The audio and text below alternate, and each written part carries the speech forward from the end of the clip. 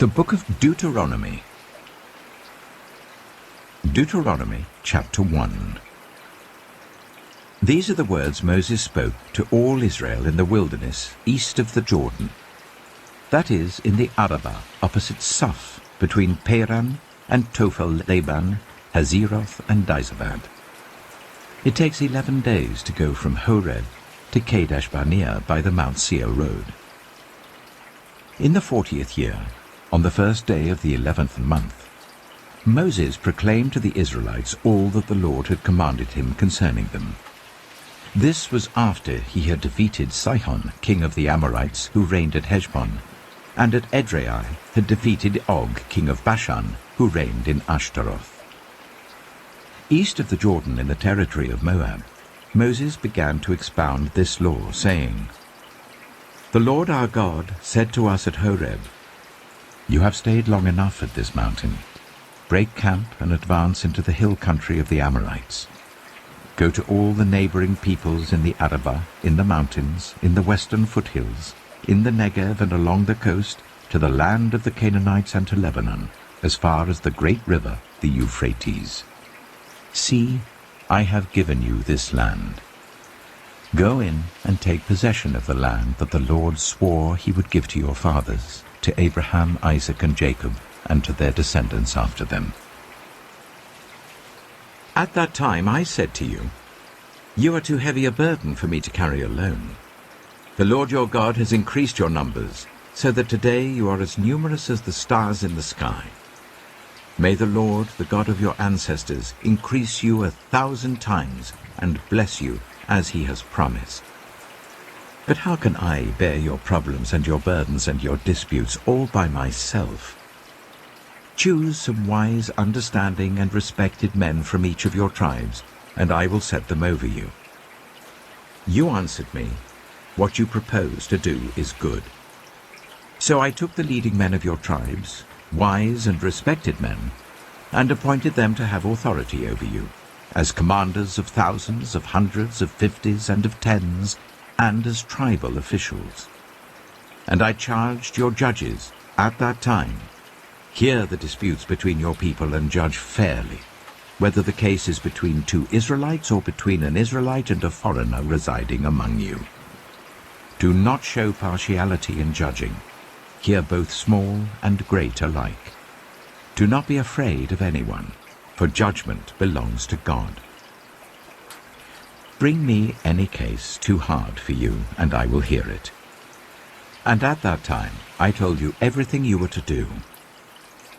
Then, as the Lord our God commanded us, we set out from Horeb and went towards the hill country of the Amorites, through all that vast and dreadful wilderness that you have seen. And so we reached Kadesh Barnea. And then I said to you, 'You have reached the hill country of the Amorites, which the Lord our God is giving us. See, the Lord your God has given you the land. Go up and take possession of it, as the Lord, the God of your ancestors, told you. Do not be afraid. Do not be discouraged.'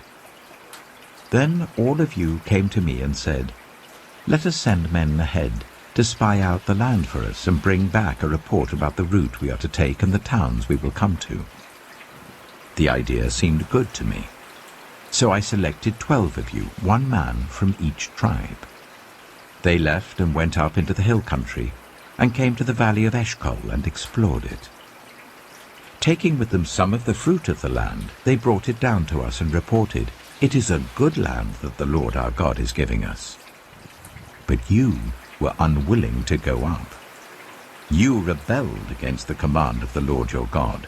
You grumbled in your tents and said, 'The Lord hates us.' So he brought us out of Egypt to deliver us into the hands of the Amorites to destroy us. Where can we go? Our brothers have made our hearts melt in fear. They say, 'The people are stronger and taller than we are. The cities are large, with walls up to the sky. We even saw the Anakites there.' Then I said to you, 'Do not be terrified. Do not be afraid of them. The Lord your God, who is going before you, will fight for you as he did for you in Egypt before your very eyes, and in the wilderness. There you saw how the Lord your God carried you as a father carries his son, all the way you went until you reached this place. In spite of this, you did not trust in the Lord your God, who went ahead of you on your journey, in fire by night and in a cloud by day, to search out places for you to camp and to show you the way you should go. When the Lord heard what you said, he was angry and solemnly swore, "No one from this evil generation shall see the good land I swore to give your ancestors, except Caleb, son of Jephunneh. He will see it, and I will give him and his descendants the land he set his feet on, because he followed the Lord wholeheartedly." Because of you the Lord became angry with me also, and said, "You shall not enter it either, but your assistant Joshua, son of Nun, will enter it. Encourage him, because he will lead Israel to inherit it. And the little ones that you said will be taken captive, your children who do not yet know good from bad, they will enter the land. I will give it to them, and they will take possession of it. But as for you, turn round and set out towards the desert along the route to the Red Sea." Then you replied, "We have sinned against the Lord.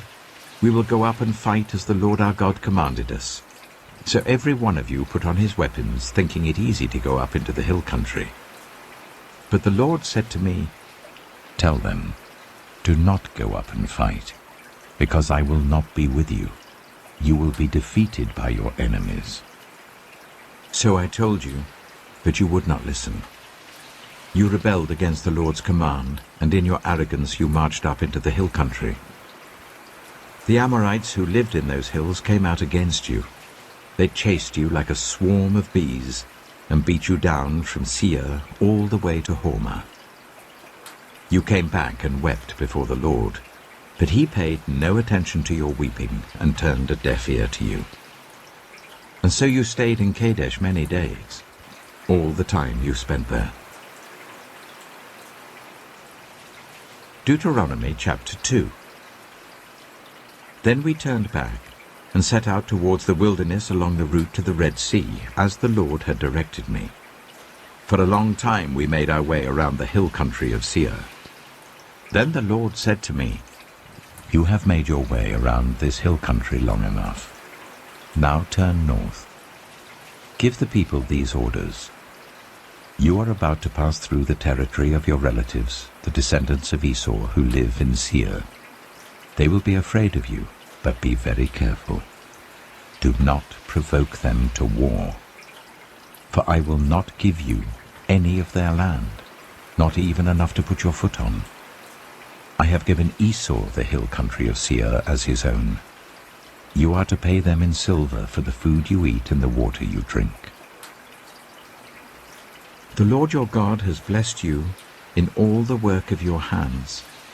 He has watched over your journey through this vast wilderness. These 40 years the Lord your God has been with you, and you have not lacked anything. So we went on past our relatives, the descendants of Esau who live in Seir. We turned from the Arabah road, which comes up from Elath and Ezion-Geber, and traveled along the desert road of Moab. Then the Lord said to me, "Do not harass the Moabites or provoke them to war, for I will not give you any part of their land. I have given Ar to the descendants of Lot as a possession." The Emites used to live there, a people strong and numerous and as tall as the Anakites. Like the Anakites, they too were considered Rephaites, but the Moabites called them Emites. Horites used to live in Seir, but the descendants of Esau drove them out. They destroyed the Horites from before them and settled in their place, just as Israel did in the land the Lord gave them as their possession. And the Lord said, "Now get up and cross the Zered valley." So we crossed the valley. 38 years passed from the time we left Kadesh Barnea until we crossed the Zered valley. By then, that entire generation of fighting men had perished from the camp, as the Lord had sworn to them. The Lord's hand was against them until he had completely eliminated them from the camp. Now when the last of these fighting men among the people had died, the Lord said to me, "Today you are to pass by the region of Moab at Ar. When you come to the Ammonites, do not harass them or provoke them to war, for I will not give you possession of any land belonging to the Ammonites. I have given it as a possession to the descendants of Lot." That too was considered a land of the Rephaites, who used to live there. But the Ammonites called them Zamzamites. They were a people strong and numerous, and as tall as the Anakites. The Lord destroyed them from before the Ammonites, who drove them out and settled in their place. The Lord had done the same for the descendants of Esau, who lived in Seir, when he destroyed the Horites from before them. They drove them out and have lived in their place to this day. And as for the Avites, who live in the villages as far as Gaza, the Caphtorites coming out from Caphtor destroyed them and settled in their place. Set out now and cross the Arnon Gorge. See, I have given into your hand Sihon the Amorite, king of Heshbon, and his country. Begin to take possession of it and engage him in battle. This very day I will begin to put the terror and fear of you on all the nations under heaven. They will hear reports of you and will tremble and be in anguish because of you. From the desert of Kedemoth I sent messengers to Sihon king of Heshbon, offering peace and saying, "Let us pass through your country. We will stay on the main road. We will not turn aside to the right or to the left. Sell us food to eat and water to drink, for their price in silver. Only let us pass through on foot, as the descendants of Esau who live in Seir and the Moabites who live in Ar did for us, until we cross the Jordan into the land the Lord our God is giving us." But Sihon king of Heshbon refused to let us pass through, for the Lord your God had made his spirit stubborn and his heart obstinate, in order to give him into your hands, as he has now done. The Lord said to me, "See, I have begun to deliver Sihon and his country over to you. Now begin to conquer and possess his land." When Sihon and all his army came out to meet us in battle at Jahaz, the Lord our God delivered him over to us, and we struck him down together with his sons and his whole army. At that time we took all his towns and completely destroyed them, men, women, and children. We left no survivors. But the livestock and the plunder from the towns we had captured we carried off for ourselves. From Aroer on the rim of the Arnon Gorge, and from the town in the gorge even as far as Gilead, not one town was too strong for us. The Lord our God gave us all of them. But in accordance with the command of the Lord our God, you did not encroach on any of the land of the Amorites, neither the land along the course of the Jabbok, nor that around the towns in the hills. Deuteronomy chapter 3. Next we turned and went up along the road towards Bashan. And Og, king of Bashan, with his whole army marched out to meet us in battle at Edrei. The Lord said to me, "Do not be afraid of him, for I have delivered him into your hands, along with his whole army and his land. Do to him what you did to Sihon, king of the Amorites, who reigned in Heshbon." So the Lord our God also gave into our hands Og, king of Bashan, and all his army. We struck them down, leaving no survivors. At that time we took all his cities.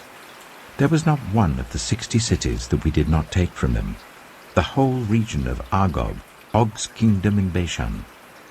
All these cities were fortified with high walls and with gates and bars, and there were also a great many unwalled villages. We completely destroyed them, as we had done with Sihon, king of Heshbon, destroying every city, men, women, and children. But all the livestock and the plunder from their cities we carried off for ourselves. So at that time we took from these 2 kings of the Amorites the territory east of the Jordan, from the Arnon Gorge as far as Mount Hermon. Hermon is called Sirion by the Sidonians. The Amorites call it Sinea. We took all the towns on the plateau and all Gilead and all Bashan as far as Salekah and Edrei, towns of Og's kingdom in Bashan. Og, king of Bashan, was the last of the Rephaites. His bed was decorated with iron and was more than 9 cubits long and 4 cubits wide. It is still in Rabbah of the Ammonites. Of the land that we took over at that time, I gave the Reubenites and the Gadites the territory north of Aroer, by the Arnon Gorge, including half the hill country of Gilead, together with its towns. The rest of Gilead, and also all of Bashan, the kingdom of Og, I gave to the half-tribe of Manasseh. The whole region of Argob in Bashan used to be known as a land of the Rephaites. Jair, a descendant of Manasseh, took the whole region of Argob as far as the border of the Geshurites and the Maacathites. It was named after him, so that to this day Bashan is called Havoth Jair. And I gave Gilead to Machir. But to the Reubenites and the Gadites I gave the territory extending from Gilead down to the Arnon Gorge, the middle of the gorge being the border, and out to the river Jabbok, which is the border of the Ammonites. Its western border was the Jordan in the Arabah, from Kinnereth to the sea of the Arabah, that is, the Dead Sea, below the slopes of Pisgah. I commanded you at that time, the Lord your God has given you this land to take possession of it. But all your able-bodied men armed for battle must cross over ahead of the other Israelites. However, your wives, your children, and your livestock, I know you have much livestock, may stay in the towns I have given you, until the Lord gives rest to your fellow Israelites as he has to you. And they too have taken over the land that the Lord your God is giving them, across the Jordan. After that, each of you may go back to the possession I have given you. At that time, I commanded Joshua, you have seen with your own eyes all that the Lord your God has done to these 2 kings. The Lord will do the same to all the kingdoms over there where you are going. Do not be afraid of them. The Lord your God himself will fight for you. At that time, I pleaded with the Lord, Sovereign Lord, you have begun to show to your servant your greatness and your strong hand. For what God is there in heaven or on earth who can do the deeds and mighty works you do? Let me go over and see the good land beyond the Jordan, that fine hill country and Lebanon. But because of you, the Lord was angry with me and would not listen to me. That is enough, the Lord said. Do not speak to me any more about this matter. Go up to the top of Pisgah and look west and north and south and east. Look at the land with your own eyes, since you are not going to cross this Jordan. But commission Joshua and encourage and strengthen him, for he will lead this people across and will cause them to inherit the land that you will see. So we stayed in the valley near Beth Peor. Deuteronomy chapter 4. Now, Israel, hear the decrees and laws I am about to teach you. Follow them so that you may live and may go in and take possession of the land that the Lord, the God of your ancestors, is giving you. Do not add to what I command you, and do not subtract from it, but keep the commands of the Lord your God that I give you. You saw with your own eyes what the Lord did at Baal Peor. The Lord your God destroyed from among you everyone who followed the Baal of Peor. But all of you who held fast to the Lord your God are still alive today. See, I have taught you decrees and laws as the Lord my God commanded me, so that you may follow them in the land you are entering to take possession of it. Observe them carefully. For this will show your wisdom and understanding to the nations, who will hear about all these decrees and say, surely this great nation is a wise and understanding people. What other nation is so great as to have their gods near them, the way the Lord our God is near us, whenever we pray to him? And what other nation is so great as to have such righteous decrees and laws as this body of laws I am setting before you today? Only be careful and watch yourselves closely, so that you do not forget the things your eyes have seen, or let them fade from your heart as long as you live. Teach them to your children and to their children after them. Remember the day you stood before the Lord your God at Horeb, when he said to me, assemble the people before me to hear my words, so that they may learn to revere me as long as they live in the land, and may teach them to their children.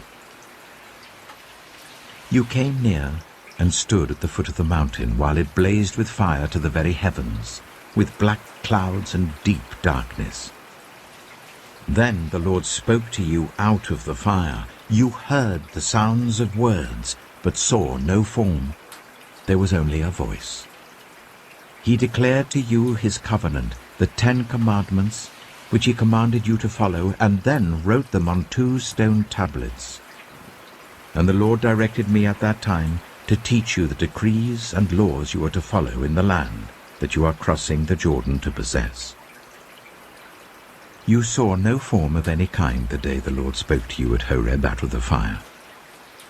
Therefore watch yourselves very carefully, so that you do not become corrupt and make for yourselves an idol, an image of any shape, whether formed like a man or a woman, or like any animal on earth, or any bird that flies in the air, or like any creature that moves along the ground, or any fish in the waters below. And when you look up to the sky and see the sun, the moon, and the stars, all the heavenly array, do not be enticed into bowing down to them and worshipping things the Lord your God has apportioned to all the nations under heaven. But as for you, the Lord took you and brought you out of the iron-smelting furnace, out of Egypt, to be the people of his inheritance, as you now are. The Lord was angry with me because of you, and he solemnly swore that I would not cross the Jordan and enter the good land the Lord your God is giving you as your inheritance. I will die in this land. I will not cross the Jordan. But you are about to cross over and take possession of that good land. Be careful not to forget the covenant of the Lord your God that he made with you. Do not make for yourselves an idol in the form of anything the Lord your God has forbidden. For the Lord your God is a consuming fire, a jealous God. After you have had children and grandchildren, and have lived in the land a long time, if you then become corrupt and make any kind of idol, doing evil in the eyes of the Lord your God and arousing his anger, I call the heavens and the earth as witnesses against you this day, that you will quickly perish from the land that you are crossing the Jordan to possess. You will not live there long, but will certainly be destroyed.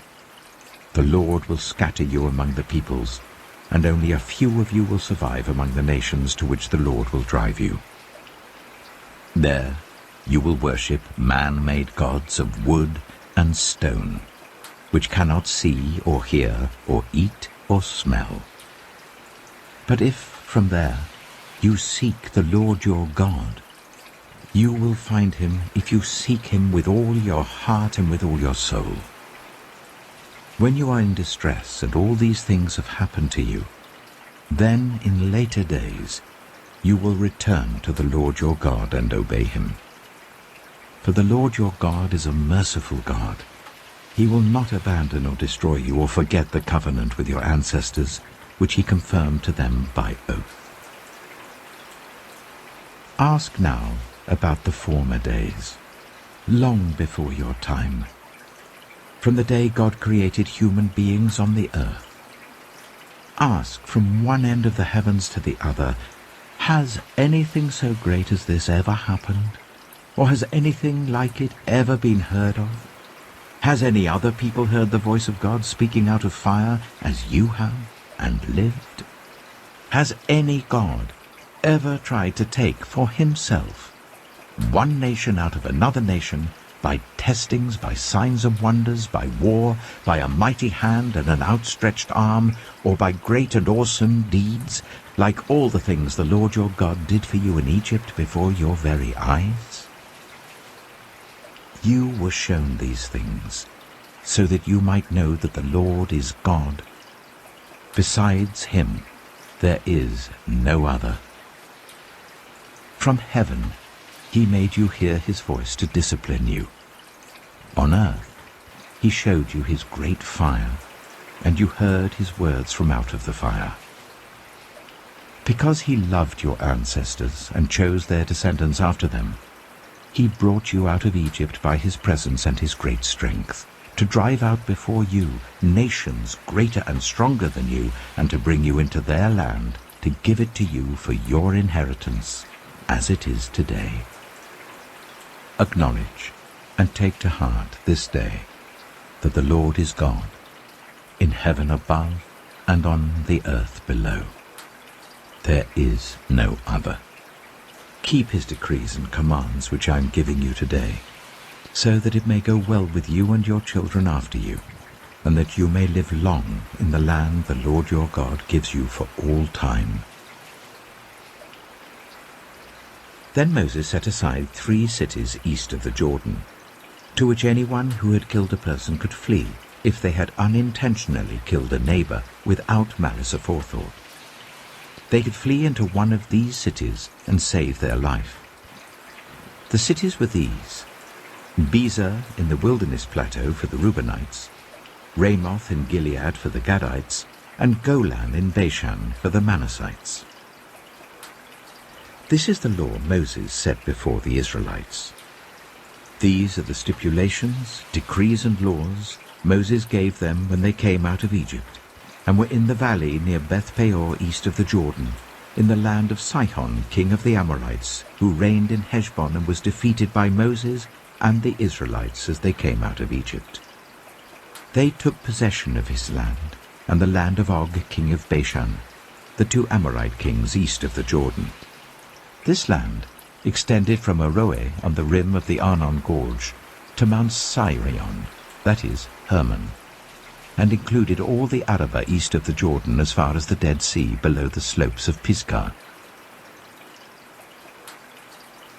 Deuteronomy chapter 5. Moses summoned all Israel and said, "Hear, Israel, the decrees and the laws I declare in your hearing today. Learn them and be sure to follow them. The Lord our God made a covenant with us at Horeb. It was not with our ancestors that the Lord made this covenant, but with us, with all of us who are alive here today. The Lord spoke to you face to face out of the fire on the mountain. At that time I stood between the Lord and you to declare to you the word of the Lord, because you were afraid of the fire and did not go up the mountain. And he said, I am the Lord your God, who brought you out of Egypt, out of the land of slavery. You shall have no other gods before me. You shall not make for yourself an image in the form of anything in heaven above, or on the earth beneath, or in the waters below. You shall not bow down to them, or worship them. For I, the Lord your God, am a jealous God, punishing the children for the sin of the parents to the 3rd and 4th generation of those who hate me, but showing love to 1,000 generations of those who love me and keep my commandments. You shall not misuse the name of the Lord your God, for the Lord will not hold anyone guiltless who misuses his name. Observe the Sabbath day by keeping it holy, as the Lord your God has commanded you. 6 days you shall labor and do all your work, but the 7th day is a Sabbath to the Lord your God. On it you shall not do any work, either you, nor your son or daughter, nor your male or female servant, nor your ox, your donkey, or any of your animals, nor any foreigner residing in your towns, so that your male and female servants may rest as you do. Remember that you were slaves in Egypt, and that the Lord your God brought you out of there with a mighty hand and an outstretched arm. Therefore the Lord your God has commanded you to observe the Sabbath day. Honor your father and your mother, as the Lord your God has commanded you, so that you may live long, and that it may go well with you in the land the Lord your God is giving you. You shall not murder. You shall not commit adultery. You shall not steal. You shall not give false testimony against your neighbor. You shall not covet your neighbor's wife. You shall not set your desire on your neighbor's house or land, his male or female servant, his ox or donkey, or anything that belongs to your neighbor. These are the commandments the Lord proclaimed in a loud voice to your whole assembly there on the mountain from out of the fire, the cloud, and the deep darkness, and he added nothing more. Then he wrote them on 2 stone tablets and gave them to me. When you heard the voice out of the darkness, while the mountain was ablaze with fire, all the leaders of your tribes and your elders came to me, and you said, "The Lord our God has shown us his glory and his majesty, and we have heard his voice from the fire. Today we have seen that a person can live, even if God speaks with them. But now, why should we die? This great fire will consume us, and we will die if we hear the voice of the Lord our God any longer. For what mortal has ever heard the voice of the living God speaking out of fire, as we have, and survived? Go near and listen to all that the Lord our God says. Then tell us whatever the Lord our God tells you. We will listen and obey." The Lord heard you when you spoke to me, and the Lord said to me, "I have heard what this people said to you. Everything they said was good. Oh, that their hearts would be inclined to fear me and keep all my commands always, so that it might go well with them and their children forever. Go, tell them to return to their tents. But you stay here with me, so that I may give you all the commands, decrees, and laws that you are to teach them to follow in the land I am giving them to possess. So be careful to do what the Lord your God has commanded you. Do not turn aside to the right or to the left. Walk in obedience to all that the Lord your God has commanded you, so that you may live and prosper and prolong your days in the land that you will possess." Deuteronomy chapter 6. These are the commands, decrees, and laws the Lord your God directed me to teach you, to observe in the land you are crossing the Jordan to possess, so that you, your children, and their children after them may fear the Lord your God as long as you live, by keeping all his decrees and commands that I give you, and so that you may enjoy long life. Hear, Israel, and be careful to obey, so that it may go well with you, and that you may increase greatly in a land flowing with milk and honey, just as the Lord, the God of your ancestors, promised you. Hear, O Israel, the Lord our God, the Lord is one. Love the Lord your God with all your heart, and with all your soul, and with all your strength. These commandments that I give you today are to be on your hearts. Impress them on your children. Talk about them when you sit at home and when you walk along the road, when you lie down and when you get up. Tie them as symbols on your hands and bind them on your foreheads. Write them on the door frames of your houses and on your gates. When the Lord your God brings you into the land he swore to your fathers, to Abraham, Isaac, and Jacob, to give you a land with large, flourishing cities you did not build, houses filled with all kinds of good things you did not provide, wells you did not dig, and vineyards and olive groves you did not plant. Then when you eat and are satisfied, be careful that you do not forget the Lord who brought you out of Egypt, out of the land of slavery. Fear the Lord your God. Serve him only, and take your oaths in his name. Do not follow other gods, the gods of the peoples around you. For the Lord your God who is among you is a jealous God, and his anger will burn against you, and he will destroy you from the face of the land. Do not put the Lord your God to test as you did at Massah. Be sure to keep the commands of the Lord your God and the stipulations and decrees he has given you. Do what is right and good in the Lord's sight, so that it may go well with you, and you may go in and take over the good land that the Lord promised on oath to your ancestors, thrusting out all your enemies before you, as the Lord said.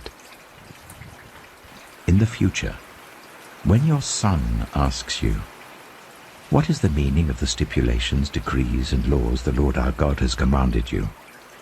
tell him, "We were slaves of Pharaoh in Egypt. But the Lord brought us out of Egypt with a mighty hand. Before our eyes the Lord sent signs and wonders, great and terrible, on Egypt and Pharaoh and his whole household. But he brought us out from there, to bring us in and give us the land that he promised on oath to our ancestors. The Lord commanded us to obey all these decrees and to fear the Lord our God, so that we might always prosper and be kept alive, as is the case today. And if we are careful to obey all this law before the Lord our God, as he has commanded us, that will be our righteousness." Deuteronomy chapter 7. When the Lord your God brings you into the land you are entering to possess, and drives out before you many nations, the Hittites, Girgashites, Amorites, Canaanites, Perizzites, Hivites, and Jebusites, 7 nations larger and stronger than you, and when the Lord your God has delivered them over to you and you have defeated them, then you must destroy them totally. Make no treaty with them, and show them no mercy. Do not intermarry with them. Do not give your daughters to their sons, or take their daughters for your sons, for they will turn your children away from following me to serve other gods, and the Lord's anger will burn against you and will quickly destroy you. This is what you are to do to them. Break down their altars, smash their sacred stones, cut down their Asherah poles, and burn their idols in the fire. For you are a people holy to the Lord your God.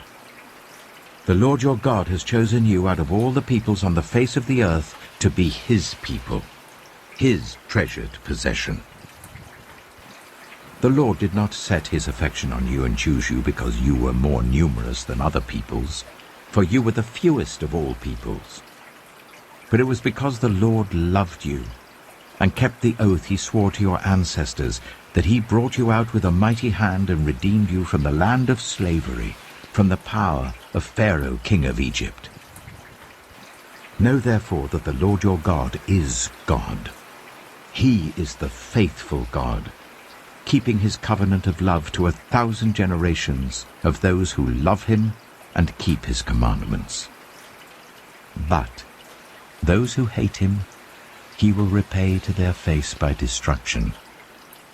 He will not be slow to repay to their face those who hate him.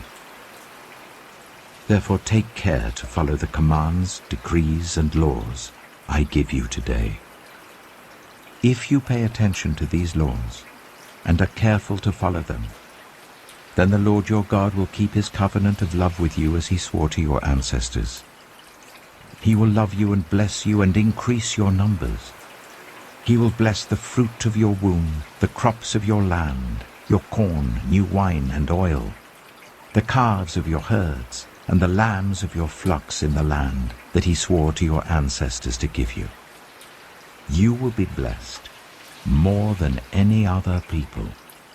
None of your men or women will be childless, nor any of your livestock without young. The Lord will keep you free from every disease. He will not inflict on you the horrible diseases you knew in Egypt, but he will inflict them on all who hate you. You must destroy all the peoples the Lord your God gives over to you. Do not look on them with pity, and do not serve their gods, for that will be a snare to you. You may say to yourselves, "These nations are stronger than we are. How can we drive them out?" But do not be afraid of them. Remember well what the Lord your God did to Pharaoh and to all Egypt. You saw with your own eyes the great trials, the signs and wonders, the mighty hand and outstretched arm with which the Lord your God brought you out. The Lord your God will do the same to all the peoples you now fear. Moreover, the Lord your God will send the hornet among them until even the survivors who hide from you have perished. Do not be terrified by them, for the Lord your God who is among you is a great and awesome God. The Lord your God will drive out those nations before you little by little. You will not be allowed to eliminate them all at once, or the wild animals will multiply around you. But the Lord your God will deliver them over to you, throwing them into great confusion until they are destroyed. He will give their kings into your hand, and you will wipe out their names from under heaven. No one will be able to stand up against you. You will destroy them. The images of their gods you are to burn in the fire. Do not covet the silver and gold on them, and do not take it for yourselves, or you will be ensnared by it, for it is detestable to the Lord your God. Do not bring a detestable thing into your house, or you, like it, will be set apart for destruction. Regard it as vile and utterly detested, for it is set apart for destruction. Deuteronomy chapter 8. Be careful to follow every command I am giving you today, so that you may live and increase and may enter and possess the land that the Lord promised on oath to your ancestors. Remember how the Lord your God led you all the way in the wilderness these 40 years to humble and test you, in order to know what was in your heart, whether or not you would keep his commands. He humbled you, causing you to hunger and then feeding you with manna, which neither you nor your ancestors had known, to teach you that man does not live on bread alone, but on every word that comes from the mouth of the Lord. Your clothes did not wear out, and your feet did not swell during these 40 years. Know then in your heart that as a man disciplines his son, so the Lord your God disciplines you. Observe the commands of the Lord your God, walking in obedience to him and revering him. For the Lord your God is bringing you into a good land, a land with brooks, streams, and deep springs gushing out into the valleys and hills, a land with wheat and barley, vines and fig trees, pomegranates, olive oil and honey, a land where bread will not be scarce and you will lack nothing, a land where the rocks are iron and you can dig copper out of the hills. When you have eaten and are satisfied, praise the Lord your God for the good land he has given you. Be careful that you do not forget the Lord your God, failing to observe his commands, his laws, and his decrees that I am giving you this day. Otherwise, when you eat and are satisfied, when you build fine houses and settle down, and when your herds and your flocks grow large, and your silver and gold increase, and all that you have is multiplied, then your heart will become proud, and you will forget the Lord your God who brought you out of Egypt, out of the land of slavery. He led you through the vast and dreadful wilderness, that thirsty and waterless land, with its venomous snakes and scorpions. He brought you water out of hard rock. He gave you manna to eat in the wilderness, something your ancestors had never known, to humble and test you, so that in the end it might go well with you. You may say to yourself, "My power and the strength of my hands have produced this wealth for me." But remember the Lord your God, for it is He who gives you the ability to produce wealth, and so confirms His covenant, which He swore to your ancestors, as it is today. If you ever forget the Lord your God, and follow other gods and worship and bow down to them, I testify against you today that you will surely be destroyed. Like the nations the Lord destroyed before you, so you will be destroyed, for not obeying the Lord your God. Deuteronomy chapter 9. Hear, Israel. You are now about to cross the Jordan to go in and dispossess nations greater and stronger than you, with large cities that have walls up to the sky. The people are strong and tall, Anakites. You know about them, and have heard it said, "Who can stand up against the Anakites?" But be assured today that the Lord your God is the one who goes across ahead of you, like a devouring fire. He will destroy them. He will subdue them before you, and you will drive them out and annihilate them quickly, as the Lord has promised you. After the Lord your God has driven them out before you, do not say to yourself, "The Lord has brought me here to take possession of this land because of my righteousness." No. It is on account of the wickedness of these nations that the Lord is going to drive them out before you.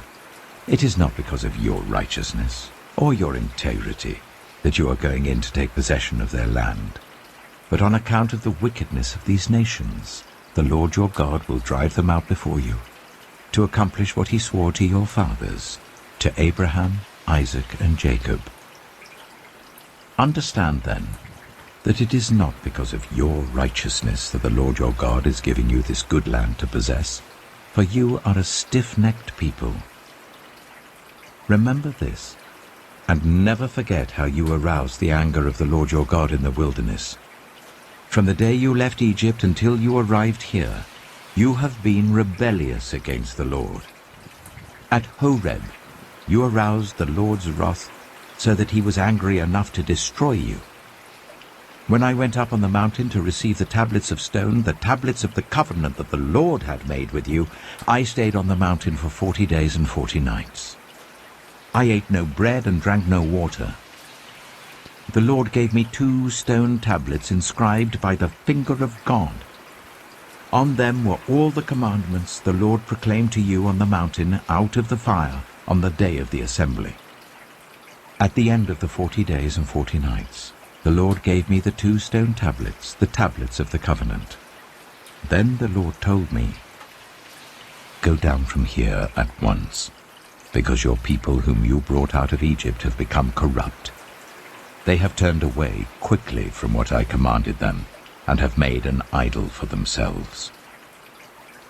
And the Lord said to me, "I have seen this people, and they are a stiff-necked people indeed. Let me alone, so that I may destroy them and blot out their name from under heaven. And I will make you into a nation stronger and more numerous than they." So I turned and went down from the mountain while it was ablaze with fire. And the 2 stone tablets of the covenant were in my hands. When I looked, I saw that you had sinned against the Lord your God. You had made for yourselves an idol, cast in the shape of a calf. You had turned aside quickly from the way that the Lord had commanded you. So I took the 2 tablets and threw them out of my hands, breaking them to pieces before your eyes. Then once again I fell prostrate before the Lord for 40 days and 40 nights. I ate no bread and drank no water, because of all the sin you had committed, doing what was evil in the Lord's sight, and so arousing his anger. I feared the anger and wrath of the Lord, for he was angry enough with you to destroy you. But again the Lord listened to me. And the Lord was angry enough with Aaron to destroy him. But at that time I prayed for Aaron too. Also, I took that sinful thing of yours, the calf you had made, and burned it in the fire. Then I crushed it and ground it to powder as fine as dust, and threw the dust into a stream that flowed down the mountain. You also made the Lord angry at Taberah, at Massa, and at Kibroth-Hattaavah. And when the Lord sent you out from Kadesh-barnea, he said, "Go up and take possession of the land I have given you." But you rebelled against the command of the Lord your God. You did not trust him or obey him. You have been rebellious against the Lord ever since I have known you. I lay prostrate before the Lord those 40 days and 40 nights because the Lord had said he would destroy you. I prayed to the Lord and said, "Sovereign Lord, do not destroy your people, your own inheritance, that you redeemed by your great power and brought out of Egypt with a mighty hand. Remember your servants Abraham, Isaac, and Jacob. Overlook the stubbornness of this people, their wickedness and their sin. Otherwise, the country from which you brought us will say, because the Lord was not able to take them into the land he had promised them, and because he hated them, he brought them out to put them to death in the wilderness. But they are your people, your inheritance, that you brought out by your great power and your outstretched arm." Deuteronomy chapter 10. At that time, the Lord said to me, "Chisel out 2 stone tablets like the first ones and come up to me on the mountain. Also make a wooden ark. I will write on the tablets the words that were on the first tablets which you broke. Then you are to put them in the ark." So I made the ark out of acacia wood, and chiseled out 2 stone tablets like the first ones, and I went up on the mountain with the 2 tablets in my hands. The Lord wrote on these tablets what he had written before, the 10 commandments he had proclaimed to you on the mountain out of the fire on the day of the assembly. And the Lord gave them to me. Then I came back down the mountain and put the tablets in the ark I had made, as the Lord commanded me, and they are there now. The Israelites traveled from the wells of Bene-Jaakam to Mosera. There Aaron died and was buried, and Eleazar his son succeeded him as priest. From there they traveled to Gudgodah, and on to Jotbathah, a land with streams of water. At that time the Lord set apart the tribe of Levi to carry the ark of the covenant of the Lord, to stand before the Lord to minister and to pronounce blessings in his name, as they still do today. That is why the Levites have no share or inheritance among their fellow Israelites. The Lord is their inheritance, as the Lord your God told them. Now I had stayed on the mountain for 40 days and 40 nights, as I did the first time, and the Lord listened to me at this time also. It was not his will to destroy you. Go, the Lord said to me, and lead the people on their way, so that they may enter and possess the land that I swore to their ancestors to give them. And now, Israel, what does the Lord your God ask of you, but to fear the Lord your God, to walk in obedience to him, to love him, to serve the Lord your God with all your heart and with all your soul, and to observe the Lord's commands and decrees that I am giving you today for your own good. To the Lord your God belong the heavens, even the highest heavens, the earth, and everything in it. Yet the Lord set his affection on your ancestors and loved them, and he chose you, their descendants, above all the nations. As it is today, Circumcise your hearts, therefore, and do not be stiff-necked any longer. For the Lord your God is God of gods and Lord of lords, the great God, mighty and awesome, who shows no partiality and accepts no bribes. He defends the cause of the fatherless and the widow, and loves the foreigner residing among you, giving them food and clothing. And you are to love those who are foreigners, for you yourselves were foreigners in Egypt. Fear the Lord your God and serve him. Hold fast to him, and take your oaths in his name. He is your praise. He is your God, who performed for you those great and awesome wonders you saw with your own eyes. Your ancestors, who went down into Egypt, were 70 in all. And now the Lord your God has made you as numerous as the stars in the sky. Deuteronomy chapter 11. Love the Lord your God and keep his requirements, his decrees, his laws, and his commands always. Remember today that your children were not the ones who saw and experienced the discipline of the Lord your God, his majesty, his mighty hand, his outstretched arm, the signs he performed and the things he did in the heart of Egypt, both to Pharaoh king of Egypt and to his whole country. What he did to the Egyptian army, to its horses and chariots, how he overwhelmed them with the waters of the Red Sea as they were pursuing you, and how the Lord brought lasting ruin on them. It was not your children who saw what he did for you in the wilderness until you arrived at this place. And what he did to Dathan and Abiram, sons of Eliab the Reubenite, when the earth opened its mouth right in the middle of all Israel and swallowed them up with their households, their tents, and every living thing that belonged to them. But it was your own eyes that saw all these great things the Lord has done. Observe, therefore, all the commands I am giving you today, so that you may have the strength to go in and take over the land you are crossing the Jordan to possess, and so that you may live long in the land that the Lord swore to your ancestors, to give them and their descendants, a land flowing with milk and honey.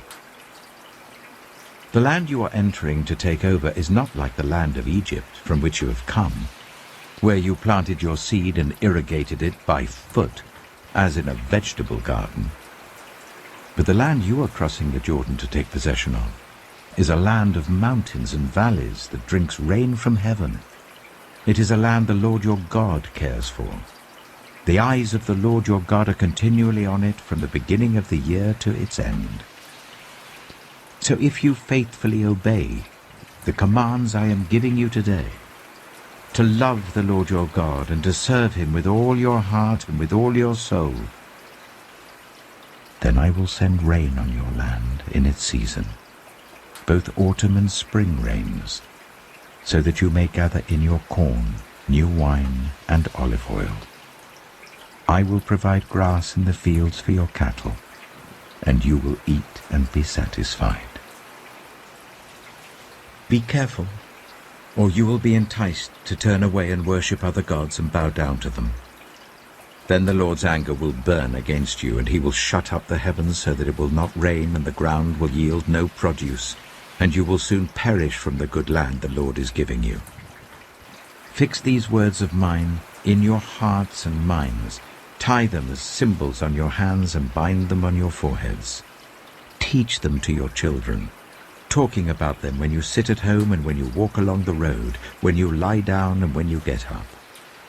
Write them on the door frames of your houses and on your gates, so that your days and the days of your children may be many in the land that the Lord swore to give your ancestors, as many as the days that the heavens are above the earth.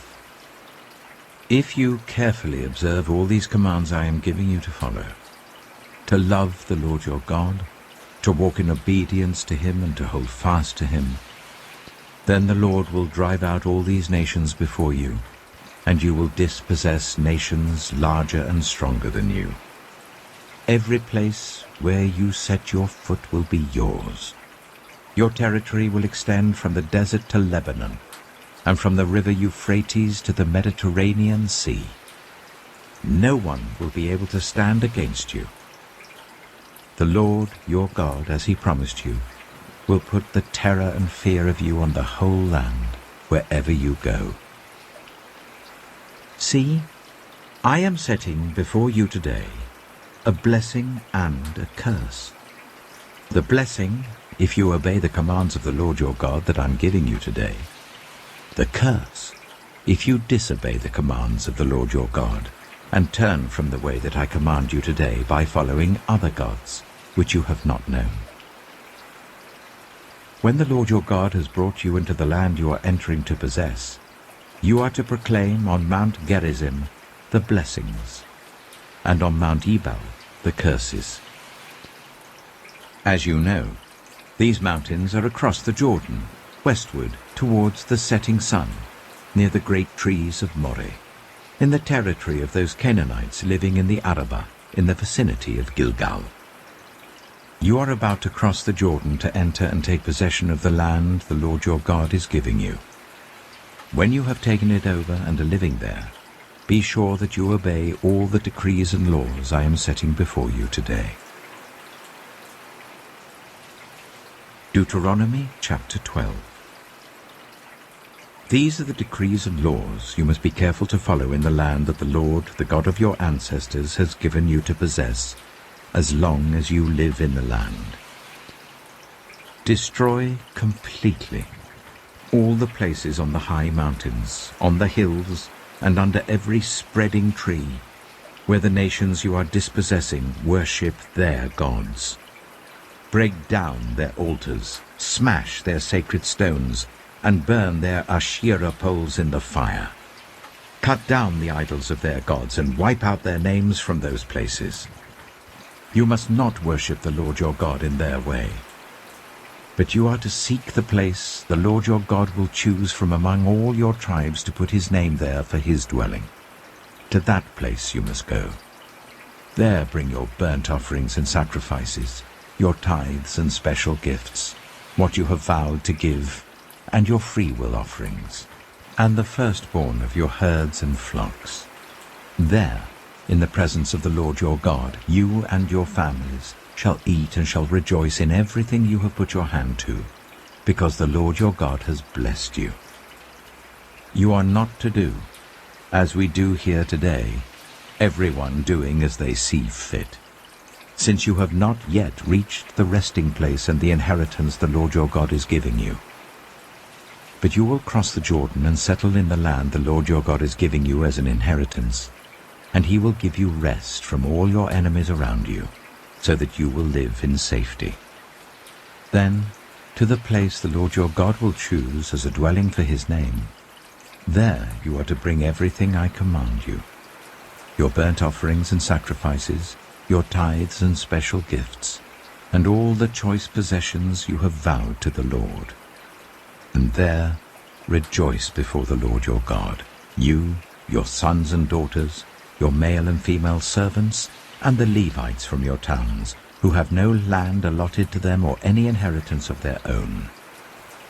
Be careful not to sacrifice your burnt offerings anywhere you please. Offer them only at the place the Lord will choose in one of your tribes, and there observe everything I command you. Nevertheless, you may slaughter your animals in any of your towns, and eat as much of the meat as you want, as if it were gazelle or deer, according to the blessing the Lord your God gives you. Both the ceremonially unclean and the clean may eat it. But you must not eat the blood. Pour it on the ground like water. You must not eat in your own towns the tithe of your corn and new wine and olive oil, or the firstborn of your herds and flocks, or whatever you have vowed to give, or your freewill offerings or special gifts. Instead, you are to eat them in the presence of the Lord your God at the place the Lord your God will choose. You, your sons and daughters, your male and female servants, and the Levites from your towns. And you are to rejoice before the Lord your God in everything you put your hand to. Be careful not to neglect the Levites as long as you live in your land. When the Lord your God has enlarged your territory as he promised you, and you crave meat, and say, I would like some meat, then you may eat as much of it as you want. If the place where the Lord your God chooses to put his name is too far away from you, you may slaughter animals from the herds and flocks the Lord has given you as I have commanded you, and in your own towns you may eat as much of them as you want. Eat them as you would gazelle or deer. Both the ceremonially unclean and the clean may eat. But be sure you do not eat the blood, because the blood is the life, and you must not eat the life with the meat. You must not eat the blood. Pour it on the ground like water. Do not eat it, so that it may go well with you and your children after you, because you will be doing what is right in the eyes of the Lord. But take your consecrated things, and whatever you have vowed to give, and go to the place the Lord will choose. Present your burnt offerings on the altar of the Lord your God, both the meat and the blood. The blood of your sacrifices must be poured beside the altar of the Lord your God, but you may eat the meat. Be careful to obey all these regulations I am giving you, so that it may always go well with you and your children after you, because you will be doing what is good and right in the eyes of the Lord your God. The Lord your God will cut off before you the nations you are about to invade and dispossess. But when you have driven them out and settled in their land, and after they have been destroyed before you, be careful not to be ensnared by inquiring about their gods, saying, How did these nations serve their gods? We will do the same. You must not worship the Lord your God in their way, because in worshipping their gods, they do all kinds of detestable things the Lord hates. They even burn their sons and daughters in the fire as sacrifices to their gods. See that you do all I command you. Do not add to it or take away from it. Deuteronomy chapter 13. If a prophet, or one who foretells by dreams, appears among you and announces to you a sign or wonder, and if the sign or wonder spoken of takes place, and the prophet says, Let us follow other gods, gods you have not known, and let us worship them, you must not listen to the words of that prophet or dreamer. The Lord your God is testing you to find out whether you love him with all your heart and with all your soul. It is the Lord your God you must follow, and him you must revere. Keep his commands and obey him, serve him and hold fast to him. That prophet or dreamer must be put to death for inciting rebellion against the Lord your God, who brought you out of Egypt and redeemed you from the land of slavery. That prophet or dreamer tried to turn you from the way the Lord your God commanded you to follow. You must purge the evil from among you.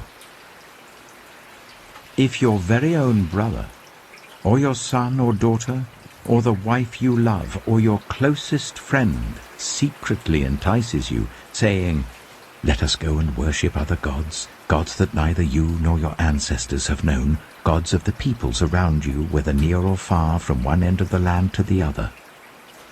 Do not yield to them or listen to them. Show them no pity. Do not spare them or shield them. You must certainly put them to death. Your hand must be the first in putting them to death, and then the hands of all the people. Stone them to death, because they tried to turn you away from the Lord your God, who brought you out of Egypt, out of the land of slavery. Then all Israel will hear and be afraid, and no one among you will do such an evil thing again. If you hear it said about one of the towns the Lord your God is giving you to live in, that troublemakers have arisen among you and have led the people of their town astray, saying, Let us go and worship other gods, gods you have not known, then you must inquire, probe, and investigate it thoroughly. And if it is true, and it has been proved that this detestable thing has been done among you, you must certainly put to the sword all who live in that town. You must destroy it completely, both its people and its livestock. You are to gather all the plunder of the town into the middle of the public square, and completely burn the town and all its plunder as a whole burnt offering to the Lord your God. That town is to remain a ruin forever, never to be rebuilt, and none of the condemned things are to be found in your hands. Then the Lord will turn from his fierce anger, will show you mercy, and will have compassion on you. He will increase your numbers as he promised on oath to your ancestors, because you obey the Lord your God by keeping all his commands that I am giving you today, and doing what is right in his eyes. Deuteronomy chapter 14. You are the children of the Lord your God. Do not cut yourselves, or shave the front of your heads for the dead, for you are a people holy to the Lord your God. Out of all the peoples on the face of the earth, the Lord has chosen you to be his treasured possession. Do not eat any detestable thing. These are the animals you may eat: the ox, the sheep, the goat, the deer, the gazelle, the roe deer, the wild goat, the ibex, the antelope, and the mountain sheep. You may eat any animal that has a divided hoof and that chews the cud. However, of those that chew the cud or that have a divided hoof, you may not eat the camel, the hare, or the hyrax. Although they chew the cud, they do not have a divided hoof. They are ceremonially unclean for you. The pig is also unclean. Although it has a divided hoof, it does not chew the cud. You are not to eat their meat or touch their carcasses. Of all the creatures living in the water, you may eat any that has fins and scales. But anything that does not have fins and scales you may not eat. For you it is unclean.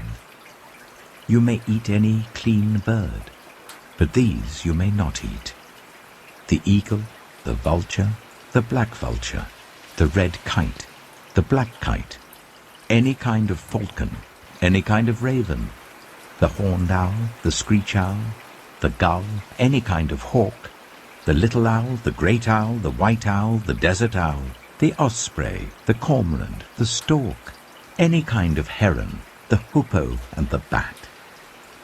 All flying insects are unclean to you. Do not eat them. But any winged creature that is clean you may eat. Do not eat anything you find already dead. You may give it to the foreigner residing in any of your towns, and they may eat it, or you may sell it to any other foreigner. But you are a people holy to the Lord your God. Do not cook a young goat in its mother's milk. Be sure to set aside 1/10 of all that your fields produce each year. Eat the tithe of your corn, new wine and olive oil, and the firstborn of your herds and flocks in the presence of the Lord your God, at the place he will choose as a dwelling for his name, so that you may learn to revere the Lord your God always. But if that place is too distant, and you have been blessed by the Lord your God and cannot carry your tithe, because the place where the Lord will choose to put his name is so far away, then exchange your tithe for silver, and take the silver with you and go to the place the Lord your God will choose. Use the silver to buy whatever you like: cattle, sheep, wine, or other fermented drink, or anything you wish. Then you and your household shall eat there in the presence of the Lord your God and rejoice.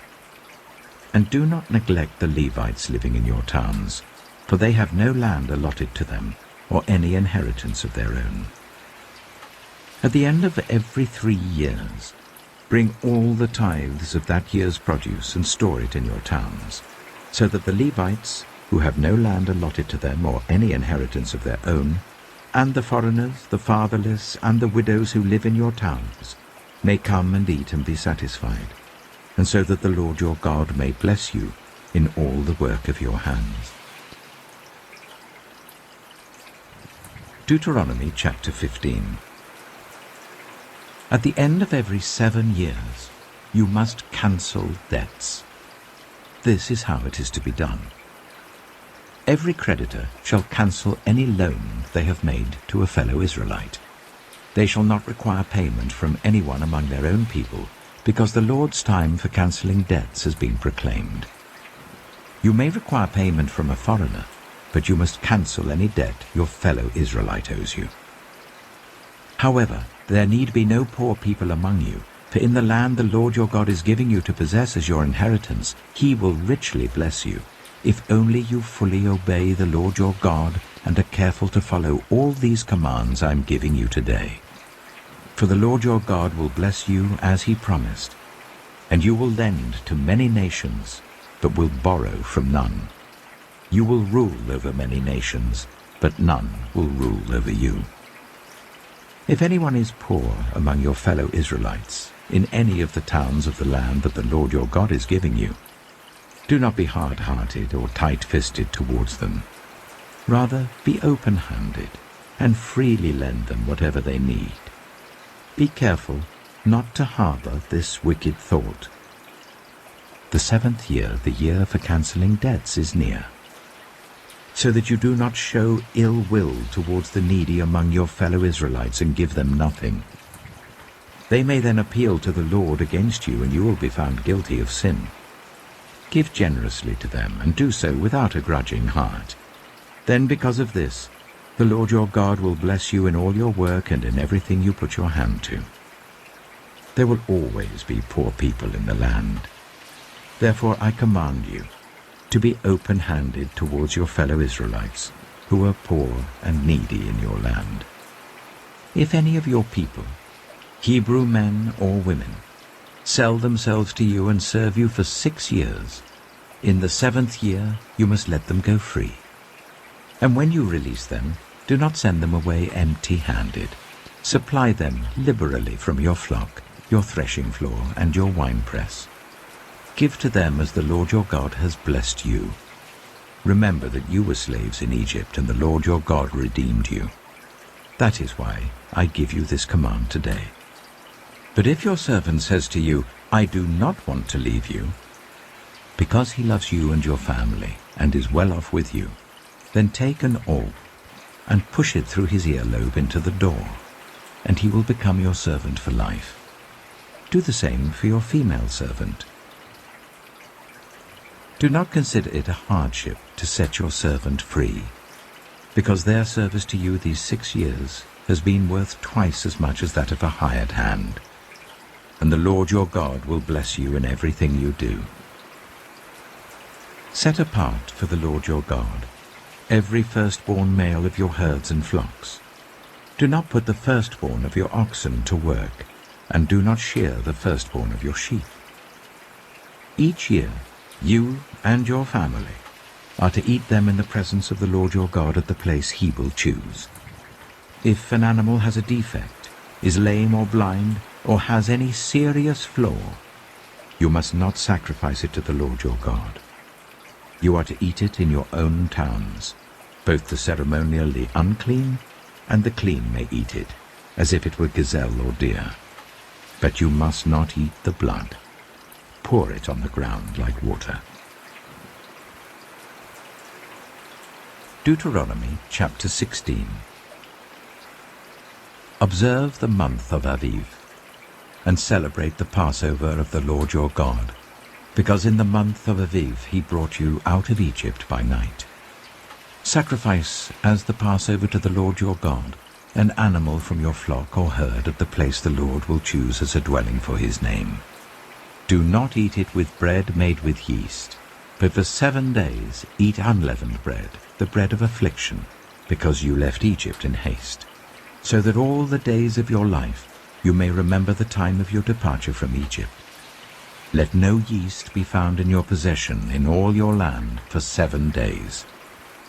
Do not let any of the meat you sacrifice on the evening of the first day remain until morning. You must not sacrifice the Passover in any town the Lord your God gives you, except in the place he will choose as a dwelling for his name. There you must sacrifice the Passover in the evening when the sun goes down. on the anniversary of your departure from Egypt. Roast it and eat it at the place the Lord your God will choose.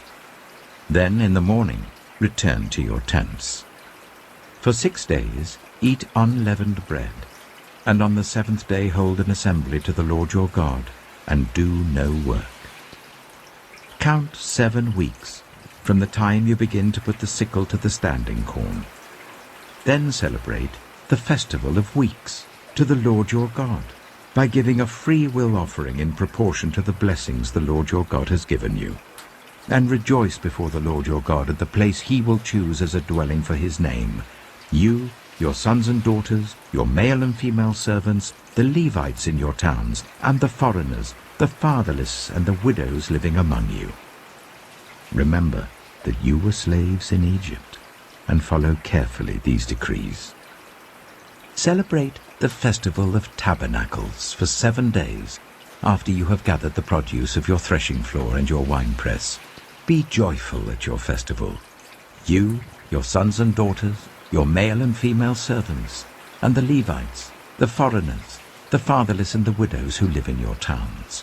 For 7 days celebrate the festival to the Lord your God at the place the Lord will choose.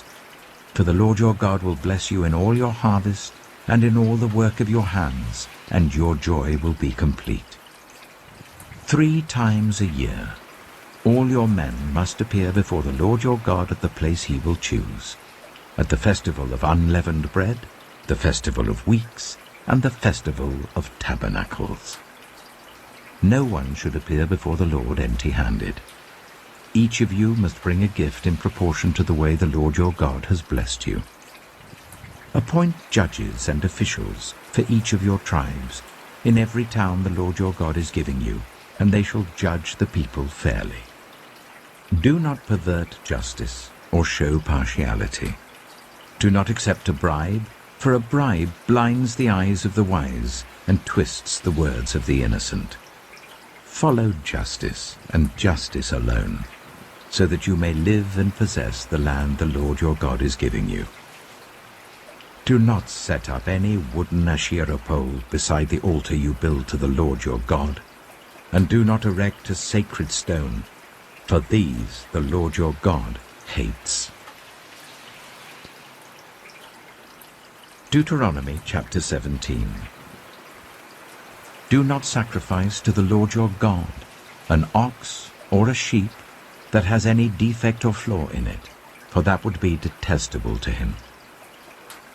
If a man or woman living among you in one of the towns the Lord gives you is found doing evil in the eyes of the Lord your God, in violation of his covenant, and contrary to my command, has worshipped other gods, bowing down to them, or to the sun, or the moon, or the stars in the sky, and this has been brought to your attention, then you must investigate it thoroughly. If it is true, and it has been proved that this detestable thing has been done in Israel, take the man or woman who has done this evil deed to your city gate, and stone that person to death. On the testimony of 2 or 3 witnesses a person is to be put to death, but no one is to be put to death on the testimony of only 1 witness. The hands of the witnesses must be the first in putting that person to death, and then the hands of all the people. You must purge the evil from among you. If cases come before your courts that are too difficult for you to judge, whether bloodshed, lawsuits, or assaults, take them to the place the Lord your God will choose. Go to the Levitical priests and to the judge who is in office at that time. Inquire of them, and they will give you the verdict. You must act according to the decisions they give you at the place the Lord will choose. Be careful to do everything they instruct you to do. Act according to whatever they teach you and the decisions they give you. Do not turn aside from what they tell you to the right or to the left. Anyone who shows contempt for the judge or for the priest who stands ministering there to the Lord your God is to be put to death. You must purge the evil from Israel.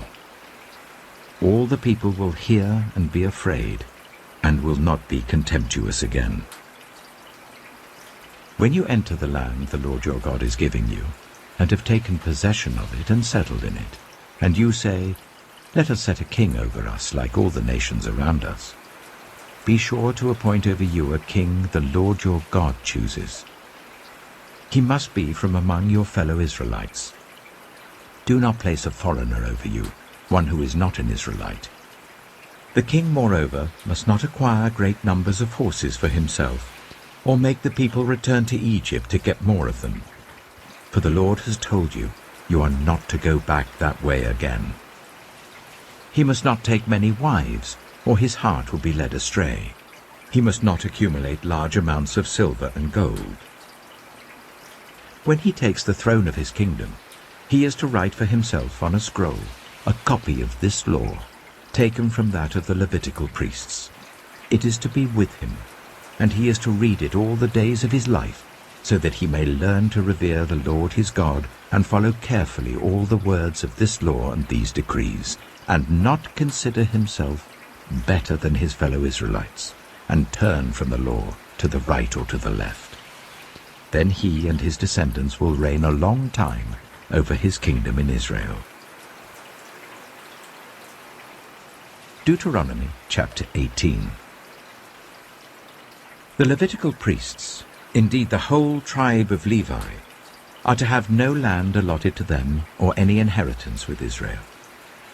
They shall live on the food offerings presented to the Lord, for that is their inheritance. They shall have no inheritance among their fellow Israelites. The Lord is their inheritance, as he promised them. This is the share due to the priests, from the people who sacrifice a bull or a sheep: the shoulder, the internal organs, and the meat from the head. You are to give them the first fruits of your corn, new wine, and olive oil, and the first wool from the shearing of your sheep. For the Lord your God has chosen them and their descendants out of all your tribes to stand and minister in the Lord's name always. If a Levite moves from one of your towns anywhere in Israel where he is living, and comes in all earnestness to the place the Lord will choose, he may minister in the name of the Lord his God like all his fellow Levites, who serve there in the presence of the Lord. He is to share equally in their benefits, even though he has received money from the sale of family possessions. When you enter the land the Lord your God is giving you, do not learn to imitate the detestable ways of the nations there. Let no one be found among you who sacrifices their son or daughter in the fire, who practices divination or sorcery, interprets omens, engages in witchcraft, or casts spells, or who is a medium or spiritist, or who consults the dead. Anyone who does these things is detestable to the Lord. Because of these same detestable practices, the Lord your God will drive out those nations before you. You must be blameless before the Lord your God. The nations you will dispossess listen to those who practice sorcery or divination. But as for you, the Lord your God has not permitted you to do so. The Lord your God will raise up for you a prophet like me from among you, from your fellow Israelites. You must listen to him. For this is what you asked of the Lord your God at Horeb, on the day of the assembly, when you said, "Let us not hear the voice of the Lord our God, nor see this great fire any more, or we will die." The Lord God said to me, "What they say is good. I will raise up for them a prophet like you from among their fellow Israelites, and I will put my words in his mouth. He will tell them everything I command him. I myself will call to account anyone who does not listen to my words that the prophet speaks in my name. But a prophet who presumes to speak in my name anything I have not commanded, or a prophet who speaks in the name of other gods, is to be put to death." You may say to yourselves, "How can we know when a message has not been spoken by the Lord? If what a prophet proclaims in the name of the Lord does not take place or come true, that is a message the Lord has not spoken. That prophet has spoken presumptuously, so do not be alarmed." Deuteronomy chapter 19. When the Lord your God has destroyed the nations whose land he is giving you, and when you have driven them out and settled in their towns and houses, then set aside for yourselves 3 cities in the land the Lord your God is giving you to possess.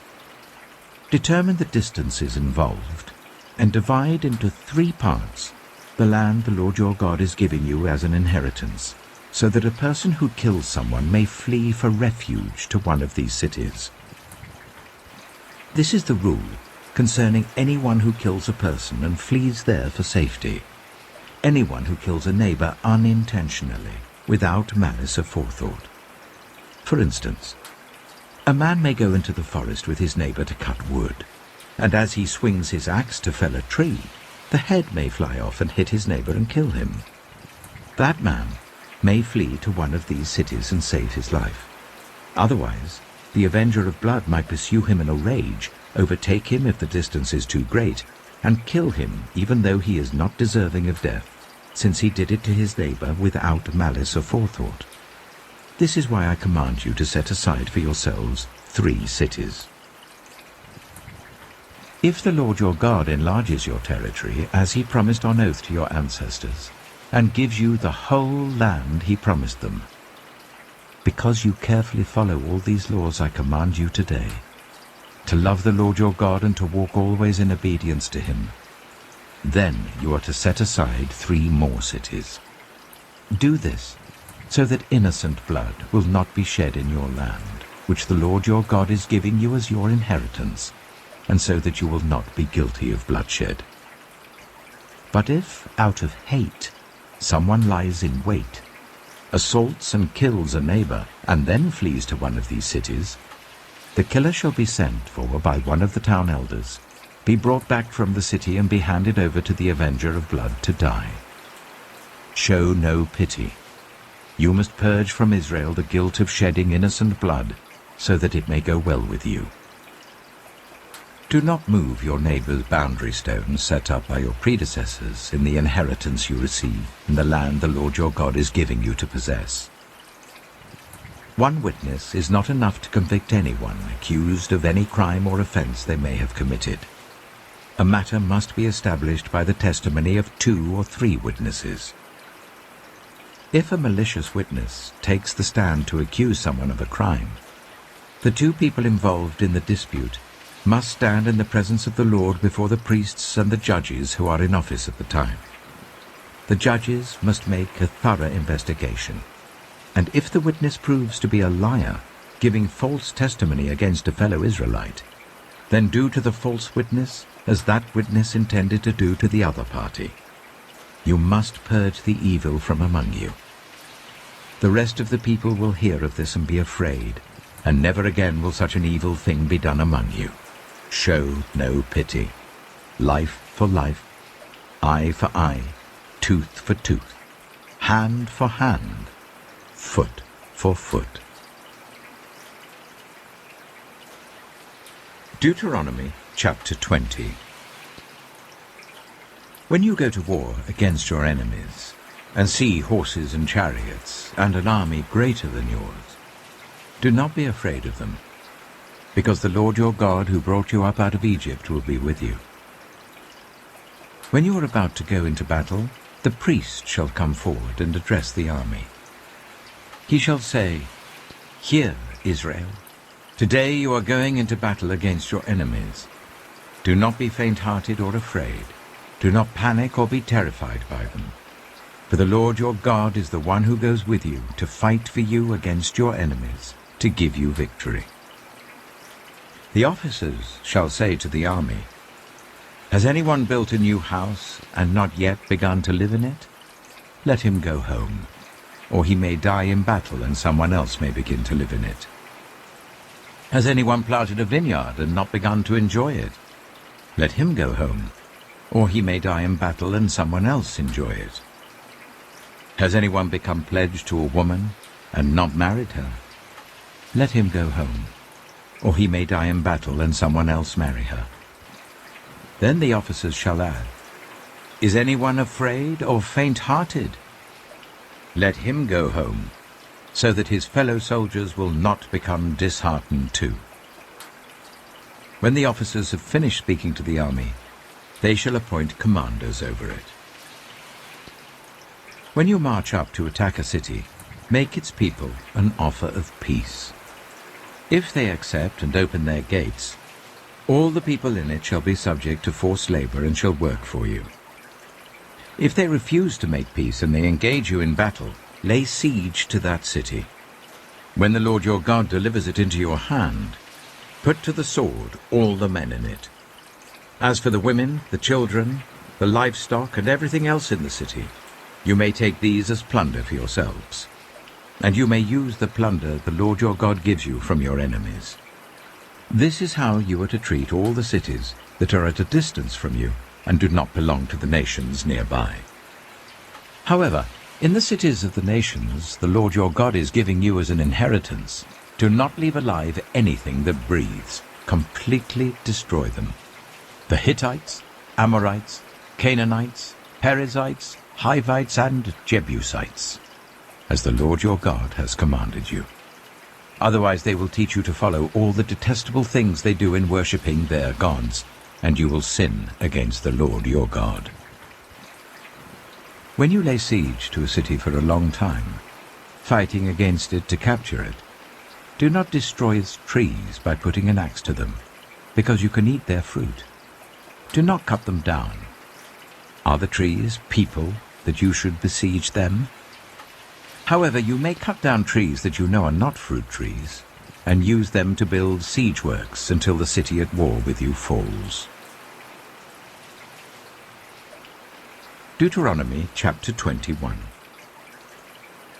If someone is found slain, lying in a field in the land the Lord your God is giving you to possess, and it is not known who the killer was, your elders and judges shall go out and measure the distance from the body to the neighboring towns.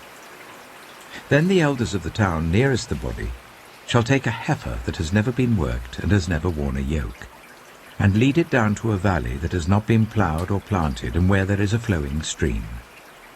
There, in the valley, they are to break the heifer's neck. The Levitical priests shall step forward, for the Lord your God has chosen them to minister and to pronounce blessings in the name of the Lord, and to decide all cases of dispute and assault.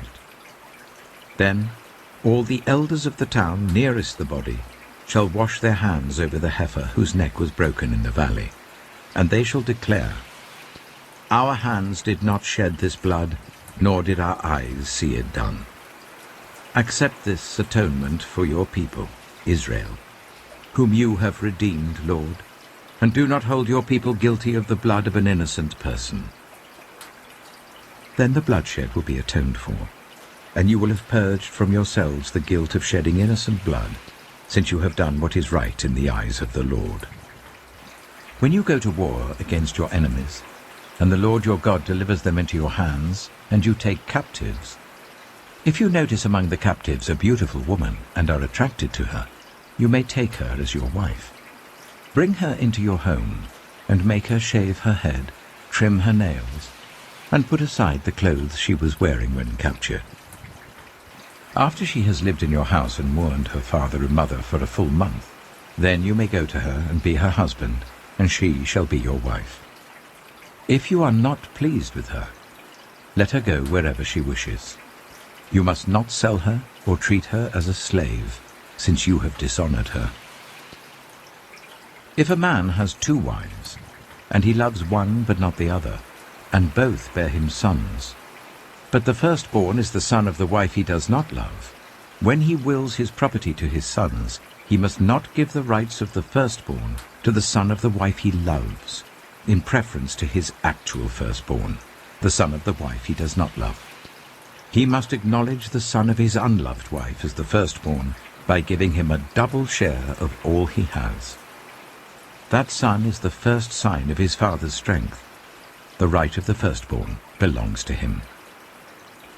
If someone has a stubborn and rebellious son, who does not obey his father and mother, and will not listen to them when they discipline him, his father and mother shall take hold of him, and bring him to the elders at the gate of his town. They shall say to the elders, This son of ours is stubborn and rebellious. He will not obey us. He is a glutton and a drunkard." Then all the men of his town are to stone him to death. You must purge the evil from among you. All Israel will hear of it and be afraid.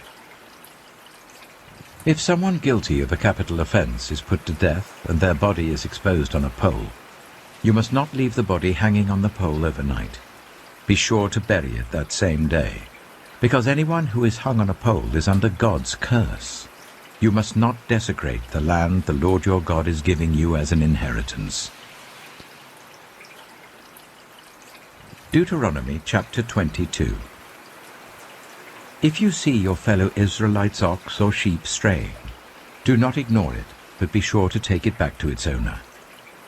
If they do not live near you, or if you do not know who owns it, take it home with you and keep it until they come looking for it.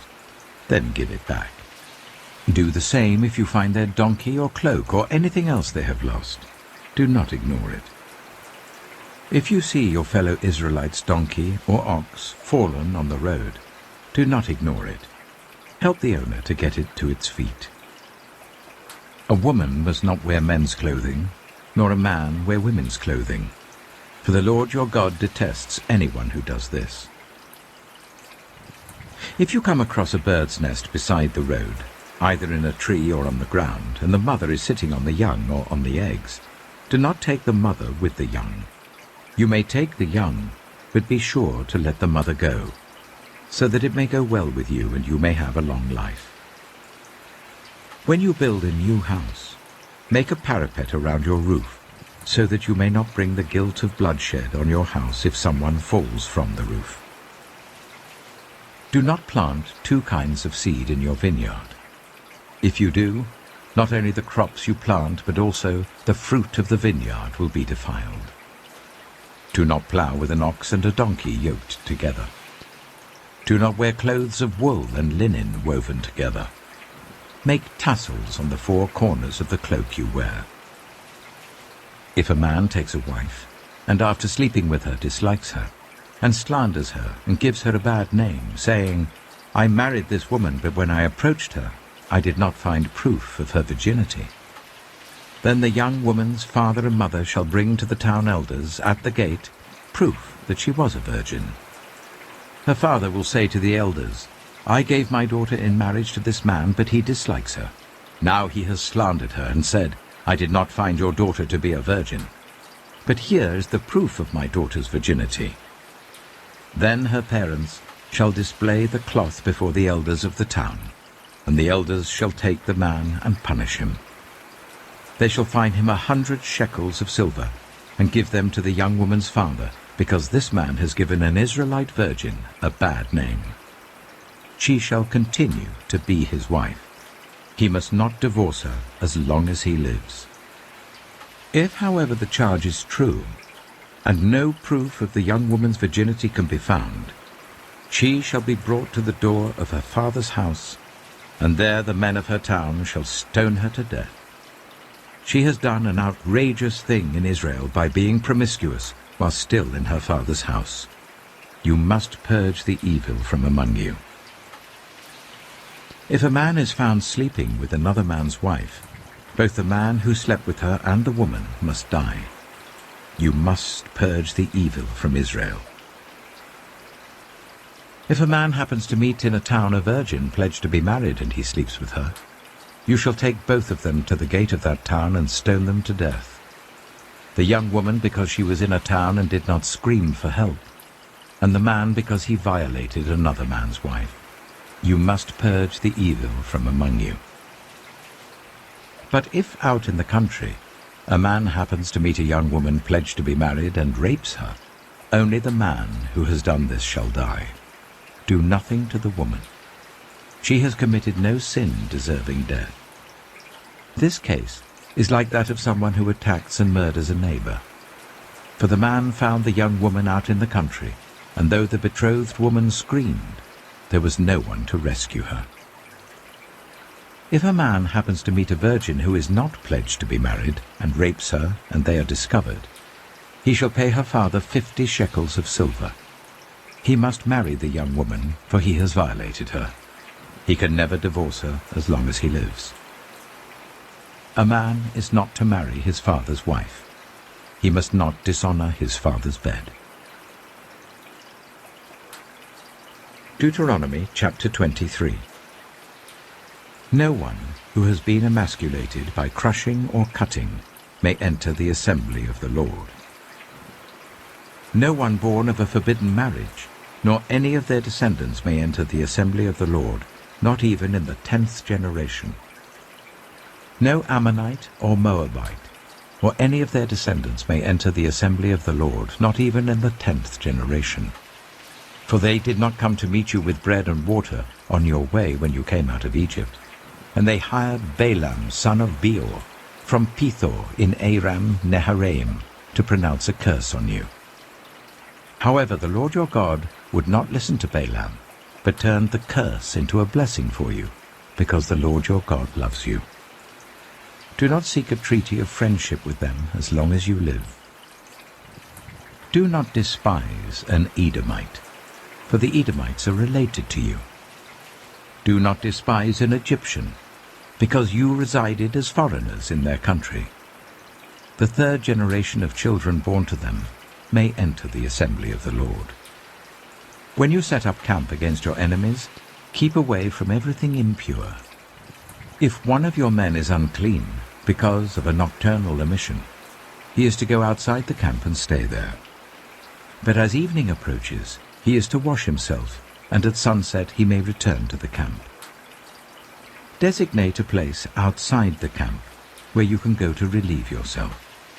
As part of your equipment, have something to dig with, and when you relieve yourself, dig a hole and cover up your excrement. For the Lord your God moves about in your camp to protect you and to deliver your enemies to you.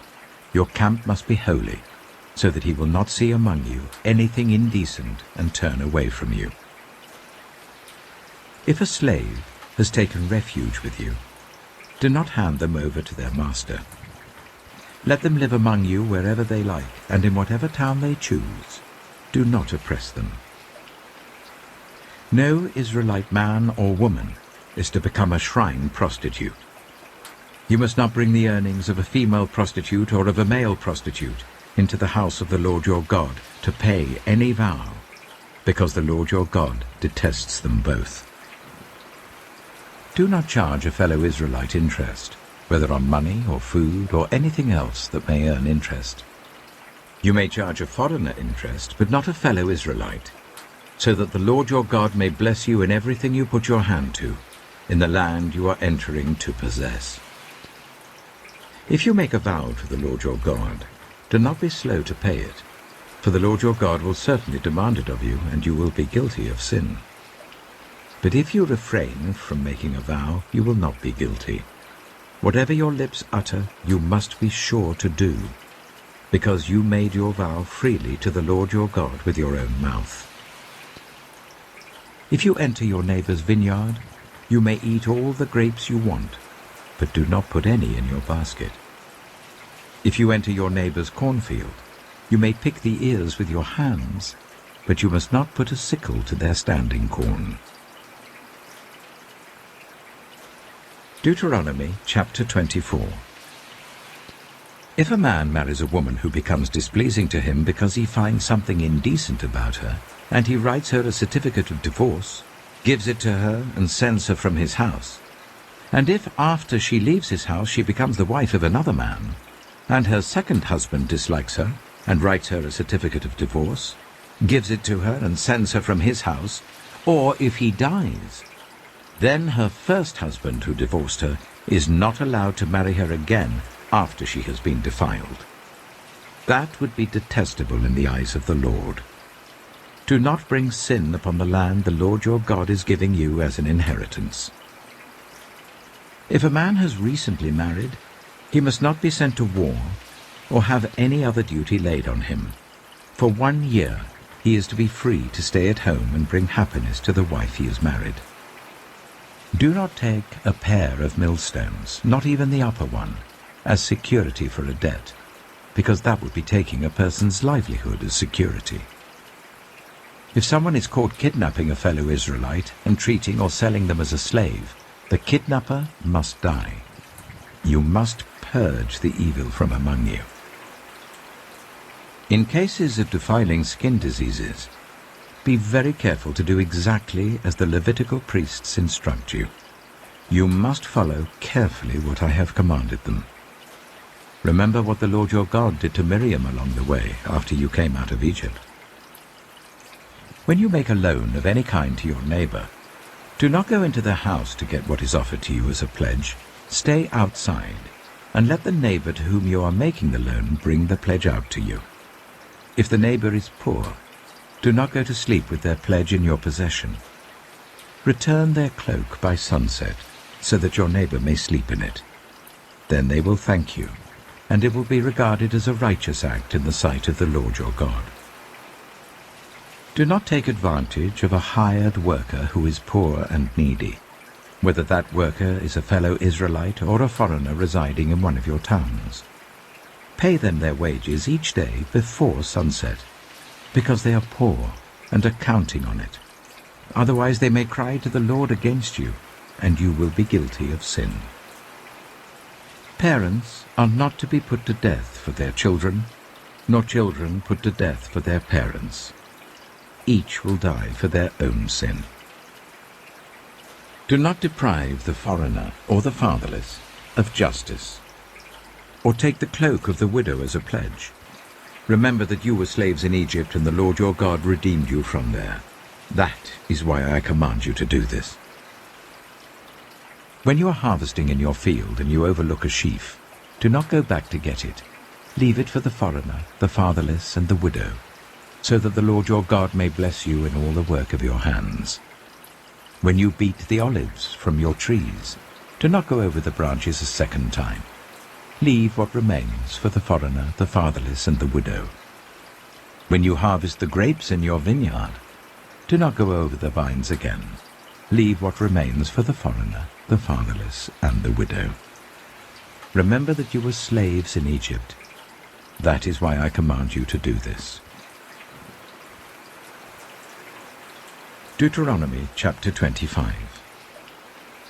When people have a dispute, they are to take it to court, and the judges will decide the case, acquitting the innocent and condemning the guilty. If the guilty person deserves to be beaten, the judge shall make them lie down and have them flogged in his presence with the number of lashes the crime deserves.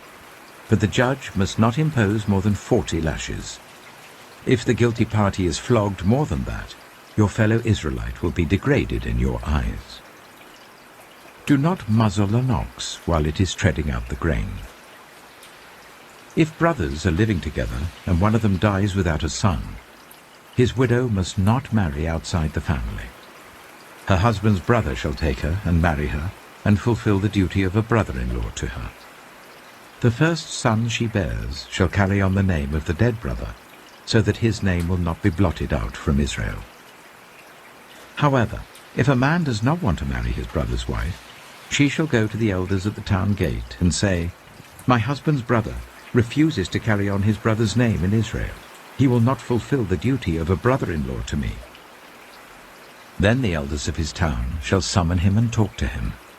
If he persists in saying, "I do not want to marry her," his brother's widow shall go up to him in the presence of the elders, take off one of his sandals, spit in his face, and say, "This is what is done to the man who will not build up his brother's family line."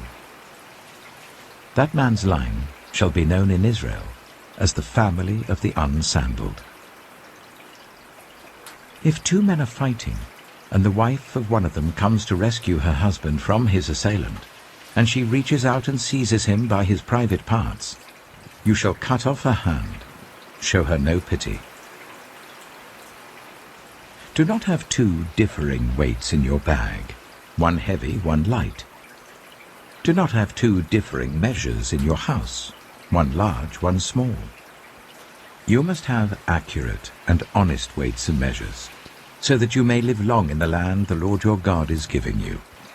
For the Lord your God detests anyone who does these things, anyone who deals dishonestly. Remember what the Amalekites did to you along the way when you came out of Egypt. When you were weary and worn out, they met you on your journey and attacked all who were lagging behind, They had no fear of God. When the Lord your God gives you rest from all the enemies around you in the land he is giving you to possess as an inheritance, you shall blot out the name of Amalek from under heaven. Do not forget. Deuteronomy chapter 26. When you have entered the land the Lord your God is giving you as an inheritance, and have taken possession of it and settled in it, take some of the first fruits of all that you produce from the soil of the land that the Lord your God is giving you, and put them in a basket. Then go to the place that the Lord your God will choose as a dwelling for his name, and say to the priest in office at the time, I declare today to the Lord your God that I have come to the land the Lord swore to our ancestors to give us. The priest shall take the basket from your hands and set it down in front of the altar of the Lord your God.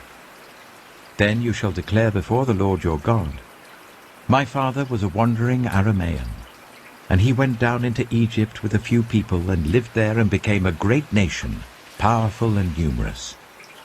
But the Egyptians ill-treated us and made us suffer, subjecting us to harsh labor. Then we cried out to the Lord, the God of our ancestors, and the Lord heard our voice and saw our misery, toil, and oppression. So the Lord brought us out of Egypt with a mighty hand and an outstretched arm, with great terror and with signs and wonders. He brought us to this place and gave us this land, a land flowing with milk and honey. And now I bring the first fruits of the soil that you, Lord, have given me. Place the basket before the Lord your God and bow down before him. Then you and the Levites and the foreigners residing among you shall rejoice in all the good things the Lord your God has given to you and your household. When you have finished setting aside a tenth of all your produce in the 3rd year, the year of the tithe, you shall give it to the Levite, the foreigner, the fatherless, and the widow, so that they may eat in your towns and be satisfied. Then say to the Lord your God, I have removed from my house the sacred portion, and have given it to the Levite, the foreigner, the fatherless, and the widow, according to all you commanded. I have not turned aside from your commands, nor have I forgotten any of them. I have not eaten any of the sacred portion while I was in mourning, nor have I removed any of it while I was unclean, nor have I offered any of it to the dead. I have obeyed the Lord my God. I have done everything you commanded me. Look down from heaven, your holy dwelling place, and bless your people Israel, and the land you have given us, as you promised on oath to our ancestors, a land flowing with milk and honey. The Lord your God commands you this day to follow these decrees and laws. Carefully observe them with all your heart and with all your soul. You have declared this day that the Lord is your God, and that you will walk in obedience to him, that you will keep his decrees, commands, and laws, that you will listen to him. And the Lord has declared this day that you are his people, his treasured possession, as he promised, and that you are to keep all his commands.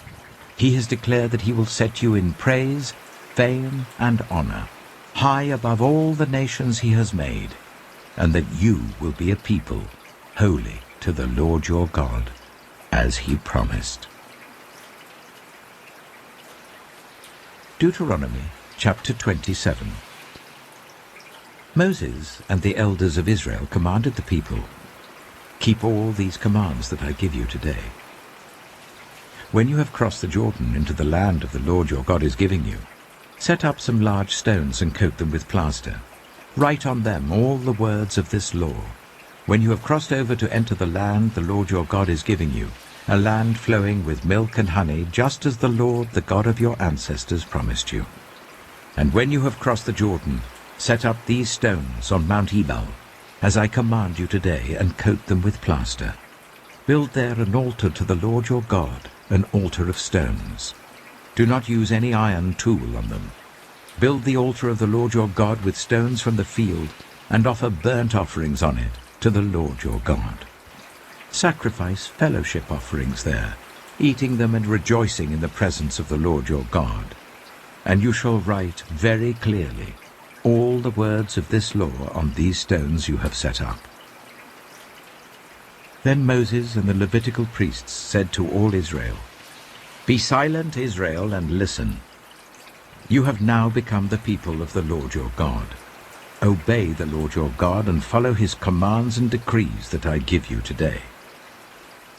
On the same day, Moses commanded the people, "When you have crossed the Jordan, these tribes shall stand on Mount Gerizim to bless the people: Simeon, Levi, Judah, Issachar, Joseph, and Benjamin. And these tribes shall stand on Mount Ebal to pronounce curses: Reuben, Gad, Asher, Zebulun, Dan, and Naphtali.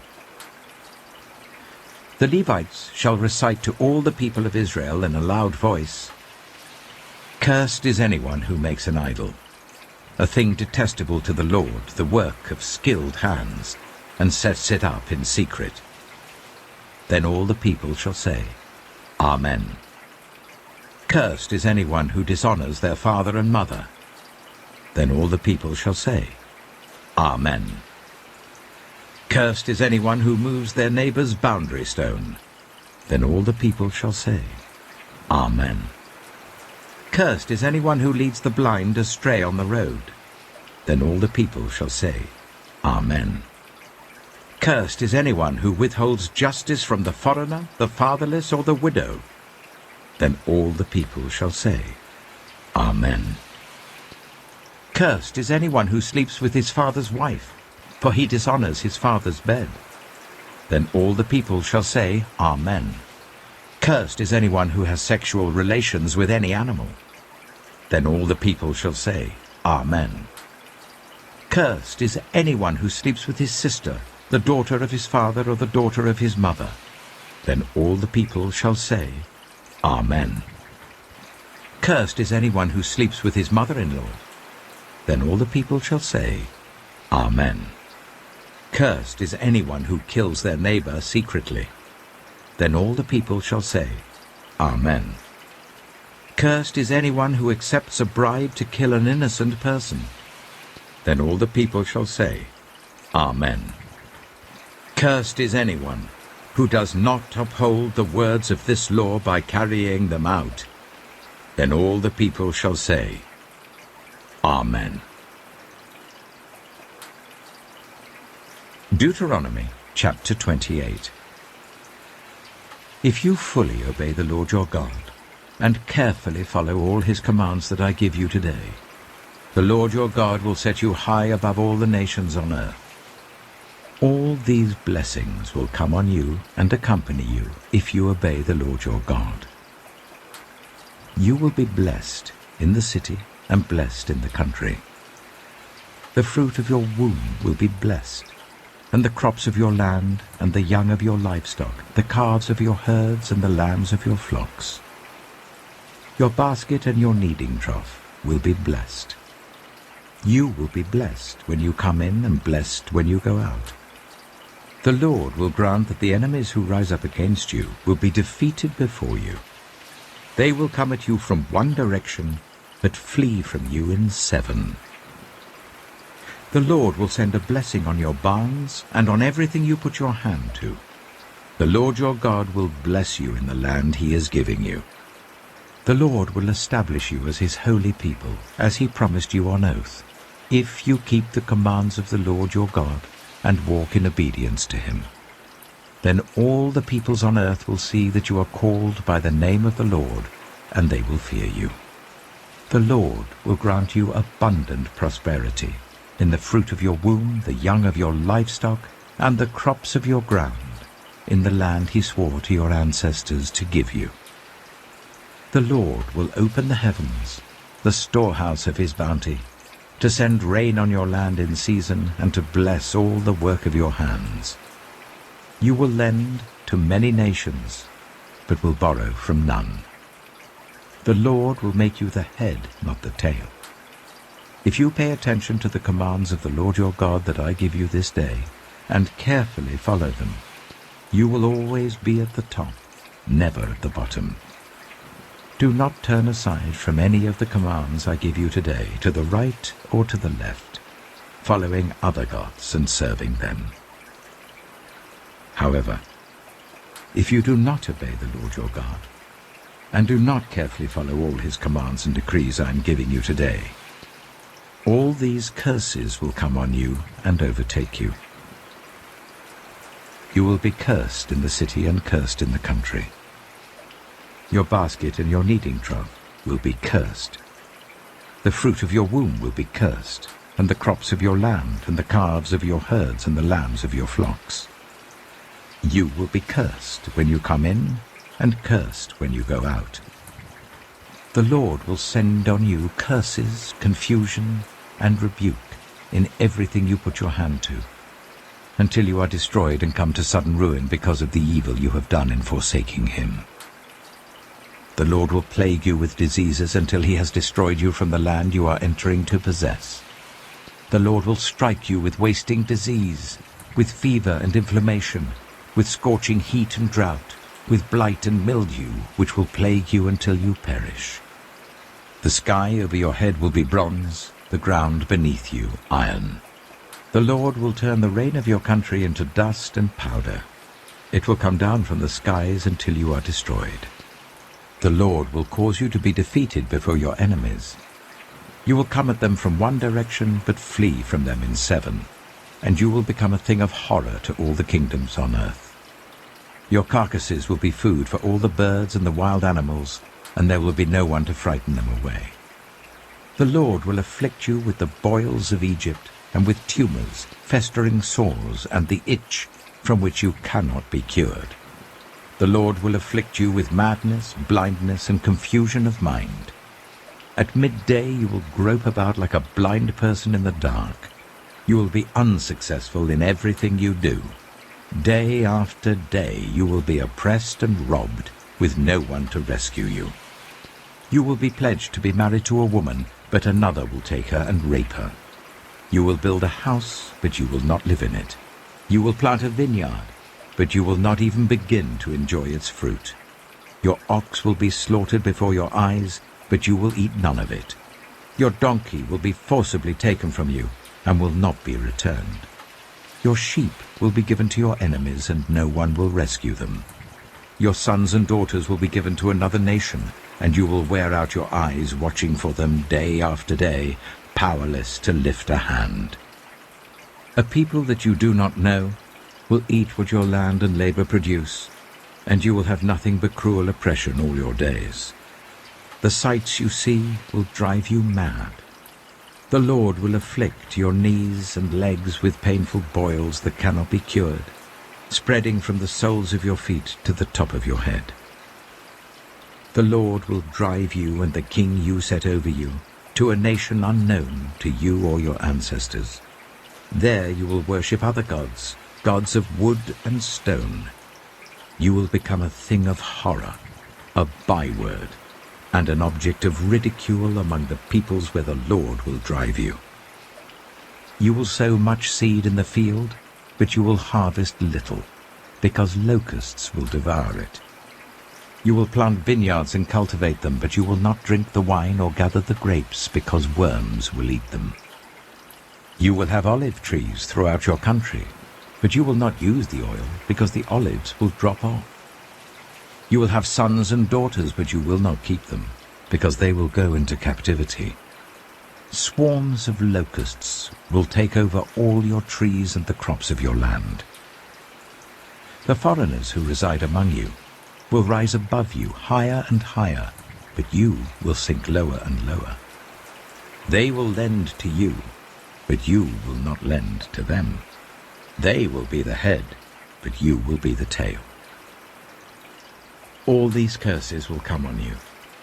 They will pursue you and overtake you until you are destroyed, because you did not obey the Lord your God and observe the commands and decrees he gave you.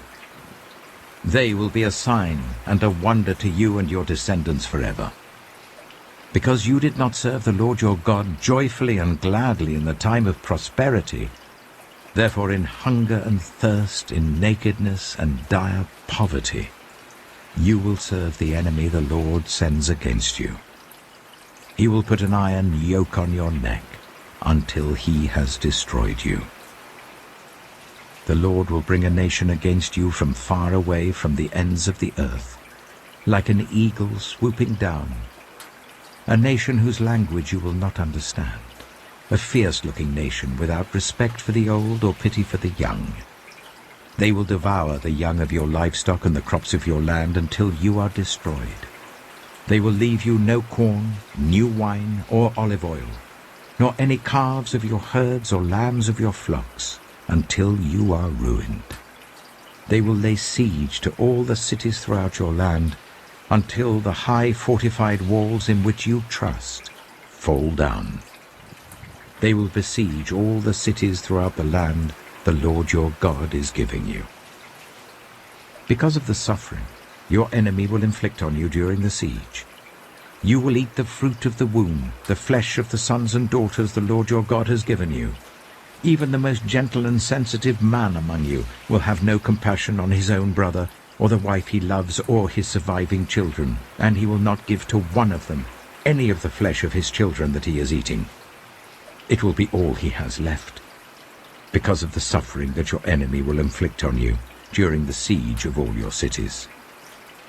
The most gentle and sensitive woman among you, so sensitive and gentle that she would not venture to touch the ground with the sole of her foot, will begrudge the husband she loves and her own son or daughter the afterbirth from her womb and the children she bears. For in her dire need she intends to eat them secretly, because of the suffering your enemy will inflict on you during the siege of your cities. If you do not carefully follow all the words of this law which are written in this book, and do not revere this glorious and awesome name, the Lord your God, the Lord will send fearful plagues on you and your descendants, harsh and prolonged disasters, and severe and lingering illnesses. He will bring on you all the diseases of Egypt that you dreaded, and they will cling to you. The Lord will also bring on you every kind of sickness and disaster not recorded in this book of the law until you are destroyed. You, who were as numerous as the stars in the sky, will be left but few in number, because you did not obey the Lord your God. Just as it pleased the Lord to make you prosper and increase in number, so it will please him to ruin and destroy you. You will be uprooted from the land you are entering to possess. Then the Lord will scatter you among all the nations, from one end of the earth to the other. There you will worship other gods, gods of wood and stone, which neither you nor your ancestors have known. Among those nations you will find no repose, no resting place for the sole of your foot. There the Lord will give you an anxious mind, eyes weary with longing, and a despairing heart. You will live in constant suspense, filled with dread both night and day, never sure of your life. In the morning you will say, if only it were evening, and in the evening, if only it were morning, because of the terror that will fill your hearts and the sights that your eyes will see. The Lord will send you back in ships to Egypt, on a journey I said you should never make again. There you will offer yourselves for sale to your enemies as male and female slaves, but no one will buy you. Deuteronomy chapter 29. These are the terms of the covenant the Lord commanded Moses to make with the Israelites in Moab, in addition to the covenant he had made with them at Horeb.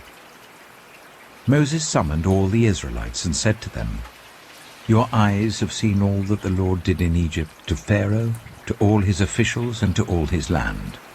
With your own eyes you saw those great trials, those signs and great wonders. But to this day the Lord has not given you a mind that understands, or eyes that see, or ears that hear. Yet the Lord says, During the 40 years that I led you through the wilderness, your clothes did not wear out, nor did the sandals on your feet. You ate no bread and drank no wine or other fermented drink. I did this so that you might know that I am the Lord your God. When you reached this place, Sihon, king of Heshbon, and Og, king of Bashan, came out to fight against us, but we defeated them. We took their land and gave it as an inheritance to the Reubenites, the Gadites, and the half-tribe of Manasseh. Carefully follow the terms of this covenant, so that you may prosper in everything you do. All of you are standing today in the presence of the Lord your God, your leaders and chief men, your elders and officials, and all the other men of Israel, together with your children and your wives, and the foreigners living in your camps who chop your wood and carry your water. You are standing here in order to enter into a covenant with the Lord your God, a covenant the Lord is making with you this day, and sealing with an oath, to confirm you this day as his people, that he may be your God, as he promised you, and as he swore to your fathers, Abraham, Isaac, and Jacob. I am making this covenant with its oath, not only with you who are standing here with us today in the presence of the Lord our God, but also with those who are not here today. You yourselves know how we lived in Egypt, and how we passed through the countries on the way here. You saw among them their detestable images and idols of wood and stone, of silver and gold. Make sure there is no man or woman, clan or tribe among you today whose heart turns away from the Lord our God to go and worship the gods of those nations. Make sure there is no root among you that produces such bitter poison. When such a person hears the words of this oath, and they invoke a blessing on themselves, thinking, I will be safe, even though I persist in going my own way, they will bring disaster on the watered land as well as the dry. The Lord will never be willing to forgive them. His wrath and zeal will burn against them. All the curses written in this book will fall on them, and the Lord will blot out their names from under heaven.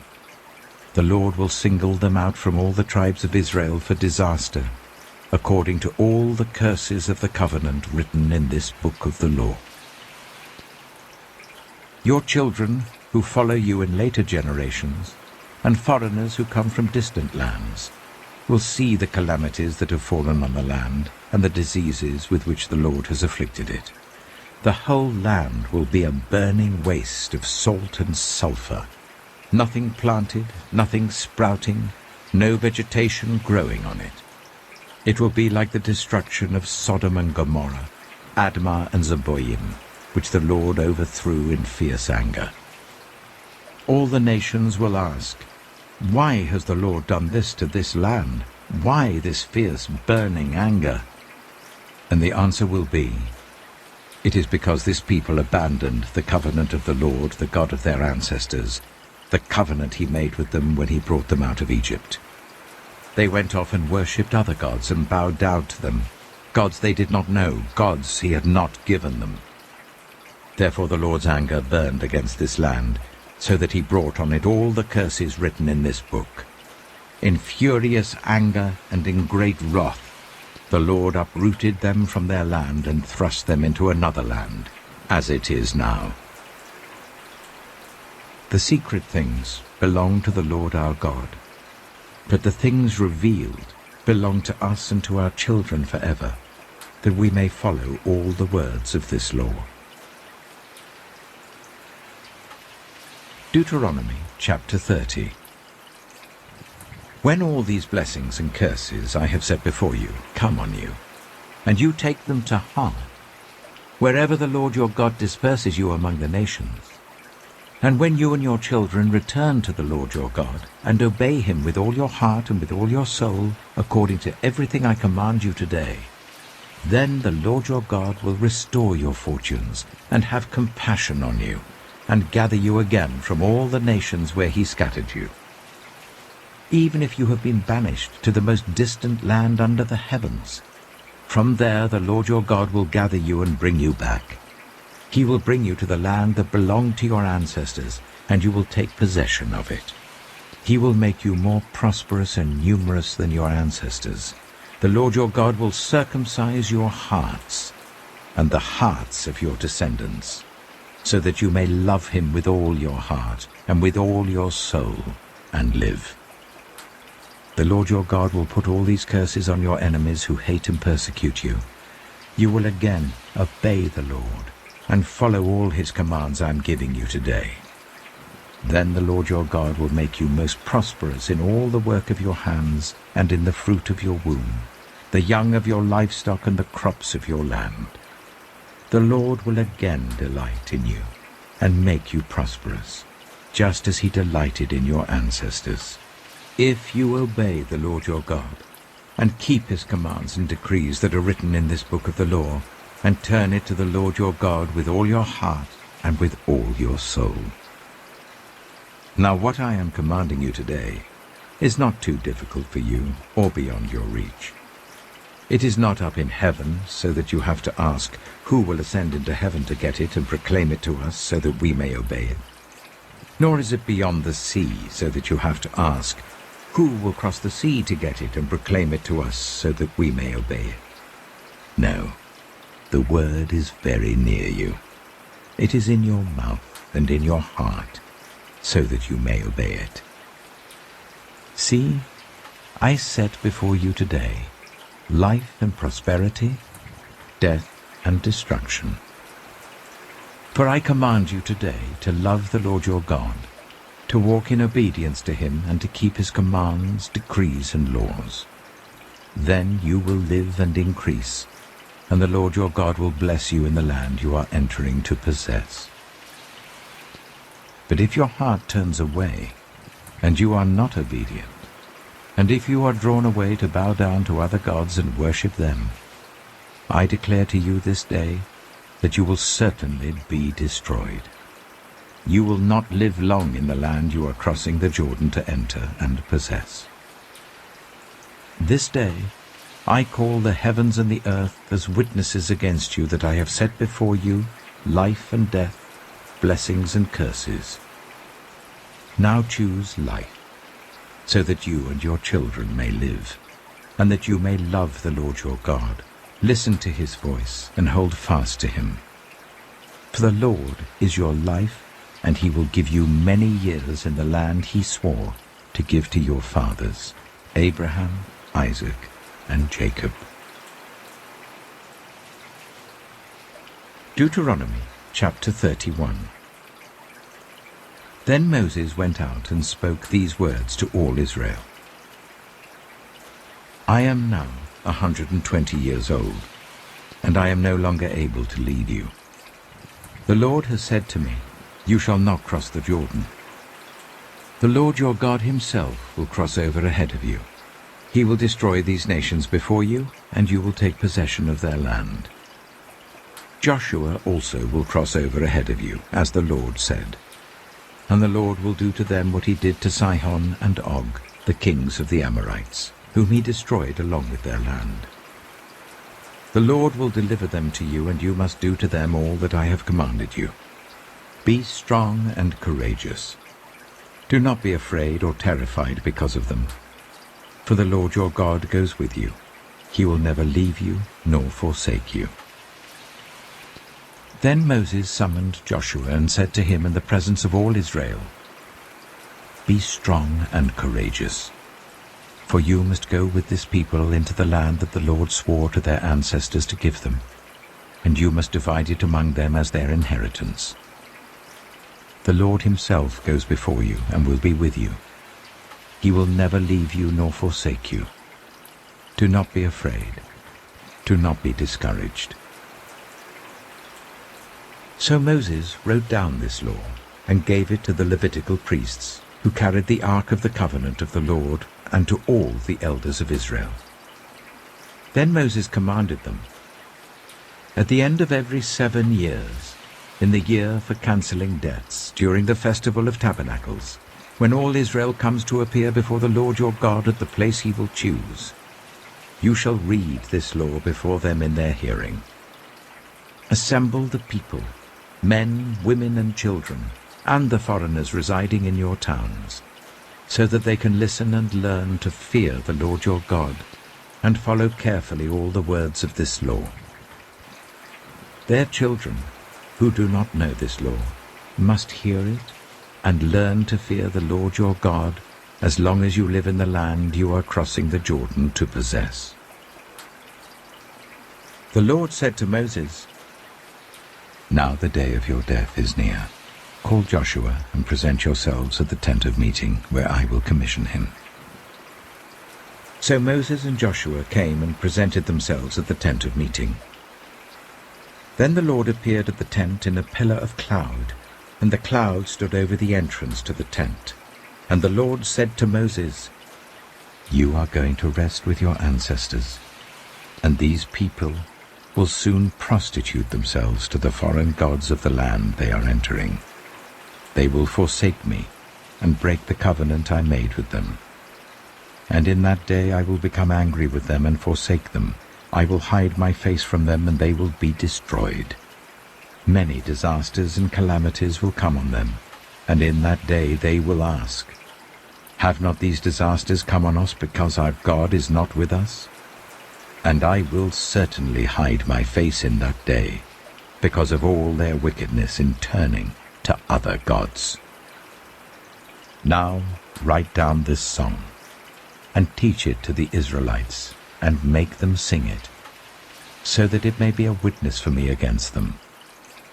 When I have brought them into the land flowing with milk and honey, the land I promised on oath to their ancestors, and when they eat their fill and thrive, they will turn to other gods and worship them, rejecting me and breaking my covenant.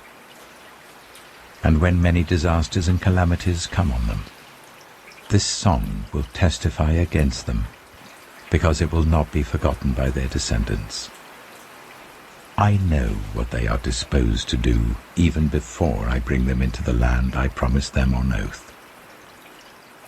So Moses wrote down this song that day and taught it to the Israelites.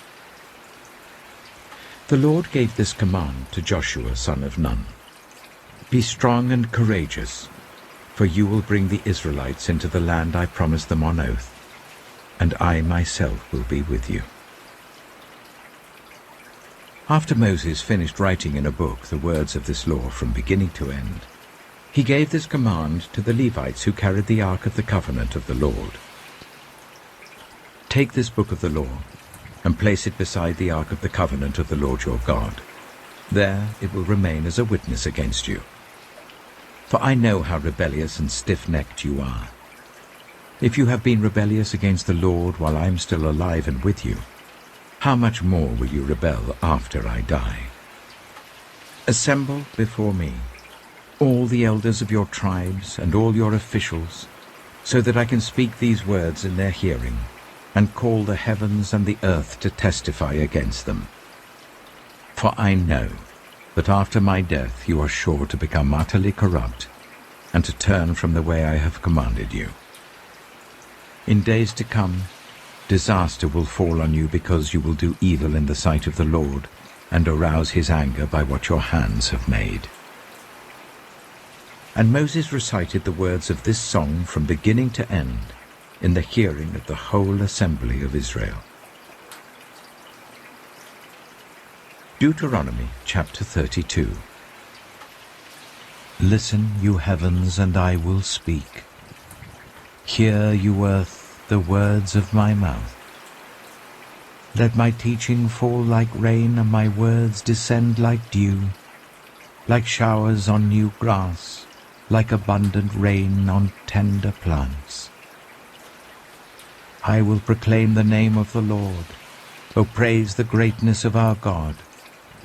He is the rock, his works are perfect, and all his ways are just. A faithful God who does no wrong, upright and just is he. They are corrupt and not his children. To their shame they are a warped and crooked generation. Is this the way you repay the Lord, you foolish and unwise people? Is he not your Father, your Creator, who made you and formed you? Remember the days of old. Consider the generations long past. Ask your father, and he will tell you, your elders, and they will explain to you.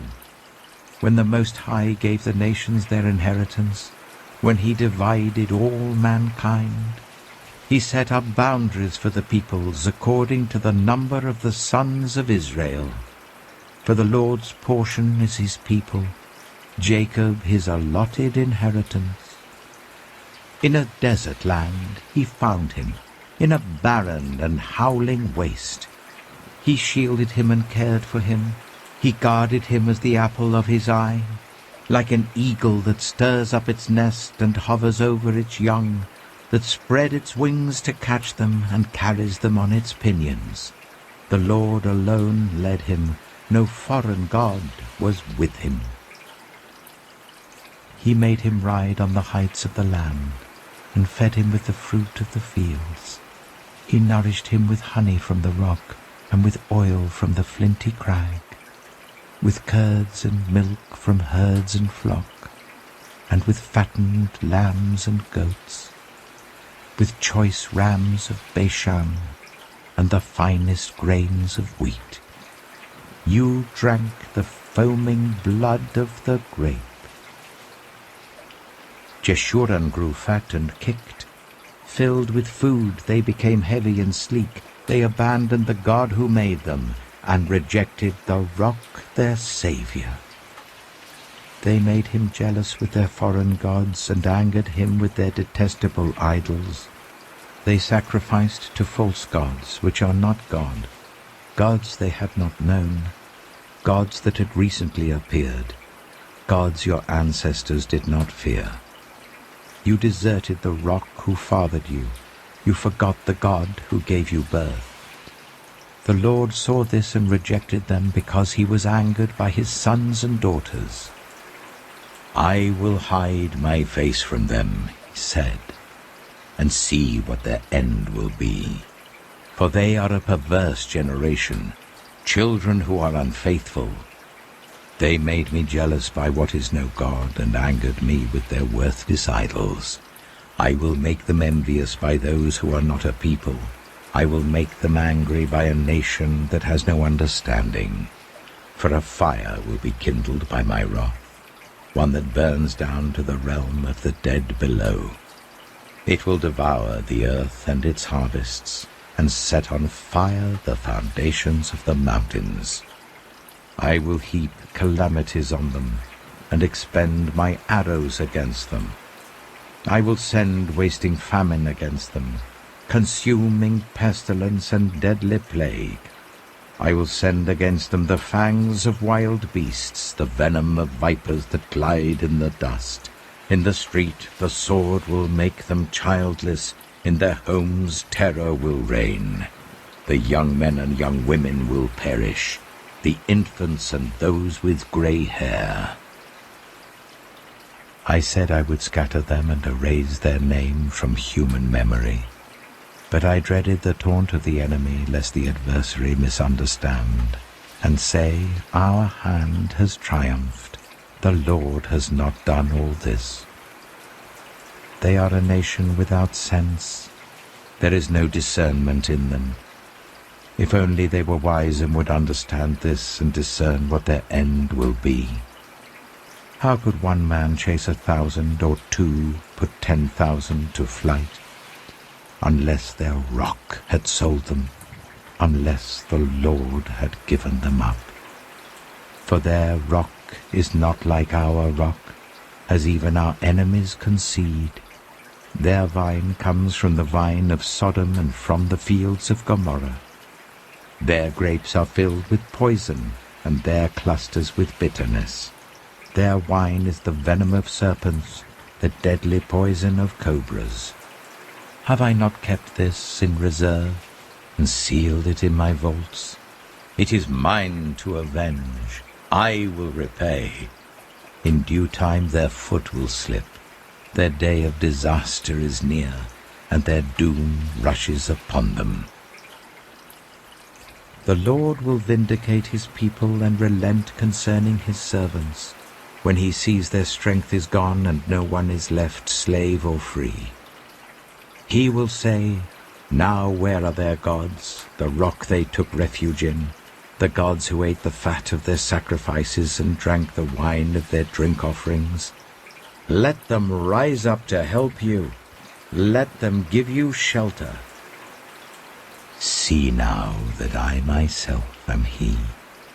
There is no God beside me. I put to death, and I bring to life.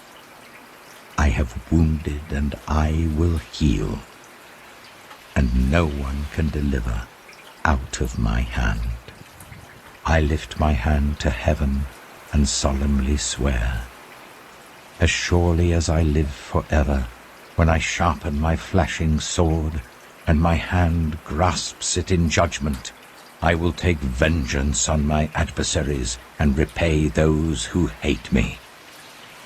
I will make my arrows drunk with blood, while my sword devours flesh, the blood of the slain and the captives, the heads of the enemy leaders. Rejoice, you nations, with his people, for he will avenge the blood of his servants. He will take vengeance on his enemies and make atonement for his land and people. Moses came with Joshua son of Nun, and spoke all the words of this song in the hearing of the people. When Moses had finished reciting all these words to all Israel, he said to them, "Take to heart all the words I have solemnly declared to you this day, so that you may command your children to obey carefully all the words of this law. They are not just idle words for you. They are your life. By them you will live long in the land you are crossing the Jordan to possess." On that same day, the Lord told Moses, "Go up into the Abarim range, to Mount Nebo in Moab, opposite Jericho, and view Canaan, the land I am giving the Israelites as their own possession. There, on the mountain that you have climbed, you will die and be gathered to your people, just as your brother Aaron died on Mount Hor and was gathered to his people. This is because both of you broke faith with me in the presence of the Israelites at the waters of Meribah Kadesh, in the desert of Zin, and because you did not uphold my holiness among the Israelites. Therefore, you will see the land only from a distance. You will not enter the land I am giving to the people of Israel." Deuteronomy chapter 33. This is the blessing that Moses, the man of God, pronounced on the Israelites before his death. He said, "The Lord came from Sinai and dawned over them from Seir. He shone forth from Mount Paran. He came with myriads of holy ones from the south, from his mountain slopes.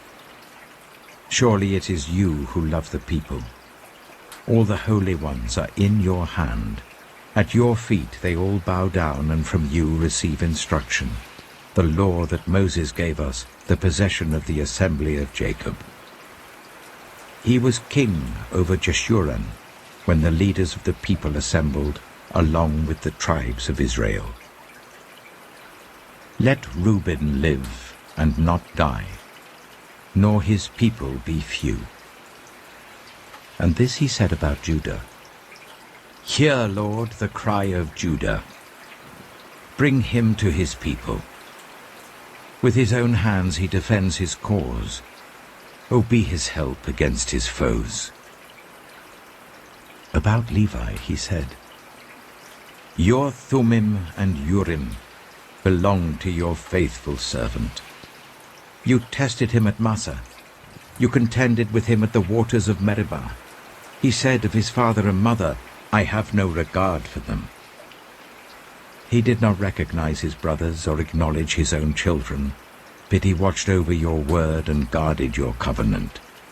He teaches your precepts to Jacob and your law to Israel. He offers incense before you and whole burnt offerings on your altar. Bless all his skills, Lord, and be pleased with the work of his hands. Strike down those who rise against him, his foes, till they rise no more." About Benjamin he said, "Let the beloved of the Lord rest secure in him. for he shields him all day long. And the one the Lord loves rests between his shoulders. About Joseph, he said, "May the Lord bless his land with the precious dew from heaven above, and with the deep waters that lie below. With the best the sun brings forth, and the finest the moon can yield. With the choicest gifts of the ancient mountains, and the fruitfulness of the everlasting hills. With the best gifts of the earth and its fullness, and the favor of him who dwelt in the burning bush.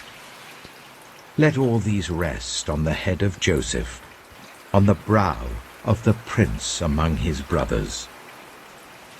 In majesty he is like a firstborn bull. His horns are the horns of a wild ox. With them he will gore the nations, even those at the ends of the earth. Such are the 10,000s of Ephraim, such are the thousands of Manasseh."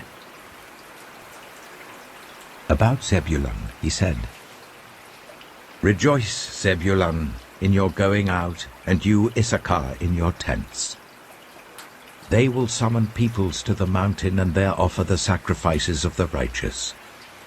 They will feast on the abundance of the seas, on the treasures hidden in the sand." About Gad he said, "Blessed is he who enlarges Gad's domain. Gad lives there like a lion, tearing at arm or head. He chose the best land for himself. The leader's portion was kept for him. When the heads of the people assembled, he carried out the Lord's righteous will and his judgments concerning Israel." About Dan he said, "Dan is a lion's cub, springing out of Bashan." About Naphtali he said, "Naphtali is abounding with the favor of the Lord and is full of his blessing. He will inherit southward to the lake." About Asher he said, "Most blessed of sons is Asher. Let him be favored by his brothers, and let him bathe his feet in oil. The bolts of your gates will be iron and bronze, and your strength will equal your days. There is no one like the God of Jeshurun, who rides across the heavens to help you, and on the clouds in his majesty. The eternal God is your refuge, and underneath are the everlasting arms. He will drive out your enemies before you, saying, 'Destroy them.' So Israel will live in safety. Jacob will dwell secure in a land of grain and new wine, where the heavens drop dew. Blessed are you, Israel. Who is like you, a people saved by the Lord? He is your shield and helper, and your glorious sword.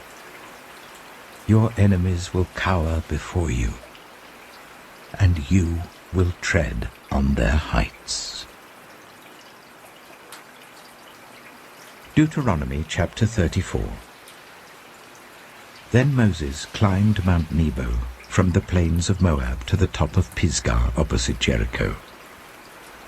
There the Lord showed him the whole land, from Gilead to Dan, all of Naphtali, the territory of Ephraim and Manasseh, all the land of Judah as far as the Mediterranean Sea, the Negev, and the whole region from the valley of Jericho, the city of palms, as far as Zoar. Then the Lord said to him, "This is the land I promised on oath to Abraham, Isaac, and Jacob, when I said, 'I will give it to your descendants.' I have let you see it with your eyes, but you will not cross over into it." And Moses, the servant of the Lord, died there in Moab, as the Lord had said. He buried him in Moab, in the valley opposite Beth Peor. But to this day, no one knows where his grave is. Moses was 120 years old when he died. yet his eyes were not weak, nor his strength gone. The Israelites grieved for Moses in the plains of Moab 30 days, until the time of weeping and mourning was over. Now Joshua, son of Nun, was filled with the spirit of wisdom, because Moses had laid his hands on him. So the Israelites listened to him, and did what the Lord had commanded Moses. Since then, no prophet has risen in Israel like Moses, whom the Lord knew face to face, who did all those signs and wonders the Lord sent him to do in Egypt, to Pharaoh and to all his officials and to his whole land. For no one has ever shown the mighty power or performed the awesome deeds that Moses did in the sight of all Israel.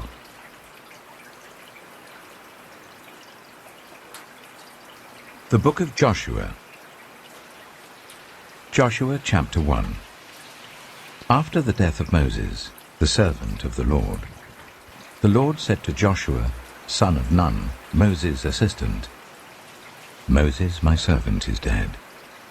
Now then, you and all these people, get ready to cross the river Jordan into the land I am about to give to them, to the Israelites.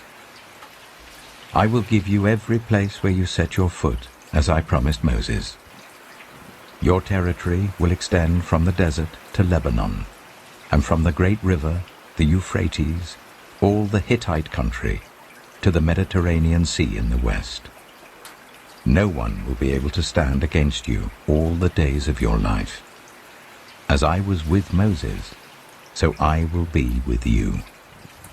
I will never leave you nor forsake you. Be strong and courageous, because you will lead these people to inherit the land I swore to their ancestors to give them. Be strong and very courageous. Be careful to obey all the law my servant Moses gave you. Do not turn from it to the right or to the left, that you may be successful wherever you go. Keep this book of the law always on your lips. Meditate on it day and night, so that you may be careful to do everything written in it. Then you will be prosperous and successful. Have I not commanded you? Be strong and courageous. Do not be afraid. Do not be discouraged. For the Lord your God will be with you wherever you go. So Joshua ordered the officers of the people, go through the camp and tell the people, get your provisions ready. 3 days from now you will cross the Jordan here to go in and take possession of the land the Lord your God is giving you for your own. But to the Reubenites, the Gadites, and the half-tribe of Manasseh, Joshua said, remember the command that Moses the servant of the Lord gave you after he said, the Lord your God will give you rest by giving you this land. Your wives, your children, and your livestock may stay in the land that Moses gave you east of the Jordan, but all your fighting men, ready for battle, must cross over ahead of your fellow Israelites. You are to help them until the Lord gives them rest, as he has done for you, and until they too have taken possession of the land that the Lord your God is giving them. After that, you may go back and occupy your own land, which Moses, the servant of the Lord, gave you east of the Jordan, towards the sunrise. Then they answered Joshua, whatever you have commanded us we will do, and wherever you send us we will go. Just as we fully obeyed Moses, so we will obey you. Only may the Lord your God be with you, as he was with Moses. Whoever rebels against your word and does not obey it, whatever you may command them will be put to death. Only be strong and courageous. Joshua chapter 2. Then Joshua son of Nun secretly sent 2 spies from Shittim. Go, look over the land, he said, especially Jericho. So they went and entered the house of a prostitute named Rahab and stayed there. The king of Jericho was told, look, Some of the Israelites have come here tonight to spy out the land." So the king of Jericho sent this message to Rahab: "Bring out the men who came to you and entered your house, because they have come to spy out the whole land." But the woman had taken the 2 men and hidden them. She said, "Yes, the men came to me, but I did not know where they had come from. At dusk, when it was time to close the city gate, they left. I don't know which way they went. Go after them quickly. You may catch up with them." But she had taken them up to the roof and hidden them under the stalks of flax she had laid out on the roof. So the men set out in pursuit of the spies on the road that leads to the fords of the Jordan, and as soon as the pursuers had gone out, the gate was shut. Before the spies lay down for the night, she went up on the roof and said to them, "I know that the Lord has given this land to you, and that a great fear of you has fallen on us, so that all who live in this country are melting in fear because of you. We have heard how the Lord dried up the water of the Red Sea for you when you came out of Egypt, and what you did to Sihon and Og, the 2 kings of the Amorites east of the Jordan, whom you completely destroyed. When we heard of it, our hearts sank, and everyone's courage failed because of you, for the Lord your God is God in heaven above and on the earth below. Now then, please swear to me by the Lord that you will show kindness to my family, because I have shown kindness to you. Give me a sure sign that you will spare the lives of my father and mother, my brothers and sisters, and all who belong to them, and that you will save us from death." "Our lives for your lives," the men assured her. "If you don't tell what we are doing, we will treat you kindly and faithfully when the Lord gives us the land." So she let them down by a rope through the window, for the house she lived in was part of the city wall. She said to them, "Go to the hills so that the pursuers will not find you. Hide yourselves there for 3 days until they return, and then go on your way." Now the men had said to her, "This oath you made us swear will not be binding on us unless, when we enter the land, you have tied this scarlet cord in the window through which you let us down, and unless you have brought your father and mother, your brothers, and all your family into your house. If any of them go outside your house into the street, their blood will be on their own heads. We will not be responsible. As for those who are in the house with you, their blood will be on our head if a hand is laid on them. But if you tell what we are doing, we will be released from the oath you made us swear." "Agreed," she replied. "Let it be as you say." So she sent them away, and they departed, and she tied the scarlet cord in the window. When they left, they went into the hills and stayed there 3 days, until the pursuers had searched all along the road and returned without finding them. Then the 2 men started back. They went down out of the hills, forded the river, and came to Joshua, son of Nun, and told him everything that had happened to them. They said to Joshua, "The Lord has surely given the whole land into our hands. All the people are melting in fear because of us." Joshua chapter 3. Early in the morning, Joshua and all the Israelites set out from Shittim and went to the Jordan, where they camped before crossing over. After 3 days, the officers went throughout the camp giving orders to the people. "When you see the Ark of the Covenant of the Lord your God, and the Levitical priests carrying it, you are to move out from your positions and follow it. Then you will know which way to go, since you have never been this way before. But keep a distance of about 2,000 cubits between you and the ark. Do not go near it."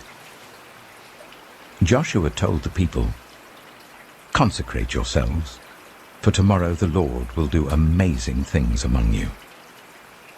Joshua said to the priests, "Take up the Ark of the Covenant and pass on ahead of the people."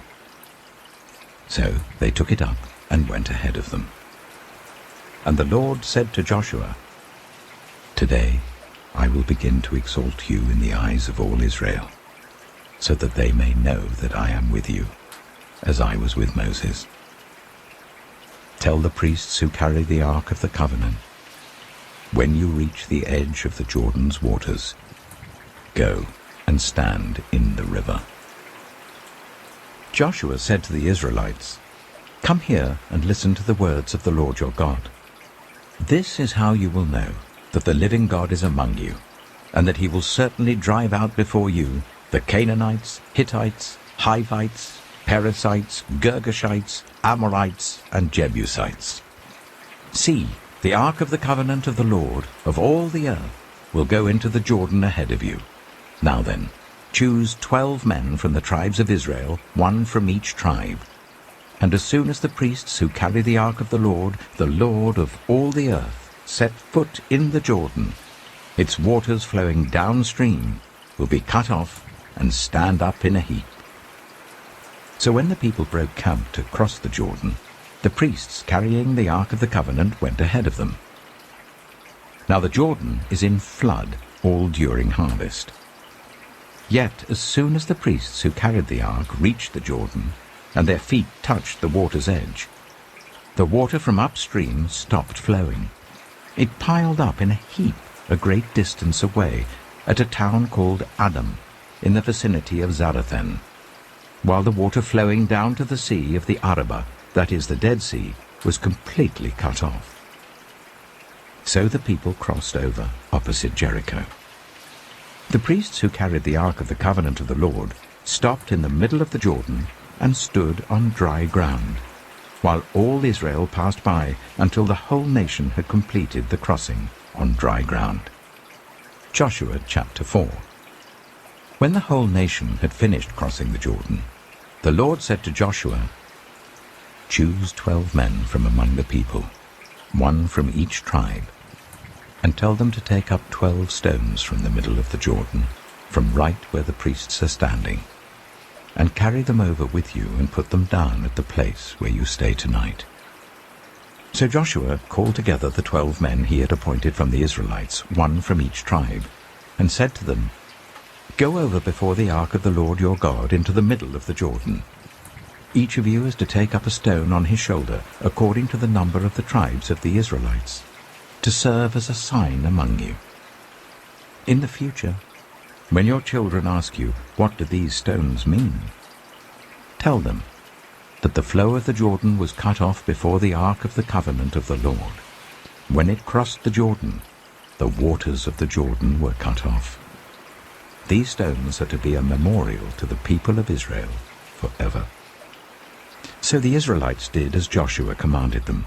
They took 12 stones from the middle of the Jordan, according to the number of the tribes of the Israelites, as the Lord had told Joshua, and they carried them over with them to their camp, where they put them down.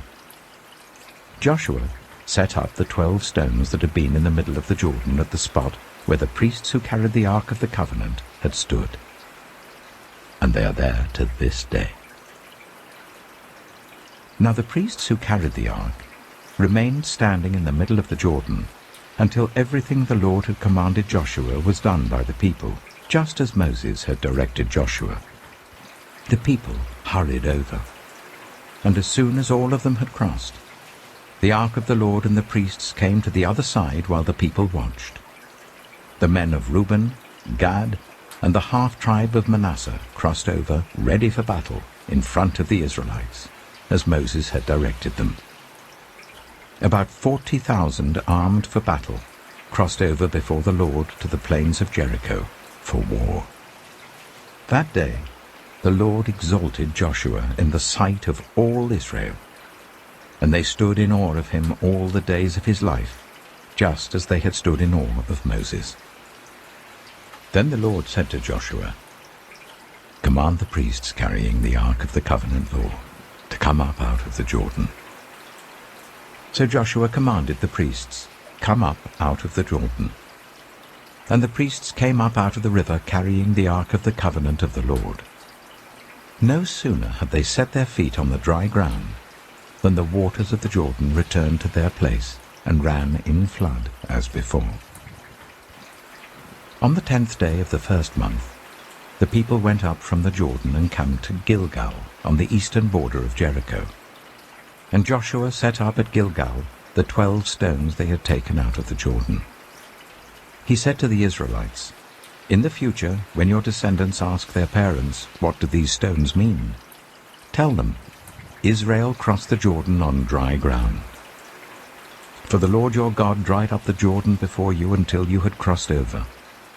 The Lord your God did to the Jordan what he had done to the Red Sea, when he dried it up before us until we had crossed over. He did this so that all the peoples of the earth might know that the hand of the Lord is powerful, and so that you might always fear the Lord your God."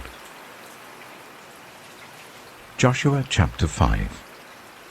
Now when all the Amorite kings west of the Jordan, and all the Canaanite kings along the coast, heard how the Lord had dried up the Jordan before the Israelites until they had crossed over, their hearts melted in fear, and they no longer had the courage to face the Israelites.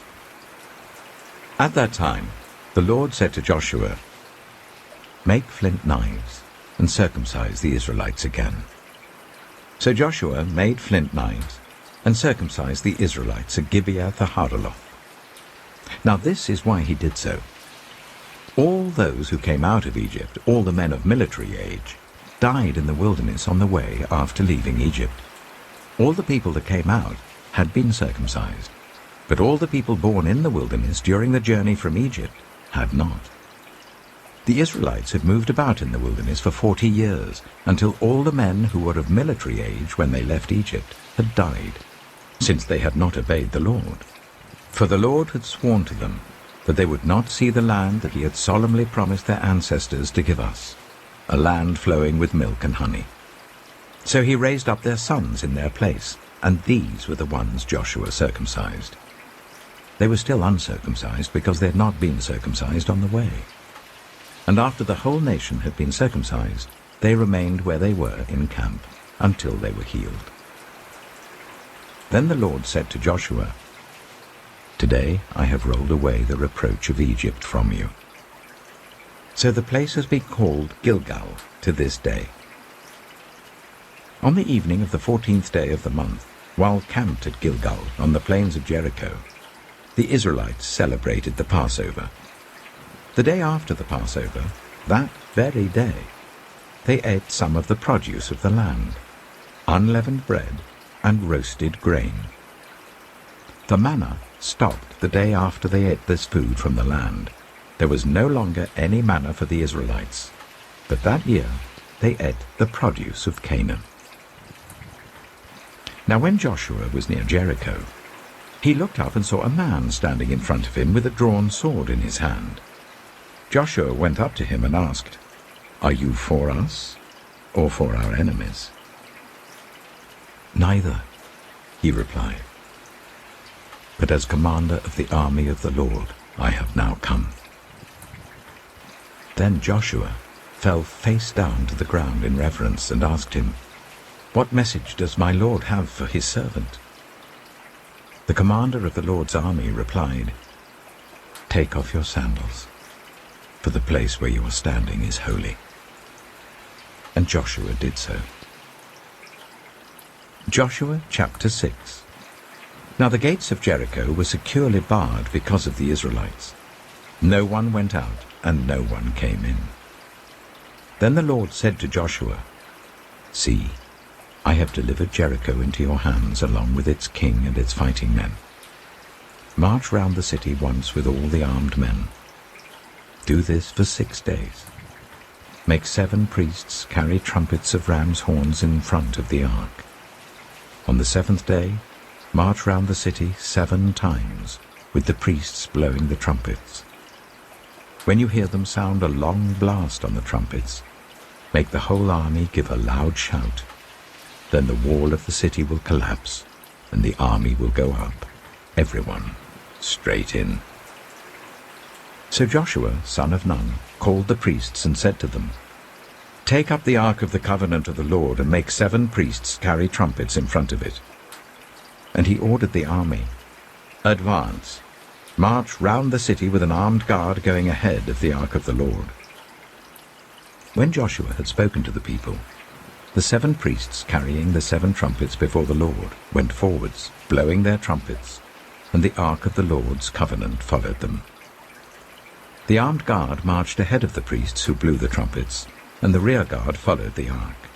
All this time the trumpets were sounding. But Joshua had commanded the army, "Do not give a war cry, do not raise your voices, do not say a word, until the day I tell you to shout. Then shout." So he had the ark of the Lord carried round the city, circling it once. Then the army returned to camp and spent the night there. Joshua got up early the next morning, and the priests took up the ark of the Lord. The 7 priests carrying the 7 trumpets went forwards, marching before the ark of the Lord and blowing the trumpets. The armed men went ahead of them, and the rear guard followed the ark of the Lord while the trumpets kept sounding. So on the 2nd day they marched round the city once and returned to the camp. They did this for 6 days. On the 7th day they got up at daybreak and marched round the city 7 times in the same manner, except that on that day they circled the city 7 times. The 7th time round, when the priests sounded the trumpet blast, Joshua commanded the army, "Shout, for the Lord has given you the city. The city and all that is in it are to be devoted to the Lord. Only Rahab the prostitute and all who are with her in her house shall be spared, because she hid the spies we sent. But keep away from the devoted things, so that you will not bring about your own destruction by taking any of them. Otherwise you will make the camp of Israel liable to destruction and bring trouble on it. All the silver and gold and the articles of bronze and iron are sacred to the Lord and must go into his treasury." When the trumpet sounded, the army shouted, and at the sound of the trumpet, when the men gave a loud shout, the wall collapsed. So everyone charged straight in, and they took the city. They devoted the city to the Lord, and destroyed with the sword every living thing in it, men and women, young and old, cattle, sheep, and donkeys. Joshua said to the 2 men who had spied out the land, "Go into the prostitute's house and bring her out, and all who belong to her, in accordance with your oath to her." So the young men who had done the spying went in and brought out Rahab, her father and mother, her brothers and sisters, and all who belonged to her. They brought out her entire family and put them in a place outside the camp of Israel. Then they burned the whole city and everything in it. But they put the silver and gold and the articles of bronze and iron into the treasury of the Lord's house. But Joshua spared Rahab the prostitute, with her family and all who belonged to her, because she hid the men Joshua had sent as spies to Jericho. And she lives among the Israelites to this day. At that time Joshua pronounced this solemn oath: "Cursed before the Lord is the one who undertakes to rebuild this city, Jericho. At the cost of his firstborn son he will lay its foundations. At the cost of his youngest he will set up its gates." So the Lord was with Joshua, and his fame spread throughout the land. Joshua chapter 7. But the Israelites were unfaithful in regard to the devoted things. Achan, son of Carmi, the son of Zimri, the son of Zerah, of the tribe of Judah, took some of them. So the Lord's anger burned against Israel. Now Joshua sent men from Jericho to Ai, which is near Beth-aven, to the east of Bethel, and told them, "Go up and spy out the region." So the men went up and spied out Ai. When they returned to Joshua, they said, "Not all the army will have to go up against Ai. Send 2,000 or 3,000 men to take it, and do not weary the whole army, for only a few people live there." So about 3,000 went up. But they were routed by the men of Ai, who killed about 36 of them.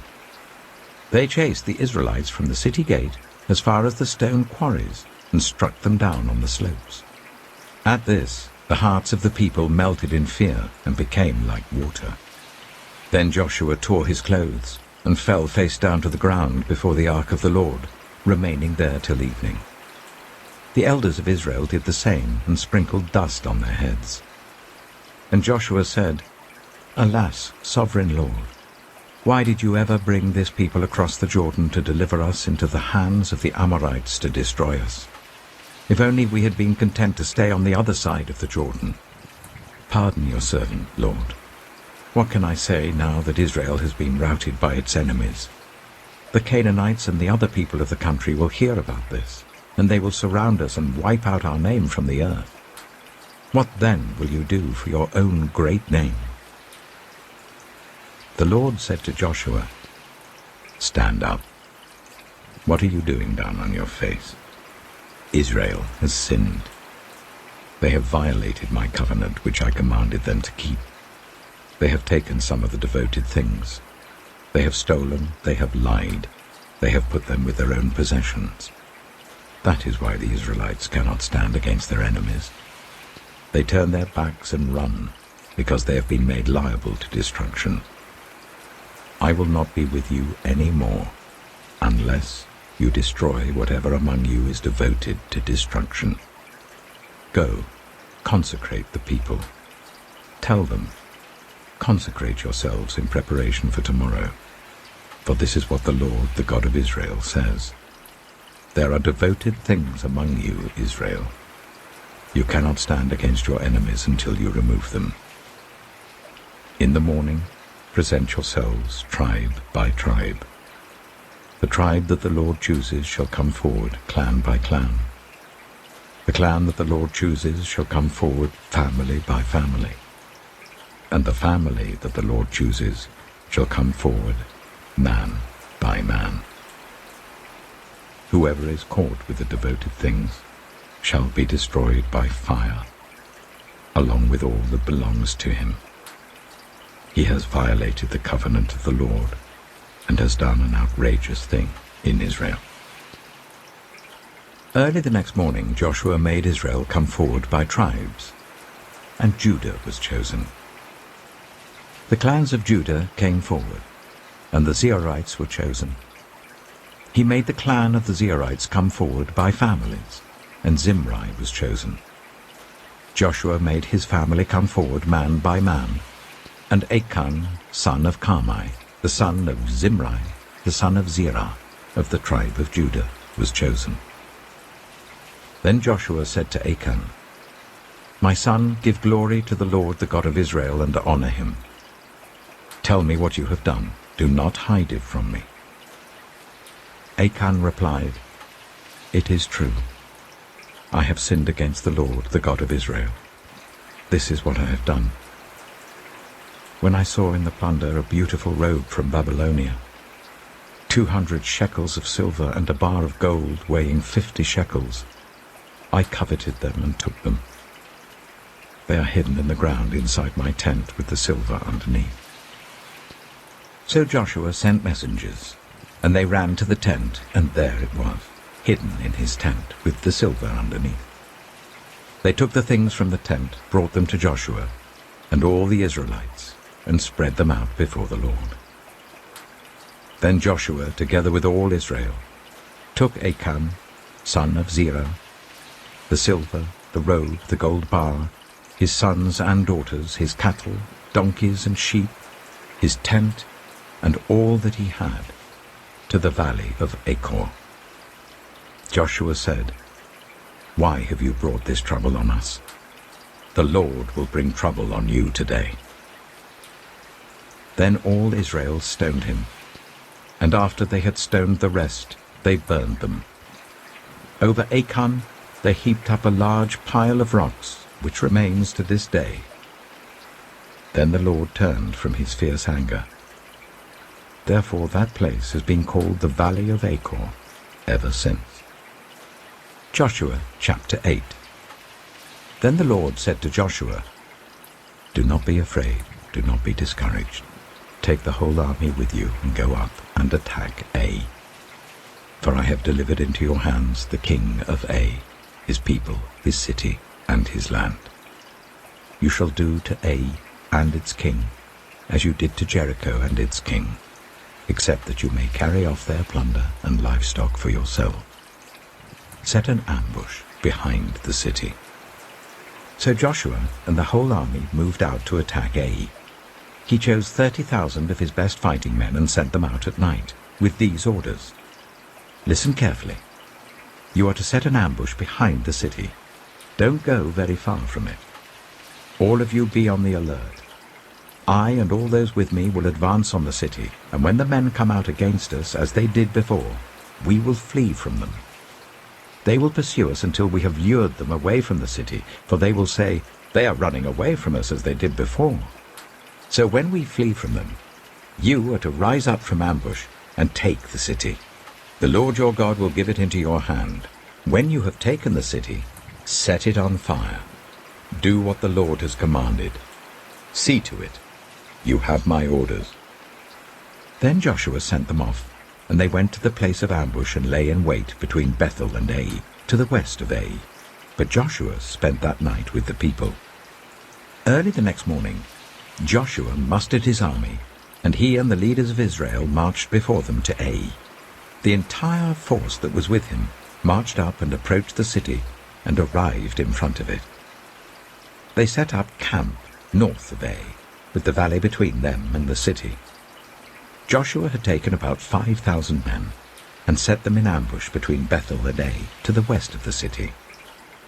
So the soldiers took up their positions, with the main camp to the north of the city and the ambush to the west of it. That night Joshua went into the valley. When the king of Ai saw this, he and all the men of the city hurried out early in the morning to meet Israel in battle at a certain place overlooking the Arabah. But he did not know that an ambush had been set against him behind the city. Joshua and all Israel let themselves be driven back before them, and they fled towards the wilderness. All the men of Ai were called to pursue them, and they pursued Joshua and were lured away from the city. Not a man remained in Ai or Bethel who did not go after Israel. They left the city open and went in pursuit of Israel. Then the Lord said to Joshua, "Hold out towards Ai the javelin that is in your hand, for into your hand I will deliver the city." So Joshua held out towards the city the javelin that was in his hand. As soon as he did this, the men in the ambush rose quickly from their position and rushed forward. They entered the city and captured it and quickly set it on fire. The men of Ai looked back and saw the smoke of the city rising up into the sky, but they had no chance to escape in any direction. The Israelites who had been fleeing towards the wilderness had turned back against their pursuers. For when Joshua and all Israel saw that the ambush had taken the city, and that smoke was going up from the city, they turned round and attacked the men of Ai. Those in the ambush also came out of the city against them, so that they were caught in the middle with Israelites on both sides. Israel cut them down, leaving them neither survivors nor fugitives. But they took the king of Ai alive and brought him to Joshua. When Israel had finished killing all the men of Ai in the fields and in the wilderness where they had chased them, and when every one of them had been put to the sword, all the Israelites returned to Ai and killed those who were in it. 12,000 men and women fell that day, all the people of Ai. For Joshua did not draw back the hand that held out his javelin until he had destroyed all who lived in Ai. But Israel did carry off for themselves the livestock and plunder of this city, as the Lord had instructed Joshua. So Joshua burned Ai and made it a permanent heap of ruins, a desolate place to this day. He impaled the body of the king of Ai on a pole and left it there until evening. At sunset, Joshua ordered them to take the body from the pole and throw it down at the entrance of the city gate. And they raised a large pile of rocks over it, which remain to this day. Then Joshua built on Mount Ebal an altar to the Lord, the God of Israel, as Moses the servant of the Lord had commanded the Israelites. He built it according to what is written in the book of the law of Moses, an altar of uncut stones. on which no iron tool had been used. On it they offered to the Lord burnt offerings and sacrificed fellowship offerings. There, in the presence of the Israelites, Joshua wrote on stones a copy of the law of Moses. All the Israelites, with their elders, officials, and judges, were standing on both sides of the Ark of the Covenant of the Lord, facing the Levitical priests who carried it. Both the foreigners living among them and the native-born were there. Half of the people stood in front of Mount Gerizim, and half of them in front of Mount Ebal, as Moses the servant of the Lord had formerly commanded, when he gave instructions to bless the people of Israel. Afterwards Joshua read all the words of the law, the blessings and the curses, just as it is written in the book of the law. There was not a word of all that Moses had commanded that Joshua did not read to the whole assembly of Israel, including the women and children and the foreigners who lived among them. Joshua chapter 9. Now when all the kings west of the Jordan heard about these things, the kings in the hill country, in the western foothills, and along the entire coast of the Mediterranean Sea as far as Lebanon, the kings of the Hittites, Amorites, Canaanites, Perizzites, Hivites, and Jebusites, they came together to wage war against Joshua and Israel. However, when the people of Gibeon heard what Joshua had done to Jericho and Ai, they resorted to a ruse. They went as a delegation whose donkeys were loaded with worn-out sacks and old wineskins, cracked and mended. They put worn and patched sandals on their feet and wore old clothes. All the bread of their food supply was dry and mouldy. Then they went to Joshua in the camp at Gilgal and said to him and the Israelites, "We have come from a distant country. Make a treaty with us." The Israelites said to the Hivites, "But perhaps you live near us, so how can we make a treaty with you?" "Well, we are your servants," they said to Joshua. But Joshua asked, "Who are you, and where do you come from?" They answered, "Your servants have come from a very distant country because of the fame of the Lord your God. For we have heard reports of him, all that he did in Egypt, and all that he did to the 2 kings of the Amorites east of the Jordan, Sihon, king of Heshbon, and Og, king of Bashan, who reigned in Ashtaroth. And our elders and all those living in our country said to us, 'Take provisions for your journey. Go and meet them and say to them, "We are your servants. Make a treaty with us." This bread of ours was warm when we packed it at home on the day we left to come to you. But now see how dry and mouldy it is. And these wineskins that we filled were new, but see how cracked they are. And our clothes and sandals are worn out by the very long journey." The Israelites sampled their provisions, but did not inquire of the Lord. Then Joshua made a treaty of peace with them to let them live, and the leaders of the assembly ratified it by oath.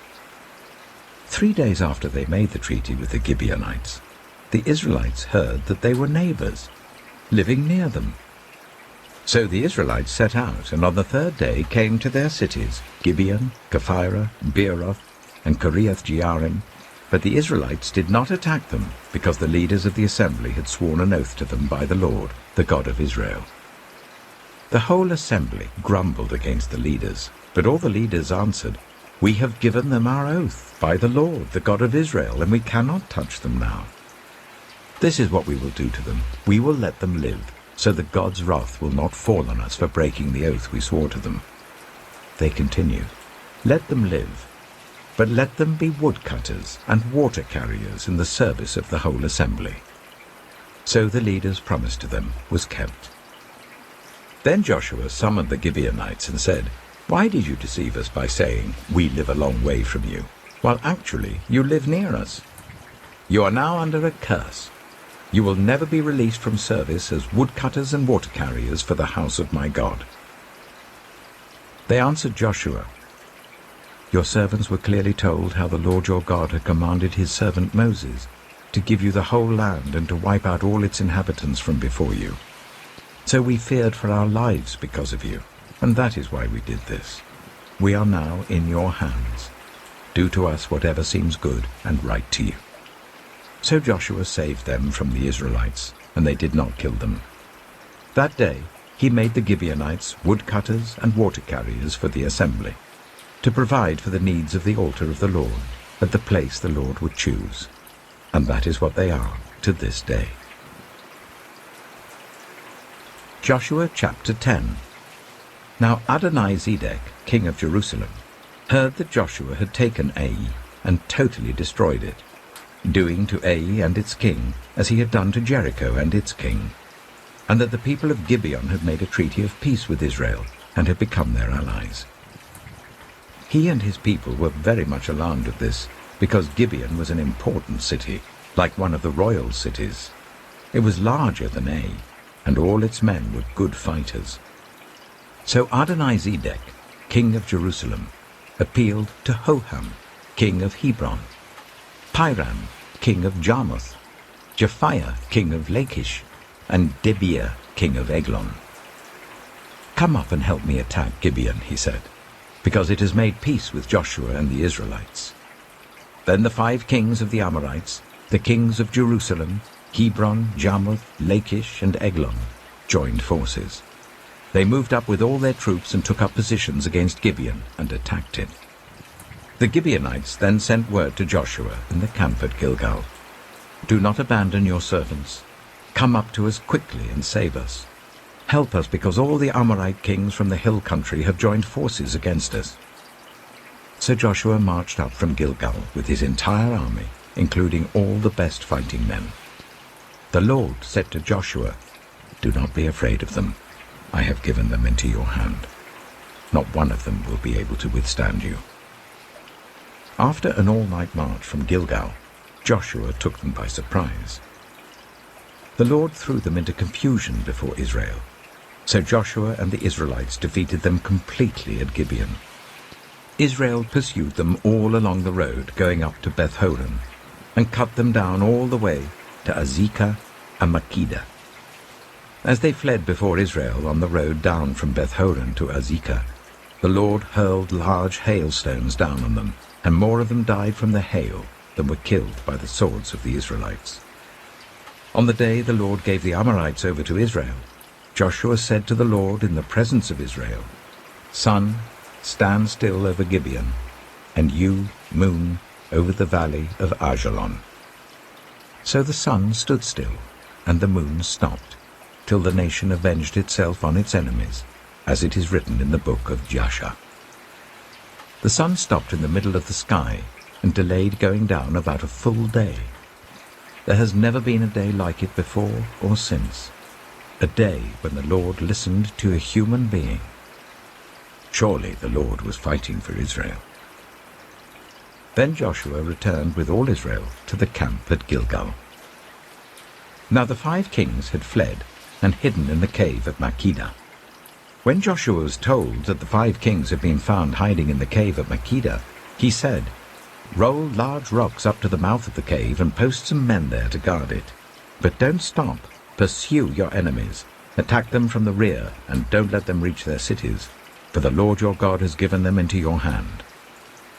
So Joshua and the Israelites defeated them completely, but a few survivors managed to reach their fortified cities. The whole army then returned safely to Joshua in the camp at Makkedah, and no one uttered a word against the Israelites. Joshua said, "Open the mouth of the cave and bring those 5 kings out to me." So they brought the 5 kings out of the cave, the kings of Jerusalem, Hebron, Jarmuth, Lachish, and Eglon. When they had brought these kings to Joshua, he summoned all the men of Israel and said to the army commanders who had come with him, "Come here and put your feet on the necks of these kings." So they came forward and placed their feet on their necks. Joshua said to them, "Do not be afraid, do not be discouraged. Be strong and courageous. This is what the Lord will do to all the enemies you are going to fight." Then Joshua put the kings to death and exposed their bodies on 5 poles, and they were left hanging on the poles until evening. At sunset, Joshua gave the order, and they took them down from the poles and threw them into the cave where they had been hiding. At the mouth of the cave, they placed large rocks, which are there to this day. That day Joshua took Makkedah. He put the city and its king to the sword and totally destroyed everyone in it. He left no survivors.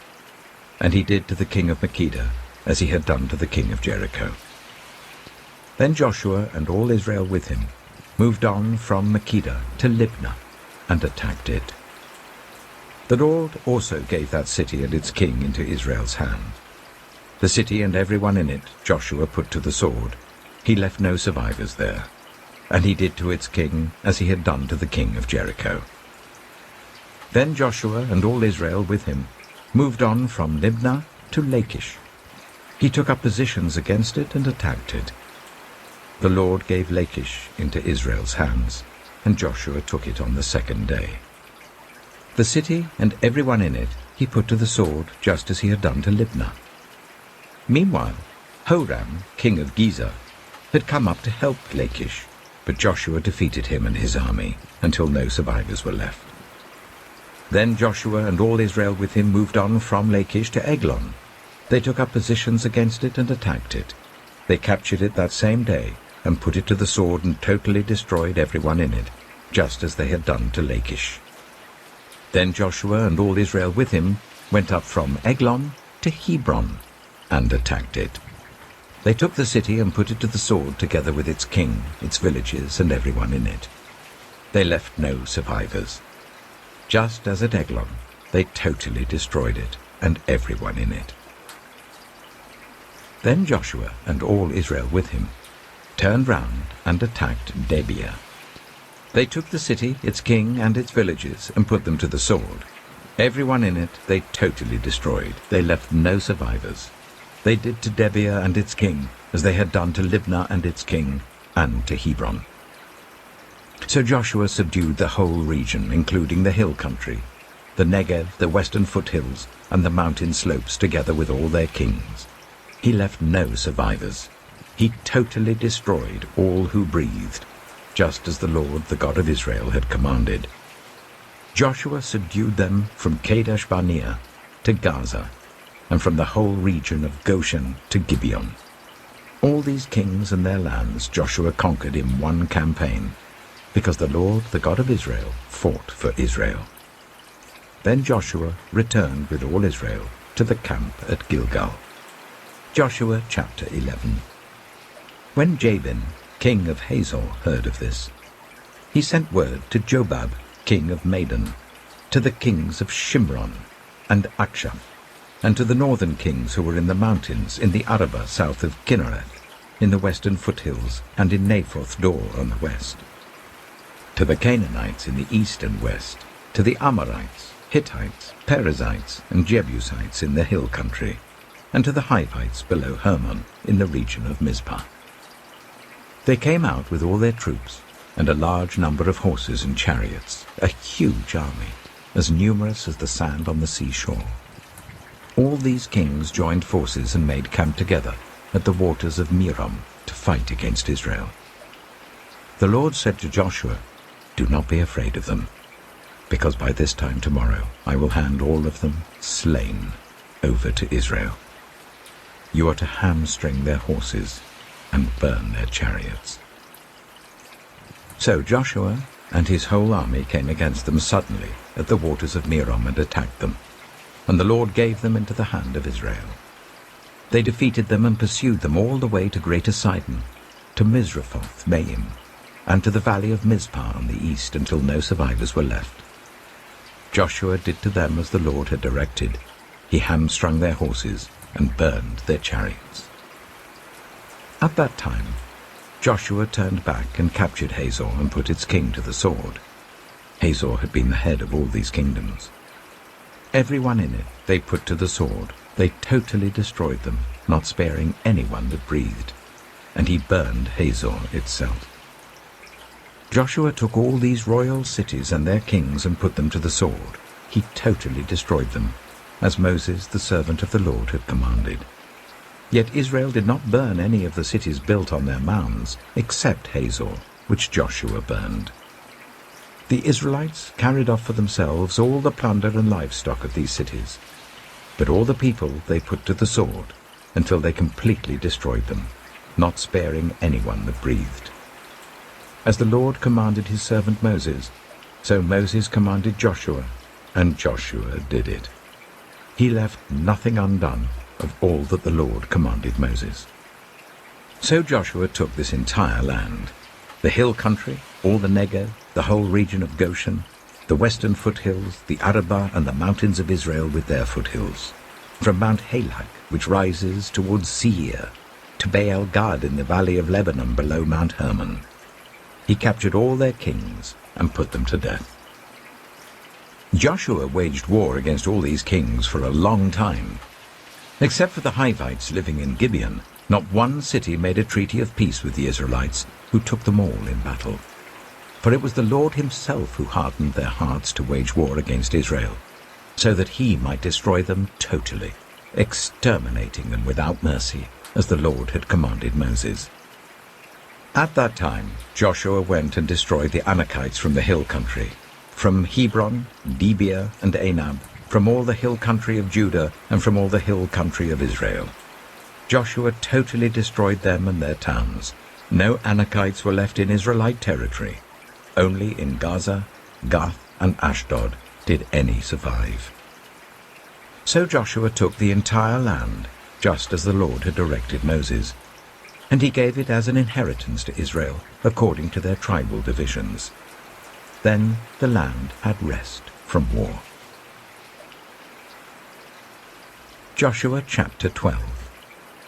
These are the kings of the land whom the Israelites had defeated, and whose territory they took over east of the Jordan, from the Arnon Gorge to Mount Hermon, including all the eastern side of the Arabah. Sihon, king of the Amorites, who reigned in Heshbon. He ruled from Aroer on the rim of the Arnon Gorge, from the middle of the gorge, to the river Jabbok, which is the border of the Ammonites. This included half of Gilead. He also ruled over the eastern Arabah, from the Sea of Galilee to the Sea of Arabah, that is the Dead Sea, to Beth Jeshimoth, and then southward below the slopes of Pisgah. And the territory of Og, king of Bashan, one of the last of the Rephaites, who reigned in Ashtaroth and Edrei. He ruled over Mount Hermon, Salakah, all of Bashan, to the border of the people of Geshur and Maacah, and half of Gilead to the border of Sihon, king of Heshbon. Moses, the servant of the Lord, and the Israelites conquered them. And Moses, the servant of the Lord, gave their land to the Reubenites, the Gadites, and the half-tribe of Manasseh, to be their possession.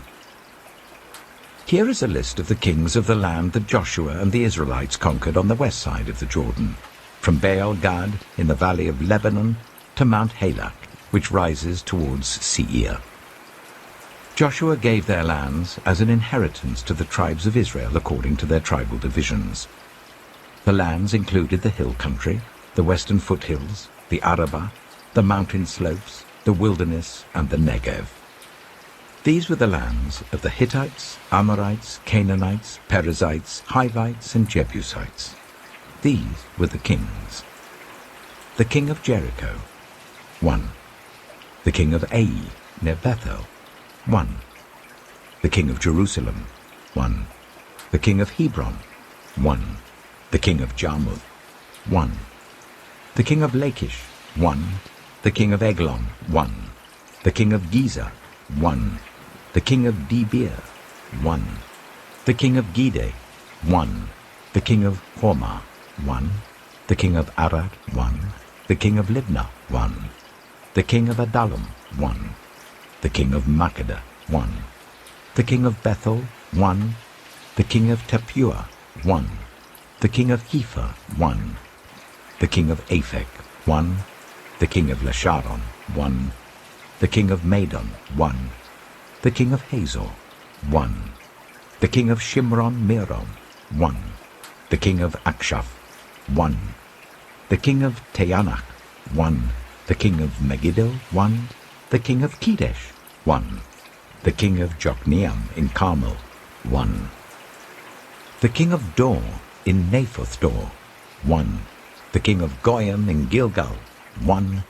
The king of Tirzah, 1. 31 kings in all. Joshua chapter 13. When Joshua had grown old, the Lord said to him, "You are now very old, and there are still very large areas of land to be taken over.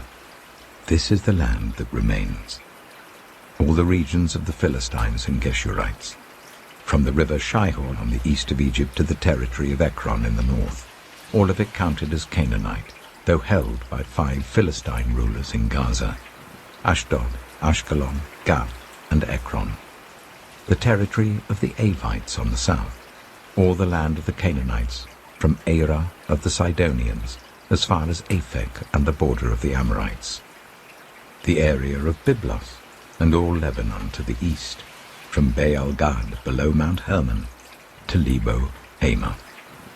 As for all the inhabitants of the mountain regions from Lebanon to Misrephoth-Maim, that is all the Sidonians, I myself will drive them out before the Israelites. Be sure to allocate this land to Israel for an inheritance as I have instructed you, and divide it as an inheritance among the 9 tribes and half of the tribe of Manasseh."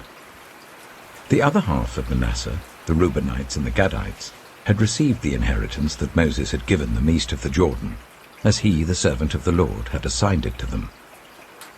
It extended from Aroer, on the rim of the Arnon Gorge, and from the town in the middle of the gorge, and included the whole plateau of Medeba as far as Dibon, and all the towns of Sihon, king of the Amorites, who ruled in Heshbon, out to the border of the Ammonites. It also included Gilead, the territory of the people of Geshur, and Maacah, all of Mount Hermon, and all Bashan, as far as Salakah, that is, the whole kingdom of Og in Bashan, who had reigned in Ashtaroth and Edrei. He was the last of the Rephaites. Moses had defeated them and taken over their land, but the Israelites did not drive out the people of Geshur and Maacah, so they continue to live among the Israelites to this day. But to the tribe of Levi he gave no inheritance, since the food offerings presented to the Lord, the God of Israel, are their inheritance as he promised them.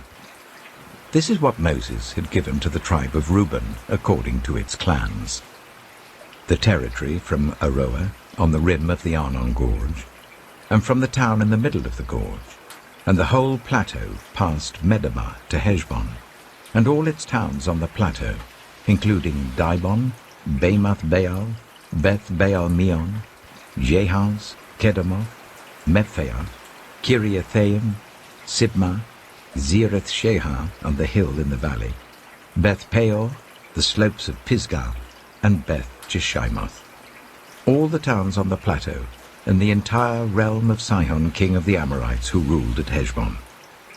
Moses had defeated him and the Midianite chiefs, Evi, Rechem, Zur, Hur, and Reba, princes allied with Sihon, who lived in that country. In addition to those slain in battle, the Israelites had put to the sword Balaam son of Beor, who practiced divination. The boundary of the Reubenites was the bank of the Jordan. These towns and their villages were the inheritance of the Reubenites according to their clans. This is what Moses had given to the tribe of Gad according to its clans: the territory of Jazer, all the towns of Gilead and half the Ammonite country, as far as Aroer near Rabbah, and from Heshbon to Ramath-Mizpah and Betonim, and from Mahanaim to the territory of Debir. And in the valley, Beth-Haram, Beth-Nimrah, Succoth, and Zaphon, with the rest of the realm of Sihon, king of Heshbon, the east side of the Jordan, the territory up to the end of the Sea of Galilee. These towns and their villages were the inheritance of the Gadites according to their clans. This is what Moses had given to the half-tribe of Manasseh, that is, to half the family of the descendants of Manasseh according to its clans. The territory extending from Mahanaim and including all of Bashan, the entire realm of Og, king of Bashan, all the settlements of Jair in Bashan, 60 towns, half of Gilead and Ashtaroth and Edrei, the royal cities of Og in Bashan. This was for the descendants of Machir, son of Manasseh, the half of the sons of Machir according to their clans. This is the inheritance Moses had given when he was in the plains of Moab, across the Jordan east of Jericho. But to the tribe of Levi, Moses had given no inheritance. The Lord, the God of Israel, is their inheritance, as he promised them. Joshua chapter 14. Now these are the areas the Israelites received as an inheritance in the land of Canaan, which Eleazar the priest, Joshua son of Nun, and the heads of the tribal clans of Israel allotted to them. Their inheritances were assigned by lot to the 9.5 tribes, as the Lord had commanded through Moses. Moses had granted the 2.5 tribes their inheritance east of the Jordan, but had not granted the Levites an inheritance among the rest, for Joseph's descendants had become 2 tribes, Manasseh and Ephraim. The Levites received no share of the land, but only towns to live in, with pasture lands for their flocks and herds. So the Israelites divided the land, just as the Lord had commanded Moses.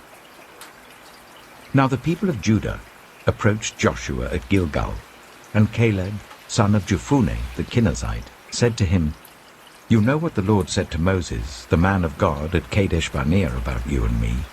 I was 40 years old when Moses, the servant of the Lord, sent me from Kadesh Barnea to explore the land. And I brought him back a report according to my convictions. But my fellow Israelites who went up with me made the hearts of the people sink. I, however, followed the Lord my God wholeheartedly. So on that day Moses swore to me, 'The land on which your feet have walked will be your inheritance, and that of your children forever, because you have followed the Lord my God wholeheartedly.' Now then, just as the Lord promised, he has kept me alive for 45 years since the time he said this to Moses, while Israel moved about in the wilderness. So here I am today, 85 years old. I am still as strong today as the day Moses sent me out. I'm just as vigorous to go out to battle now as I was then. Now give me this hill country that the Lord promised me that day. You yourself heard then that the Anakites were there, and their cities were large and fortified. But the Lord helping me, I will drive them out, just as he said." Then Joshua blessed Caleb, son of Jephunneh, and gave him Hebron as his inheritance. So Hebron has belonged to Caleb, son of Jephunneh the Kenizzite, ever since, because he followed the Lord, the God of Israel, wholeheartedly. Hebron used to be called Kiriath Arba, after Arba, who was the greatest man among the Anakites. Then the land had rest from war. Joshua chapter 15. The land allotted to the tribe of Judah, according to its clans, extended down to the territory of Edom, to the desert of Zin in the extreme south. Their southern boundary started from the bay at the southern end of the Dead Sea, crossed south of Scorpion Pass, continued on to Zin, and went over to the south of Kadesh Barnea. Then it ran past Hezron, up to Adar, and curved round to Karka. It then passed along to Azmon and joined the Wadi of Egypt, ending at the Mediterranean Sea. This is their southern boundary. The eastern boundary is the Dead Sea, as far as the mouth of the Jordan. The northern boundary started from the Bay of the Sea at the mouth of the Jordan, went up to Beth Hoglah, and continued north of Beth Arabah to the stone of Bohan, son of Reuben. The boundary then went up to Debir from the valley of Achor, and turned north to Gilgal, which faces the pass of Adamim, south of the gorge. It continued along to the waters of En-Shemesh, and came out at En-Rogel. Then it ran up the valley of Ben-Hinnom, along the southern slope of the Jebusite city, that is, Jerusalem. From there it climbed to the top of the hill west of the Hinnom valley, at the northern end of the valley of Rephaim. From the hilltop, the boundary headed towards the spring of the waters of Nephtoah, came out at the towns of Mount Ephron, and went down towards Baalah, that is, Kiriath Jearim. Then it curved westward from Baalah to Mount Seir, ran along the northern slope of Mount Jearim, that is, Kesalon, continued down to Beth Shemesh, and crossed to Timnah. It went to the northern slope of Ekron, turned towards Shikkeron, passed along to Mount Baalah, and reached Jabneel. The boundary ended at the sea. The western boundary is the coastline of the Mediterranean Sea. These are the boundaries around the people of Judah by their clans. In accordance with the Lord's command to him, Joshua gave to Caleb, son of Jephunneh, a portion in Judah, Kiriath Arba, that is, Hebron. Arba was the forefather of Anak. From Hebron, Caleb drove out the 3 Anakites, Shishai, Ahiman, and Talmai, the sons of Anak. From there he marched against the people living in Debir, formerly called Kiriath Sephir, and Caleb said, I will give my daughter Aksah in marriage to the man who attacks and captures Kiriath Sephir. Othniel, son of Kenaz, Caleb's brother, took it. So Caleb gave his daughter Aksah to him in marriage. One day when she came to Othniel, she urged him to ask her father for a field. When she got off her donkey, Caleb asked her, What can I do for you? She replied, Do me a special favor. Since you have given me land in the Negev, give me also springs of water. So Caleb gave her the upper and lower springs. This is the inheritance of the tribe of Judah, according to its clans. The southernmost towns of the tribe of Judah in the Negev towards the boundary of Edom were Kabzeel, Eder, Jagar, Kaina, Dimona, Adada, Kideh, Hazor, Ithnan, Ziph, Telem, Bealoth, Hazor Hadattah, Karaioth Hezron, that is Hazor, Ammon, Shema, Malada, Hazar-Gada, Heshmon, Beth-Pelet, Hazar-Shual, Beersheba, Vaiziothia, Baalah, Lethem, Ezem, El-Tolad, Kizel, Hormah, Ziklag, Madmannah, Sansannah, Lebaoth, Shilhim, Ain, and Rimmon, a total of 29 towns and their villages.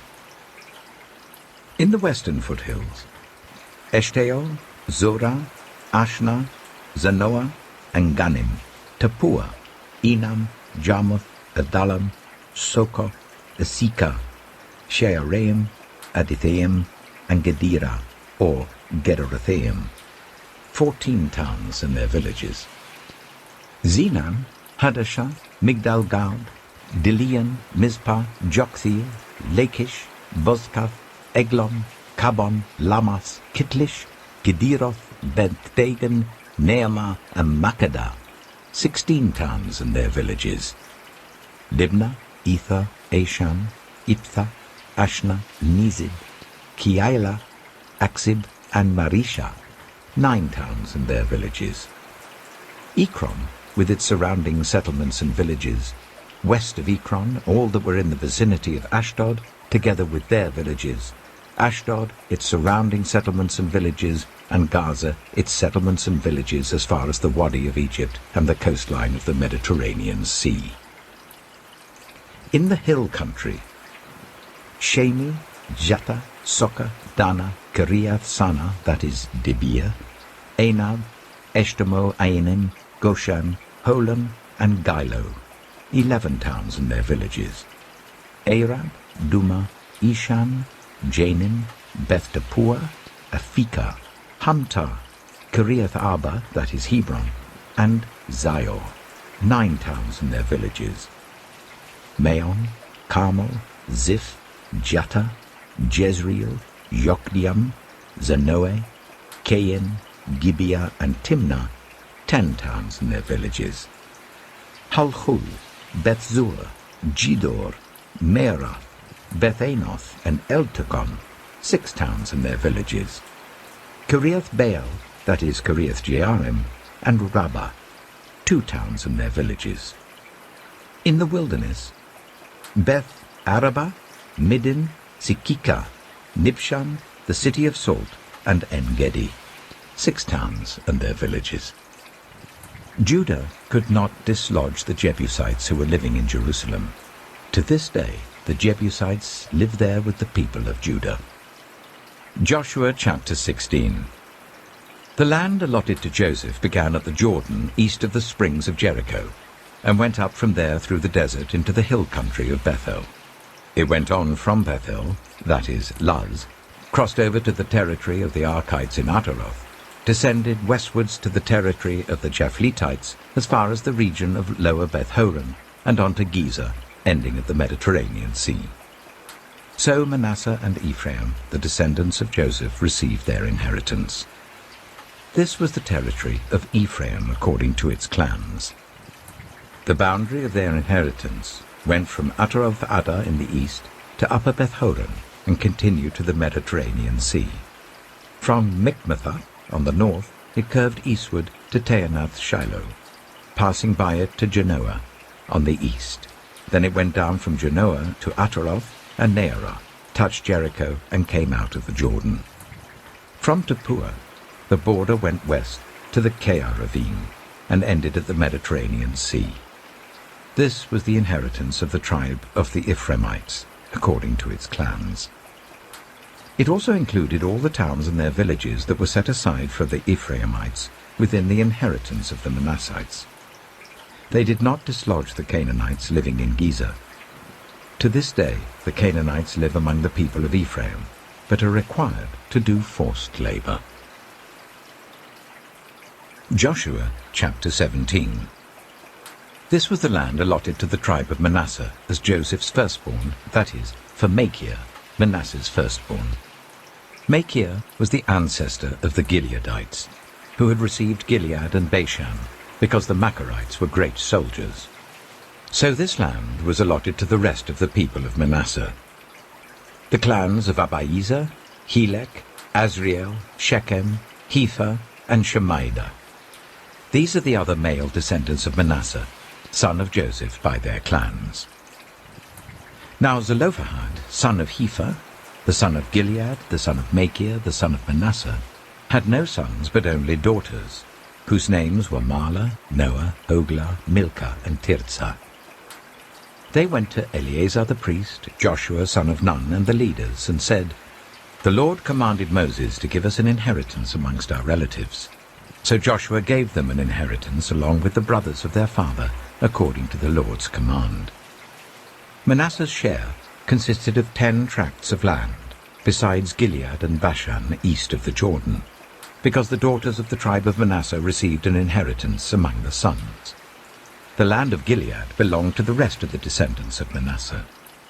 The territory of Manasseh extended from Asher to Michmethath east of Shechem. The boundary ran southward from there to include the people living at En-Tappuah.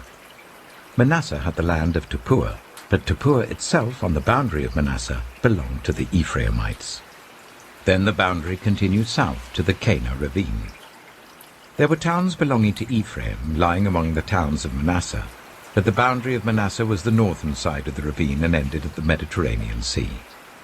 On the south, the land belonged to Ephraim, on the north to Manasseh. The territory of Manasseh reached the Mediterranean Sea and bordered Asher on the north and Issachar on the east.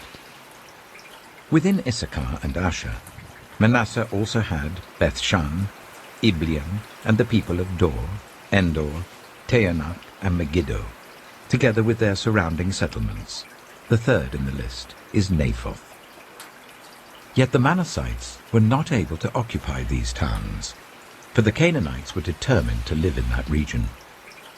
However, when the Israelites grew stronger, they subjected the Canaanites to forced labor, but did not drive them out completely. The people of Joseph said to Joshua, "Why have you allotted us only one portion of land and one share for an inheritance? We are a numerous people, and the Lord has blessed us abundantly." "If you are so numerous," Joshua answered, "and if the hill country of Ephraim is too small for you, go up into the forest and clear land for yourselves there in the land of the Perizzites and Rephaites." The people of Joseph replied, "The hill country is not enough for us, and all the Canaanites who live in the plain have chariots fitted with iron, both those in Bethshan and its settlements and those in the valley of Jezreel." But Joshua said to the tribes of Joseph, to Ephraim and Manasseh, "You are numerous and very powerful. You will have not only one portion of land allotted to you, but the forested hill country as well. Clear it, and its farthest limits will be yours. Though the Canaanites have chariots fitted with iron, and though they are strong, you can drive them out." Joshua chapter 18. The whole assembly of the Israelites gathered at Shiloh and set up the tent of meeting there. The country was brought under their control, but there were still 7 Israelite tribes who had not yet received their inheritance. So Joshua said to the Israelites, "How long will you wait before you begin to take possession of the land that the Lord, the God of your ancestors, has given you? Appoint 3 men from each tribe. I will send them out to make a survey of the land and to write a description of it according to the inheritance of each. Then they will return to me. You are to divide the land into 7 parts. Judah is to remain in its territory on the south, and the tribes of Joseph in their territory on the north. After you have written descriptions of the 7 parts of the land, bring them here to me, and I will cast lots for you in the presence of the Lord our God. The Levites, however, do not get a portion among you, because the priestly service of the Lord is their inheritance. And Gad, Reuben, and the half-tribe of Manasseh have already received their inheritance on the east side of the Jordan. Moses, the servant of the Lord, gave it to them." As the men started on their way to map out the land, Joshua instructed them, "Go and make a survey of the land and write a description of it. Then return to me, and I will cast lots for you here at Shiloh in the presence of the Lord." So the men left and went through the land. They wrote its description on a scroll, town by town, in 7 parts, and returned to Joshua in the camp at Shiloh. Joshua then cast lots for them in Shiloh in the presence of the Lord, and there he distributed the land to the Israelites according to their tribal divisions. The first lot came up for the tribe of Benjamin according to its clans. Their allotted territory lay between the tribes of Judah and Joseph. On the north side, their boundary began at the Jordan, passed the northern slope of Jericho, and headed west into the hill country, coming out at the wilderness of Beth-aven. From there it crossed to the south slope of Luz, that is Bethel, and went down to Ataroth-adah, on the hill south of Lower Beth-horon. From the hill facing Beth-horon on the south, the boundary turned south along the western side and came out at Kiriath-baal, that is Kiriath-jearim, a town of the people of Judah. This was the western side. The southern side began at the outskirts of Kiriath-jearim on the west, and the boundary came out at the spring of the waters of Nephtoah. The boundary went down to the foot of the hill facing the valley of Ben-Hinnom, north of the valley of Rephaim. It continued down the Hinnom Valley along the southern slope of the Jebusite city, and so to En-rogel. It then curved north, went to En-shemesh, continued to Geliloth, which faces the pass of Adumim, and ran down to the stone of Bohan son of Reuben. It continued to the northern slope of Beth-arabah, and on down into the Arabah. It then went to the northern slope of Beth-hoglah, and came out at the northern bay of the Dead Sea, at the mouth of the Jordan in the south. This was the southern boundary. The Jordan formed the boundary on the eastern side. These were the boundaries that marked out the inheritance of the clans of Benjamin on all sides. The tribe of Benjamin, according to its clans, had the following cities: Jericho, Beth-hoglah, Emek-keziz, Beth-arabah, Zimraim, Bethel, Avim, Parah, Ophrah, Kepha-ammoni, Ophni, and Geba, 12 towns and their villages. Gibeon, Ramah, Beeroth, Mizpah, Kephirah, Motzah, Rechem, Irpeel, Taralah, Zelah, Haeleph, the Jebusite city, that is Jerusalem, Gibeah, and Kiriath, 14 towns and their villages. This was the inheritance of Benjamin for its clans. Joshua chapter 19. The second lot came out for the tribe of Simeon according to its clans. Their inheritance lay within the territory of Judah. It included Beersheba, or Sheba, Meleda, Hazar-shual, Bala, Itzem, Eltolad, Bethel, Hormah, Ziklag, Beth-markaboth, Hazar-susah, Beth-lebaoth, and Sharuhen, 13 towns and their villages. Ain, Rimmon, Ether, and Ashon, 4 towns and their villages, and all the villages around these towns as far as Baalath-beer, Ramah in the Negev. This was the inheritance of the tribe of the Simeonites according to its clans. The inheritance of the Simeonites was taken from the share of Judah, because Judah's portion was more than they needed. So the Simeonites received their inheritance within the territory of Judah. The third lot came up for Zebulun according to its clans. The boundary of their inheritance went as far as Sarid. Going west, it ran to Maralah, touched Jabesheth, and extended to the ravine near Jokneam. It turned east from Sarid towards the sunrise to the territory of Kisloth-Tabor, and went on to Dabarah and up to Japhiah. Then it continued eastward to Gath-Hepher and Eth-Kazin. It came out at Rimmon and turned towards Neah. There the boundary went round on the north to Hanathon and ended at the valley of Ipta-El. Included were Katath, Nahalal, Shimron, Idalah, and Bethlehem. There were 12 towns and their villages. These towns and their villages were the inheritance of Zebulun according to its clans. The fourth lot came out for Issachar according to its clans. Their territory included Jezreel, Kesaloth, Shunem, Hapharaim, Shion, Anharath, Rabbith, Kishion, Eber, Remeth, En-Ganim, En-Haddah, and Beth-Pazez. The boundary touched Tabor, Shahazuma, and Beth-Shemesh, and ended at the Jordan. There were 16 towns and their villages. These towns and their villages were the inheritance of the tribe of Issachar according to its clans. The fifth lot came out for the tribe of Asher according to its clans.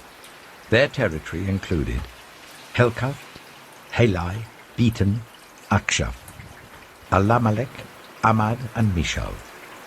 On the west, the boundary touched Carmel and Shihor-Libnath. It then turned east towards Beth-Dagon, touched Zebulun and the valley of Iptha-El, and went north to Beth-Emek and Nahayel, passing Kabul on the left. It went to Abdon, Rehob, Hammon, and Kana, as far as Greater Sidon. The boundary then turned back towards Ramah and went to the fortified city of Tyre, turned towards Hussah, and came out at the Mediterranean Sea in the region of Akzib, Ammah, Aphek, and Rehob.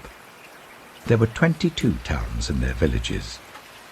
These towns and their villages were the inheritance of the tribe of Asher according to its clans. The sixth lot came out for Naphtali according to its clans. Their boundary went from Heleph and the large tree Hazeananim, passing Adami Nekeb and Jabneel to Lakham, and ending at the Jordan. The boundary ran west through Aznoth-Tabor and came out at Hukkok. It touched Zebulun on the south, Asher on the west, and the Jordan on the east. The fortified cities were Ziddim, Zer, Hamath, Rakath, Kinnereth, Adama, Ramah, Hazor, Kedesh, Edrei, En-Hazor, Iron, Migdal-El, Horem, Beth-Anath, and Beth-Shemesh. There were 19 towns and their villages. These towns and their villages were the inheritance of the tribe of Naphtali according to its clans. The seventh lot came out for the tribe of Dan according to its clans. The territory of their inheritance included Zorah, Eshtaol, Shemesh, Shealabin, Ajalon, Ithla, Elon, Timnah, Ekron, Elteke, Gibbethon, Baalath, Jehud, Bene-Berak, Gath-Rimmon, Mijarkon, and Rakon, with the area facing Joppa. When the territory of the Danites was lost to them, they went up and attacked Lishem, took it, put it to the sword, and occupied it. They settled in Lishem and named it Dan after their ancestor. These towns and their villages were the inheritance of the tribe of Dan according to its clans. When they had finished dividing the land into its allotted portions, the Israelites gave Joshua son of Nun an inheritance among them, as the Lord had commanded. They gave him the town he asked for, Timnath-Serah, in the hill country of Ephraim, and he built up the town and settled there. These are the territories that Eleazar the priest, Joshua son of Nun, and the heads of the tribal clans of Israel assigned by lot at Shiloh in the presence of the Lord at the entrance to the tent of meeting. And so they finished dividing the land. Joshua chapter 20.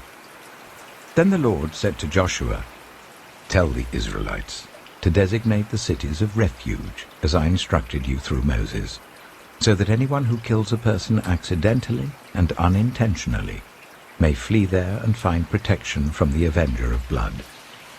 When they flee to one of these cities, they are to stand in the entrance of the city gate and state their case before the elders of that city. Then the elders are to admit the fugitive into their city and provide a place to live among them. If the avenger of blood comes in pursuit, the elders must not surrender the fugitive, because the fugitive killed their neighbor unintentionally and without malice aforethought. They are to stay in that city until they have stood trial before the assembly, and until the death of the high priest who is serving at that time. Then they may go back to their own home in the town from which they fled." So they set apart Kedesh in Galilee in the hill country of Naphtali, Shechem in the hill country of Ephraim, and Kiriath-arba, that is Hebron, in the hill country of Judah. East of the Jordan, on the other side from Jericho, they designated Bezer in the wilderness on the plateau in the tribe of Reuben, Ramoth in Gilead in the tribe of Gad, and Golan in Bashan in the tribe of Manasseh. Any of the Israelites or any foreigner residing among them who killed someone accidentally could flee to these designated cities and not be killed by the avenger of blood prior to standing trial before the assembly. Joshua chapter 21.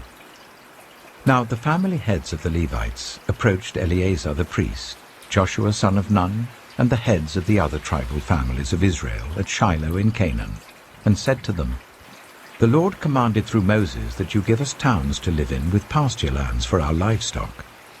So, as the Lord had commanded, the Israelites gave the Levites the following towns and pasture lands out of their own inheritance. The first lot came out for the Kohathites according to their clans. The Levites, who were descendants of Aaron the priest, were allotted 13 towns from the tribes of Judah, Simeon, and Benjamin. The rest of Kohath's descendants were allotted 10 towns from the clans of the tribes of Ephraim, Dan, and half of Manasseh. The descendants of Gershon were allotted 13 towns from the clans of the tribes of Issachar, Asher, Naphtali, and the half-tribe of Manasseh in Bashan. The descendants of Merari, according to their clans, received 12 towns from the tribes of Reuben, Gad, and Zebulun. So the Israelites allotted to the Levites these towns and their pasture lands, as the Lord had commanded through Moses. From the tribes of Judah and Simeon, they allotted the following towns by name. These towns were assigned to the descendants of Aaron, who were from the Kohathite clans of the Levites, because the first lot fell to them. They gave them Kiriath-arba, that is Hebron, with its surrounding pasture land in the hill country of Judah. Arba was the forefather of Anak. But the fields and villages around the city they had given to Caleb, son of Jephunneh, as his possession. So to the descendants of Aaron the priest they gave Hebron, a city of refuge for one accused of murder, Libnah, Jattir, Eshtemoa, Holon, Debir, Ain, Jattah, and Beth-shemesh, together with their pasture lands. 9 towns from these 2 tribes. And from the tribe of Benjamin they gave them Gibeon, Jeba, Anathoth, and Almon, together with their pasture lands, 4 towns. The total number of towns for the priests, the descendants of Aaron, came to 13, together with their pasture lands. The rest of the Kohathite clans of the Levites were allotted towns from the tribe of Ephraim. In the hill country of Ephraim they were given Shechem, a city of refuge for one accused of murder, and Giza, Kibzaim, and Beth-horon, together with their pasture lands, 4 towns.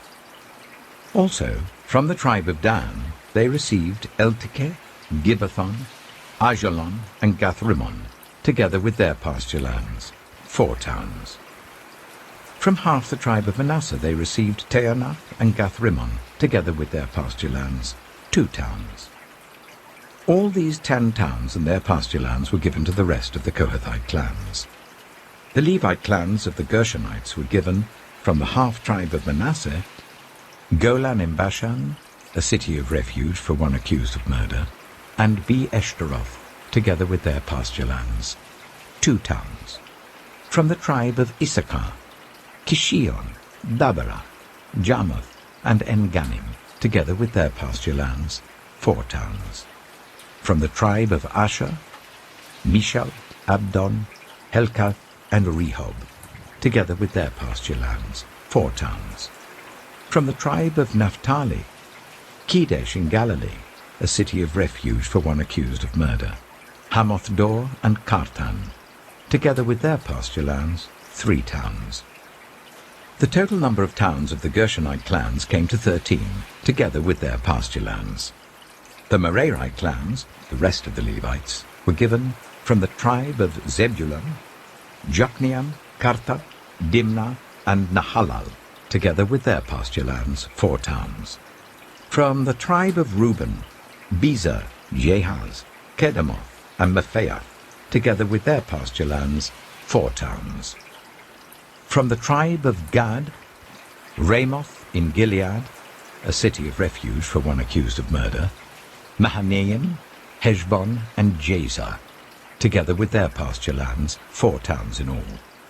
The total number of towns allotted to the Merarite clans, who were the rest of the Levites, came to 12.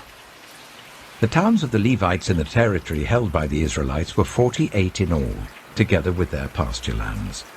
Each of these towns had pasture lands surrounding it. This was true for all these towns.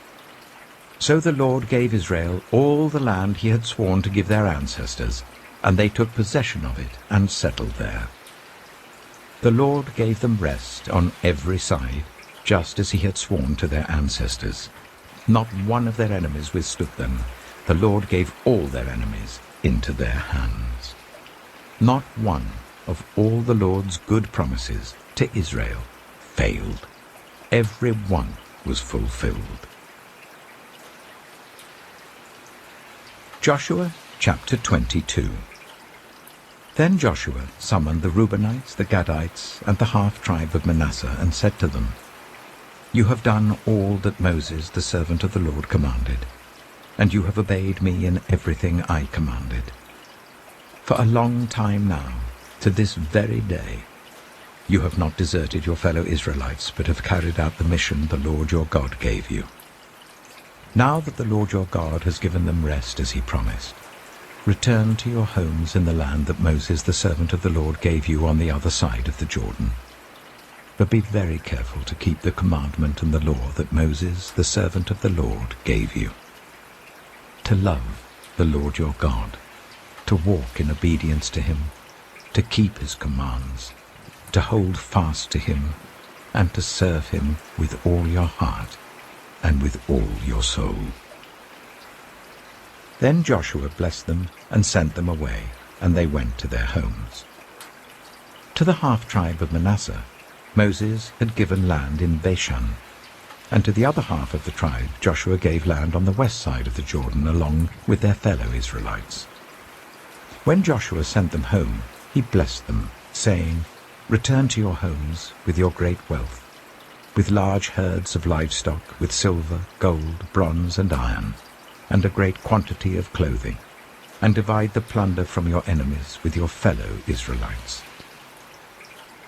So the Reubenites, the Gadites, and the half-tribe of Manasseh left the Israelites at Shiloh in Canaan to return to Gilead, their own land, which they had acquired in accordance with the command of the Lord through Moses. When they came to Geliloth, near the Jordan in the land of Canaan, the Reubenites, the Gadites, and the half-tribe of Manasseh built an imposing altar there by the Jordan. And when the Israelites heard that they had built the altar on the border of Canaan at Geliloth, near the Jordan on the Israelite side, the whole assembly of Israel gathered at Shiloh to go to war against them. So the Israelites sent Phinehas, son of Eleazar the priest, to the land of Gilead, to Reuben, Gad, and the half-tribe of Manasseh. With him they sent 10 of the chief men, one from each of the tribes of Israel, each the head of a family division among the Israelite clans. When they went to Gilead, to Reuben, Gad, and the half-tribe of Manasseh, they said to them, "The whole assembly of the Lord says, how could you break faith with the God of Israel like this? How could you turn away from the Lord and build yourselves an altar in rebellion against him now? Was not the sin of Peor enough for us? Up to this very day we have not cleansed ourselves from that sin, even though a plague fell on the community of the Lord. And are you now turning away from the Lord? If you rebel against the Lord today, tomorrow he will be angry with the whole community of Israel. If the land you possess is defiled, come over to the Lord's land, where the Lord's tabernacle stands, and share the land with us. But do not rebel against the Lord or against us by building an altar for yourselves, other than the altar of the Lord our God." When Achan, son of Zerah, was unfaithful in regard to the devoted things, did not wrath come on the whole community of Israel? He was not the only one who died for his sin. Then Reuben, Gad, and the half-tribe of Manasseh replied to the heads of the clans of Israel, "The mighty one, God the Lord, the mighty one, God the Lord, he knows, and let Israel know. If this has been in rebellion or disobedience to the Lord, do not spare us this day. If we have built our own altar to turn away from the Lord and to offer burnt offerings and grain offerings, or to sacrifice fellowship offerings on it, may the Lord himself call us to account. No, we did it for fear that someday your descendants might say to ours, 'What do you have to do with the Lord, the God of Israel? The Lord has made the Jordan a boundary between us and you. You Reubenites and Gadites, you have no share in the Lord.' So your descendants might cause ours to stop fearing the Lord. That is why we said, 'Let us get ready and build an altar,' but not for burnt offerings or sacrifices. On the contrary, it is to be a witness between us and you and the generations that follow, that we will worship the Lord at his sanctuary with our burnt offerings, sacrifices, and fellowship offerings. Then in the future your descendants will not be able to say to ours, 'You have no share in the Lord.'" And we said, "If they ever say this to us, or to our descendants, we will answer, 'Look at the replica of the Lord's altar, which our ancestors built, not for burnt offerings and sacrifices, but as a witness between us and you.' Far be it from us to rebel against the Lord and turn away from him today by building an altar for burnt offerings, grain offerings, and sacrifices, other than the altar of the Lord our God that stands before his tabernacle." When Phinehas, the priest, and the leaders of the community, the heads of the clans of the Israelites, heard what Reuben, Gad, and Manasseh had to say, they were pleased. And Phinehas, son of Eleazar the priest, said to Reuben, Gad, and Manasseh, "Today we know that the Lord is with us, because you have not been unfaithful to the Lord in this matter. Now you have rescued the Israelites from the Lord's hand." Then Phinehas, son of Eleazar the priest, and the leaders returned to Canaan from their meeting with the Reubenites and Gadites in Gilead, and reported to the Israelites. They were glad to hear the report and praised God, and they talked no more about going to war against them to devastate the country where the Reubenites and the Gadites lived. And the Reubenites and the Gadites gave the altar this name: "A witness between us that the Lord is God." Joshua chapter 23. After a long time had passed, and the Lord had given Israel rest from all their enemies around them, Joshua, by then a very old man, summoned all Israel, their elders, leaders, judges, and officials, and said to them, "I am very old. You yourselves have seen everything the Lord your God has done to all these nations for your sake. It was the Lord your God who fought for you. Remember how I have allotted as an inheritance for your tribes all the land of the nations that remain, the nations I conquered, between the Jordan and the Mediterranean Sea in the west. The Lord your God himself will push them out for your sake. He will drive them out before you, and you will take possession of their land, as the Lord your God promised you. Be very strong.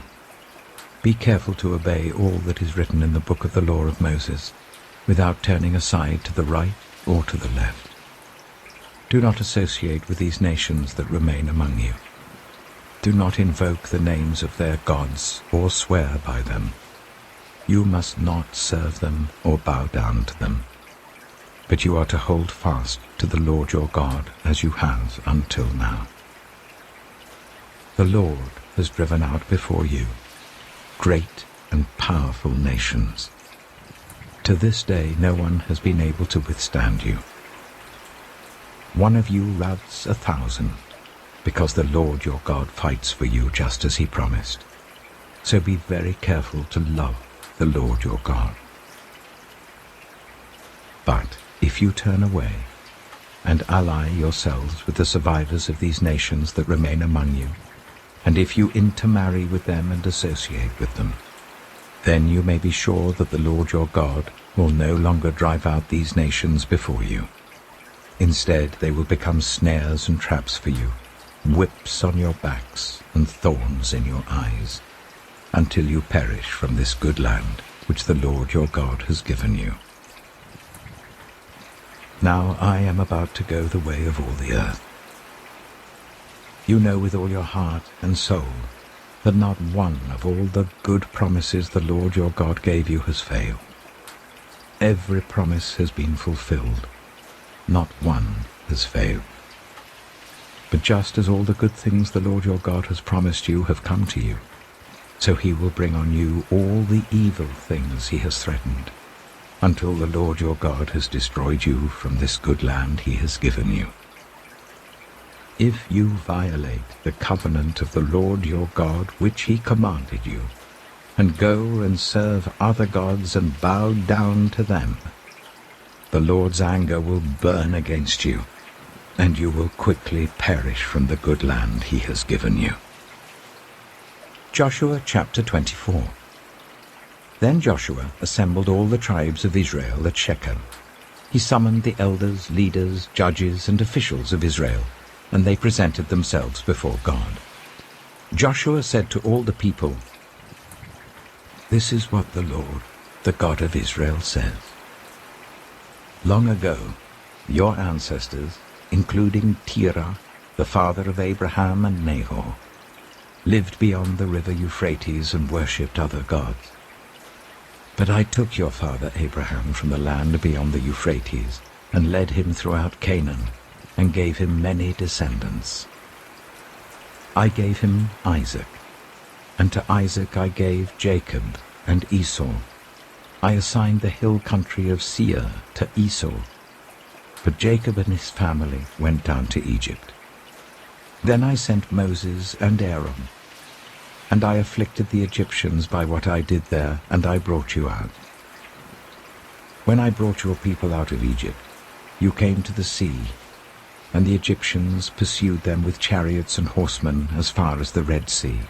But they cried to the Lord for help, and he put darkness between you and the Egyptians. He brought the sea over them and covered them. You saw with your own eyes what I did to the Egyptians. Then you lived in the wilderness for a long time. I brought you to the land of the Amorites who lived east of the Jordan. They fought against you, but I gave them into your hands. I destroyed them from before you, and you took possession of their land. When Balak, son of Zippor, the king of Moab, prepared to fight against Israel, he sent for Balaam, son of Beor, to put a curse on you. But I would not listen to Balaam, so he blessed you again and again, and I delivered you out of his hand. Then you crossed the Jordan and came to Jericho. The citizens of Jericho fought against you, as did also the Amorites, Perizzites, Canaanites, Hittites, Girgashites, Hivites, and Jebusites. But I gave them into your hands. I sent the hornet ahead of you, which drove them out before you, also the 2 Amorite kings. You did not do it with your own sword and bow. So I gave you a land on which you did not toil, and cities you did not build, and you live in them and eat from vineyards and olive groves that you did not plant. Now fear the Lord and serve him with all faithfulness.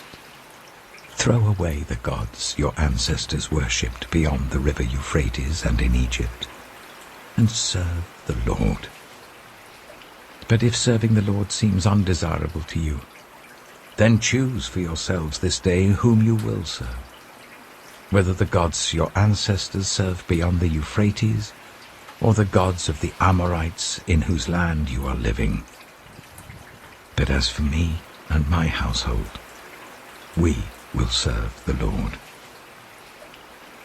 Then the people answered, "Far be it from us to forsake the Lord to serve other gods. It was the Lord our God himself who brought us and our parents up out of Egypt, from that land of slavery, and performed those great signs before our eyes. He protected us on our entire journey and among all the nations through which we traveled. And the Lord drove out before us all the nations, including the Amorites who lived in the land. We too will serve the Lord, because he is our God." Joshua said to the people, "You are not able to serve the Lord. He is a holy God. He is a jealous God. He will not forgive your rebellion and your sins. If you forsake the Lord and serve foreign gods, he will turn and bring disaster on you and make an end of you, after he has been good to you." But the people said to Joshua, "No, we will serve the Lord." Then Joshua said, "You are witnesses against yourselves that you have chosen to serve the Lord." "Yes, we are witnesses," they replied. "Now then," said Joshua, "throw away the foreign gods that are among you, and yield your hearts to the Lord, the God of Israel." And the people said to Joshua, "We will serve the Lord our God and obey him." On that day Joshua made a covenant for the people, and there at Shechem he reaffirmed for them decrees and laws. And Joshua recorded these things in the book of the law of God. Then he took a large stone and set it up there under the oak near the holy place of the Lord. "See," he said to all the people, "this stone will be a witness against us. It has heard all the words the Lord has said to us. It will be a witness against you if you are untrue to your God." Then Joshua dismissed the people, each to their own inheritance. After these things, Joshua, son of Nun, the servant of the Lord, died at the age of 110.